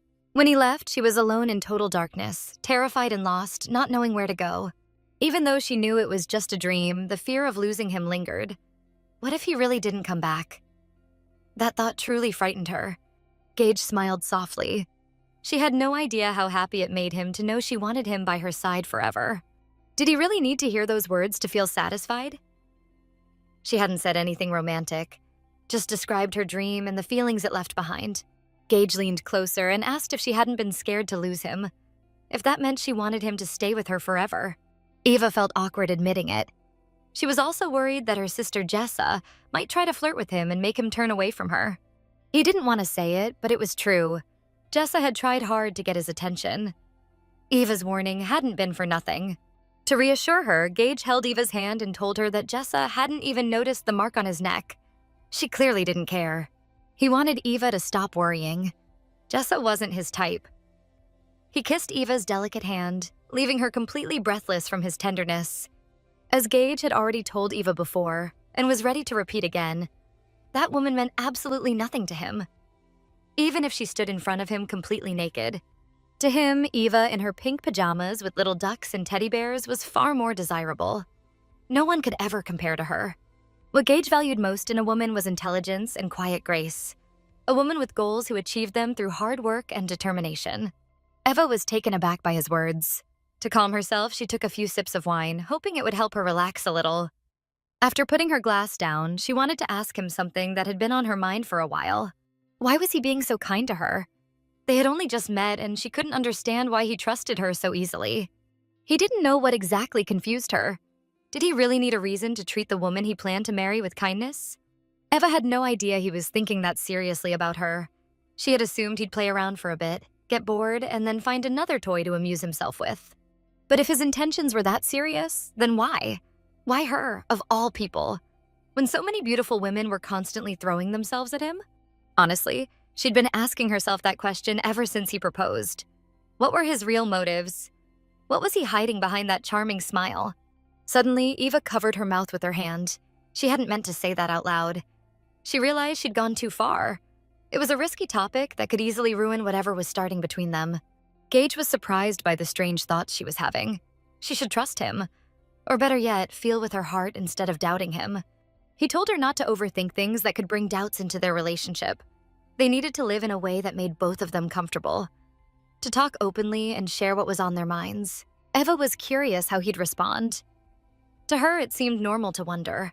After all, it was suspicious when a man suddenly decided to marry a woman he'd only just met. Not to mention, her current situation didn't exactly fit the life of a man like him. And yet, Gage had helped her and treated her in such a special way. Eva didn't even try to hide how much she liked his attitude toward her. She wanted to respond to him in the same way. Normally, Eva never talked about her feelings. It had always been incredibly difficult for her to put emotions into words. But now, somehow, she could talk about them so easily, without fear or discomfort. After that silly dream she'd had while Gage was away, she'd been thinking a lot, even wondering what might have happened to her if she hadn't met him that night. Without him, she probably would have tried to start over, maybe even in another country. Honestly, it would have taken her years to get back on her feet. Then Eva began thinking about what would happen if he really disappeared again, if he turned away from her, like everyone else had. Just the thought terrified her. She was scared of being abandoned again, thrown away like something useless. She'd lived through it before, but somehow, if he ever left her, it would be unbearable. But Gage didn't leave. He came back. And not only that, he brought incredible news and stayed by her side. She could feel his presence, the way he tried to reach for her hand, how he kept his eyes locked on hers, carefully listening to everything she said. He held her hand as if he were afraid to lose her. He didn't want to be apart again, especially now that she was attracting more and more attention from others. Gage wanted Eva to come closer to him. Even sitting across the table, it felt like she was too far away. Holding her hand, he spoke those tender words, but suddenly noticed a hint of sadness in her eyes. Did she not enjoy their first date? Was she already thinking about going home? Gage Acheron. She wanted to believe she might have finally found her protector in him. Eva wanted to believe he truly felt what people call love at first sight. But what if she was wrong? What if it was all just a game? Imagine, if you look at it from the outside, like watching Little Theater Number 1, how their story might unfold next. Gage's brother once asked him why he suddenly decided to wear their grandfather's glasses. As far as Hunter knew, his brother had perfect vision and had never complained about it.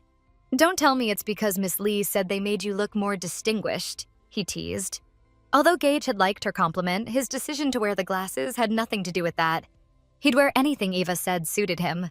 If she liked it, he'd keep surprising her. He wasn't afraid to change in her eyes.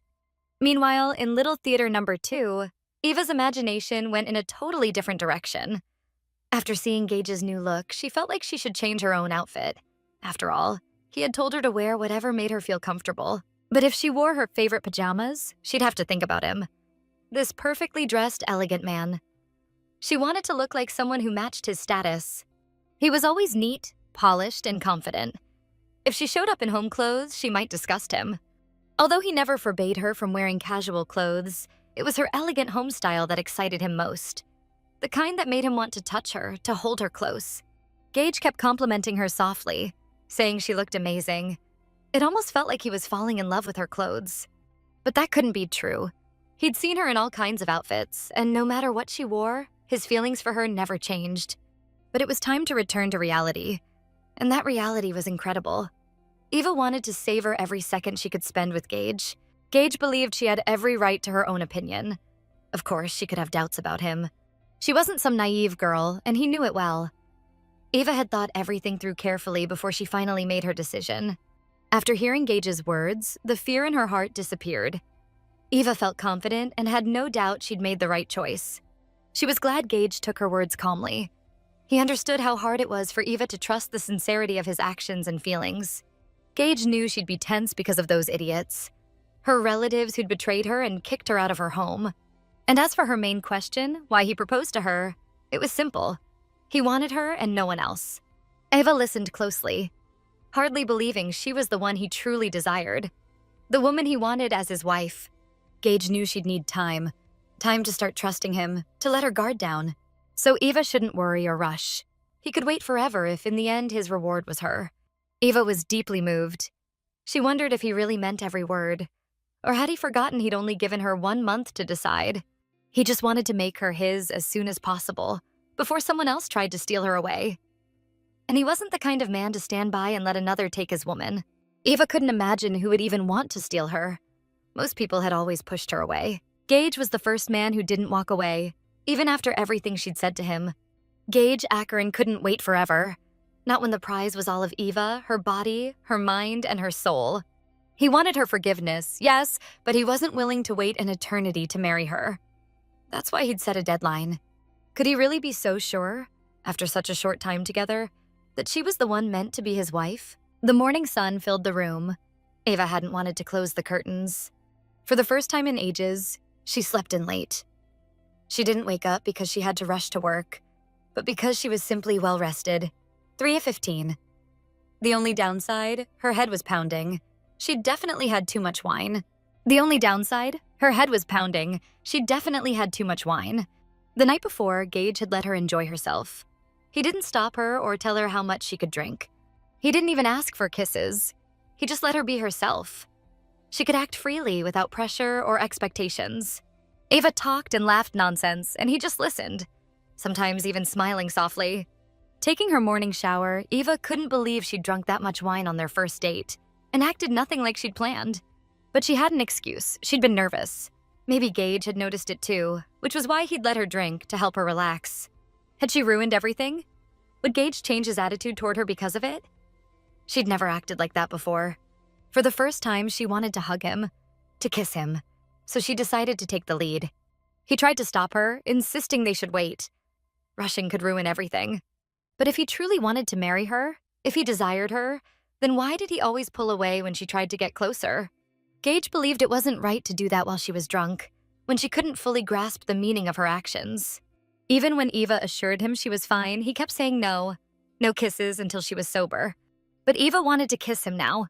She was sure of what she felt, and she knew she wouldn't regret it. He wanted her to stop insisting. It wasn't the right time. They had to wait.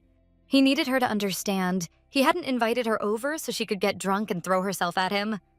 It had to stop there. No explanations needed. Eva didn't get it. Was he really not going to kiss her? Even once? Gage couldn't resist her pleading eyes, so he agreed. Just one soft kiss. A gentle, romantic kiss. Nothing more, nothing less. It was perfect. She could feel how restrained his lips were. Tender, but not passionate. When she tried to deepen the kiss, Gage refused. He knew the kind of kiss she wanted could be dangerous right now. He needed her to understand. She could kiss him as much as she wanted, but only when she was sober. Even when she swore she was fine and knew exactly what she was doing, that she wanted to kiss him right now, he still said no. His refusal seemed absurd. How could anyone turn down a kiss like that without a real reason? It took everything in him not to lose control. Her persistence was driving him insane. He finally said it was late. Time to end the evening before they ruined their first date. Lifting Eva into his arms, he knew it was time to take her home, and hoped she agreed with him. Holding her tightly, Gage was ready to carry her for as long as his strength would last. Mr. Akron was informed that Miss Lee had left the house. The assistant apologized, but he hadn't been able to stop her. Gage understood immediately. Of course his assistant couldn't stop that woman. She was determined and never listened to anyone. He let out a deep sigh, both frustrated and impressed by his stubborn girlfriend's behavior. Still, he couldn't help admiring that fiery attitude. In fact, he liked it. Headstrong, temperamental, yet entirely his. Even if keeping up with her required constant attention, it somehow thrilled him. Did Miss Lee really feel fine after all that drinking last night? It was surprising that she was already out so early. Her behavior puzzled Gage. Normally, she was composed and reserved, never letting herself get carried away. Even when she pushed him, Gage tried to hold back.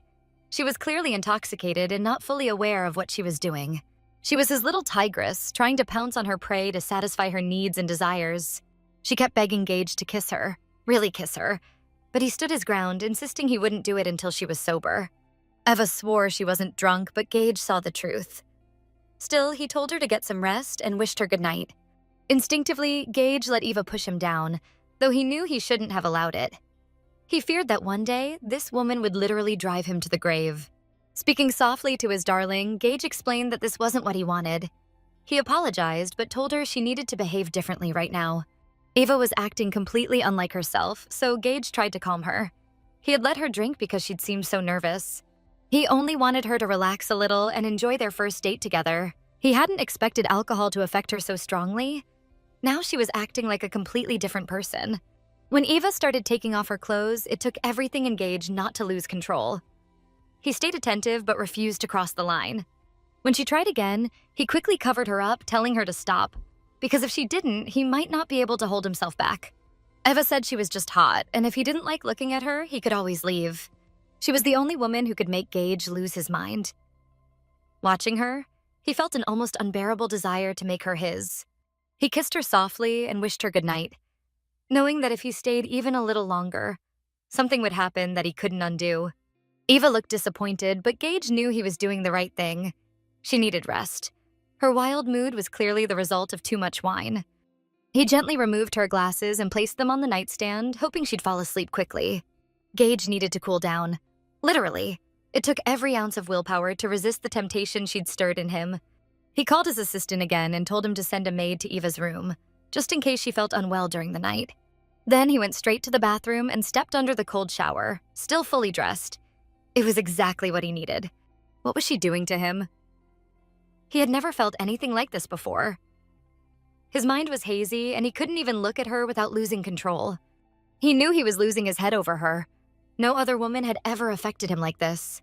He stripped off his clothes, finally letting the cold water run over his heated body, hoping it would calm his desire. It was hard to believe this was happening to him. In the past, he'd never cared how a woman felt after spending a night with him. Now he just stood there under the icy stream, not even noticing the chill as goosebumps covered his skin. Early the next morning, Gage got an unexpected but pleasant surprise. He hadn't been ready for it, but he welcomed it. Gage Akron had been working since dawn, unusual for him, since he normally preferred to sleep in. Then Eva walked into his office, wearing an elegant dress and high heels. She looked stunning, graceful, and refined. Today, she carried herself as Evelyn Lee, the perfect businesswoman. When Gage saw his lovely Eva, he couldn't help but smile. He hadn't expected her this early. She asked why he'd turned off her alarm again, saying it made her run late. Gage wanted her to rest. He'd assumed she'd have a hangover from all the wine. He hoped it had done her some good. Eva noticed he had already done a ton of work. It looked like he'd been in his office all night. Gage admitted he might have overdone it, but the investigation into her case was going even better than he'd hoped. Mr. Young turned out to be more careless than expected. They had found evidence that could clear her name. Gage planned to prove that Eva had always been the scapegoat for Mr. Young's failures. Eva was touched by how seriously Gage had taken her case. No matter the cost, he was determined to protect her from her family. He assured her she had nothing to worry about. Her family would regret everything they'd done to her. Honestly, Eva was troubled by something else. She realized she wasn't worried about anything. Maybe she was trusting Gage too much. She had started relying on him completely, and that scared her. Gage knew it too. She'd always been independent, so this was hard for her to accept. He understood that she wanted to fight her enemies herself, but if someone could help, there was no shame in accepting it. He also knew that if she had a choice, Eva would probably refuse his help, because she wanted to win on her own. That's how she'd truly feel the taste of victory, and he respected that.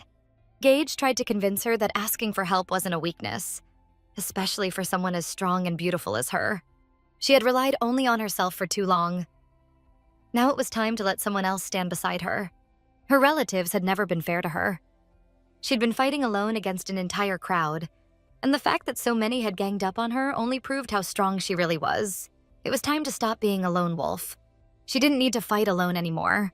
Accepting help didn't make her weak. It made her human. He wondered if she understood that, or if she still blamed herself for letting Gage handle things for her. He told her not to worry, he'd try not to overwork himself. Most of the work would still fall on her. He'd just be there to back her up. Together, they could accomplish what neither could do alone. A strong, determined woman and a confident man side by side could achieve anything. This new experience in their lives turned out to be truly valuable. They got to try everything, even the roles that carried them into another world. For Gage, this image was something entirely new, yet he was perfect in it. It felt as if this was his true nature, as though royal blood flowed through his veins. Eva was a true queen in her role, a ruler of the world who captivated everyone with her beauty. They looked like a royal couple, graceful, harmonious, and perfectly complementing each other. The elegance of their energy seemed to transcend human limits. Holding hands, they created a real fire of emotions, an inner strength that radiated victory. Together, they possessed a power so incredible it felt like they could conquer the entire world. Their characters perfectly reflected their inner selves. No effort was needed to make it look authentic. The genuine emotions, the breathtaking glances, and the harmony between them, all of it was part of the script, but also a piece of their real lives. When the camera finally stopped rolling and the director called out that the scene was perfect, Gage and Eva could finally relax. Gage had agreed to Hunter's request to star in his new perfume campaign. That's why they were here. Whether Hunter had blackmailed Gage or used other tactics, Eva didn't know. But honestly, she was just glad the shoot was finally over. Everything turned out great. And Hunter's instinct for talent didn't fail him. Gage and Miss Lee were perfect for these roles. Hunter considered Miss Lee incredibly gifted. They both did an amazing job, and now he wanted Eva to join his agency. He thought Miss Lee was flawless. That's why filming wrapped up earlier than planned. But now, Hunter was waiting for Eva's answer to his offer. Eva didn't enjoy the shoot at all. She couldn't wait for it to end because she still had her own work to do. Hunter didn't believe she truly wasn't interested in his proposal. She turned to Gage and told him they really needed to get back to the office as soon as possible. They had important matters waiting. Sitting on the royal throne, Gage fully agreed. He was ready to follow all her orders because she was his queen. The crew was surprised. They thought Gage still hadn't stepped out of character and was just enjoying the transformation. They had to hurry. Time to change clothes since the costume was heavy and uncomfortable. Hunter approached Gage, saying that his brother should convince Eva. After all, he wasn't the kind of man who hid his woman from the world. But Gage believed that wasn't his decision to make for Eva. If she said no, then it was a firm no. He knew he needed to hurry, otherwise Eva could easily lose her temper. She hated when work wasn't finished on time. Now it was Hunter's turn to film. But before that, he reminded his brother not to forget about their deal. Even though Gage had told him to stop digging into Eva's past and to leave her alone, Hunter still hoped to uncover something interesting, though he knew his brother would never let that happen. Eva had flown abroad in Gage's place to take care of a matter. He had an important meeting scheduled that he absolutely couldn't miss, so she volunteered to handle it herself. He'd clearly hesitated and wanted to refuse, but eventually agreed. And so, for the first time, Eva went on a business trip without Gage, her first solo mission. Eva handled everything so easily that she could barely contain her excitement. She hadn't felt such adrenaline in a long time and couldn't wait to share the good news with Gage. He was the first and only person she thought of when the deal was sealed. She wanted to return as soon as possible, to celebrate with him. Now all she wanted was sleep. The previous night, she'd barely managed a few hours. She couldn't stop wondering why Gage hadn't asked her for a kiss like he usually did. Even before she left, he hadn't flirted with her or asked for a goodbye kiss. Eva knew they'd both be busy these days. But before, no matter how packed his schedule was, Gage always made time to tease her or kiss her. It had been several days since their last kiss, and though it was likely because of work, Eva couldn't shake the feeling that something was off. Maybe it was just because it was Gage. If he wanted something, he always made sure to get it, no matter the cost. So why hadn't he kissed her before she left? Maybe she was just overthinking it. Or maybe she simply missed him. And his kisses. She forced herself to fall asleep, but her thoughts wouldn't stop. Morning was almost here. Just a few more hours and she'd see him again.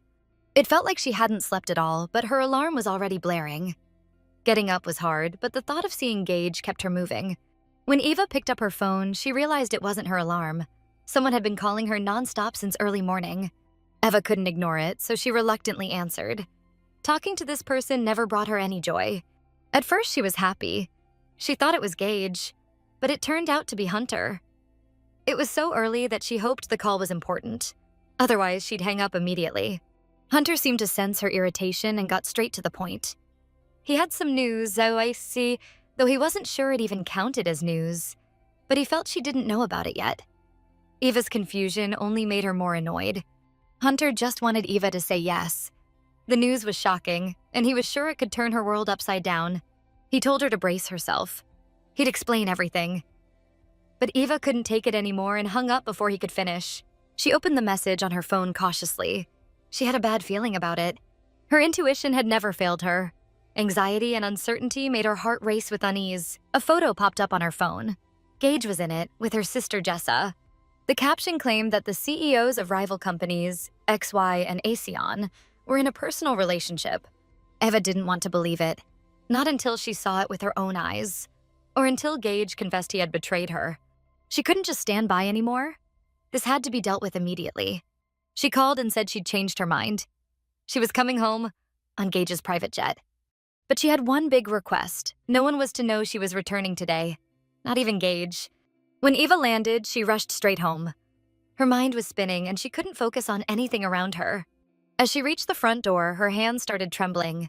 She paused for a moment, trying to calm herself down. At first, she wanted to ring the bell, but decided to walk in unannounced. She had every right to do so.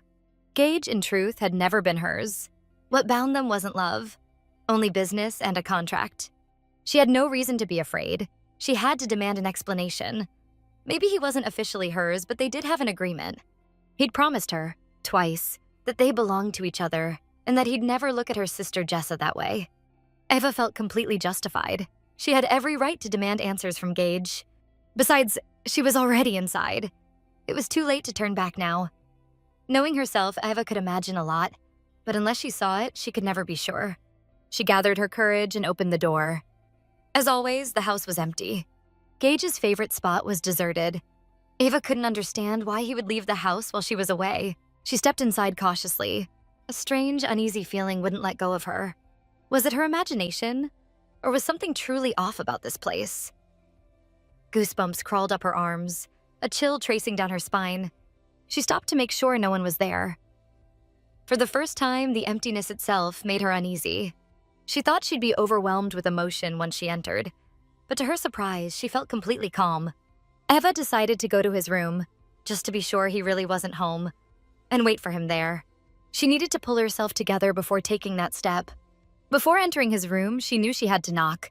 It was his personal space, after all. Strangely, there was no response.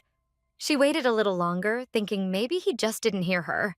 Finally, Eva gathered her courage and pushed the door open. The room was empty, but something about it felt wrong. His bed was perfectly made, but Eva knew Gage never liked sleeping anywhere else. Not in hotels, not in his office.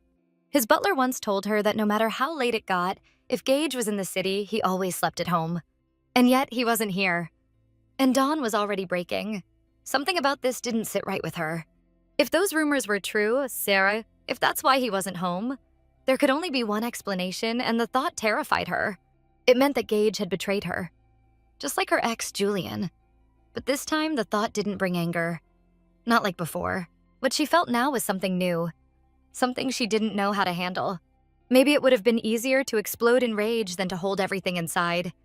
She wondered if these feelings were a warning, a sign of the end. Her new life had been better than the old one.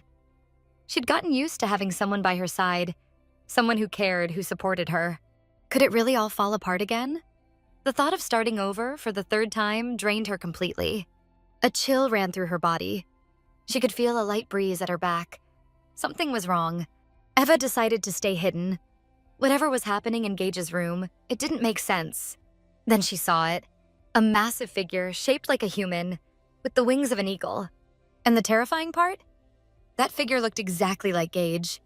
She always knew he was mysterious, but never imagined it was real. Could it be true that she'd signed a contract with a demon? His mystery, his dark charm, they drew her in even as they scared her to death. The strange bond between Eva and Gage, sealed by a demonic contract, was both terrifying and mesmerizing. You could only meet Mr. Acheron in hell when the time came. He had no right to say it, but it was his final word. Let me know in the comments what you thought of this story and what manhwa you'd like to see next. See you in the next installment.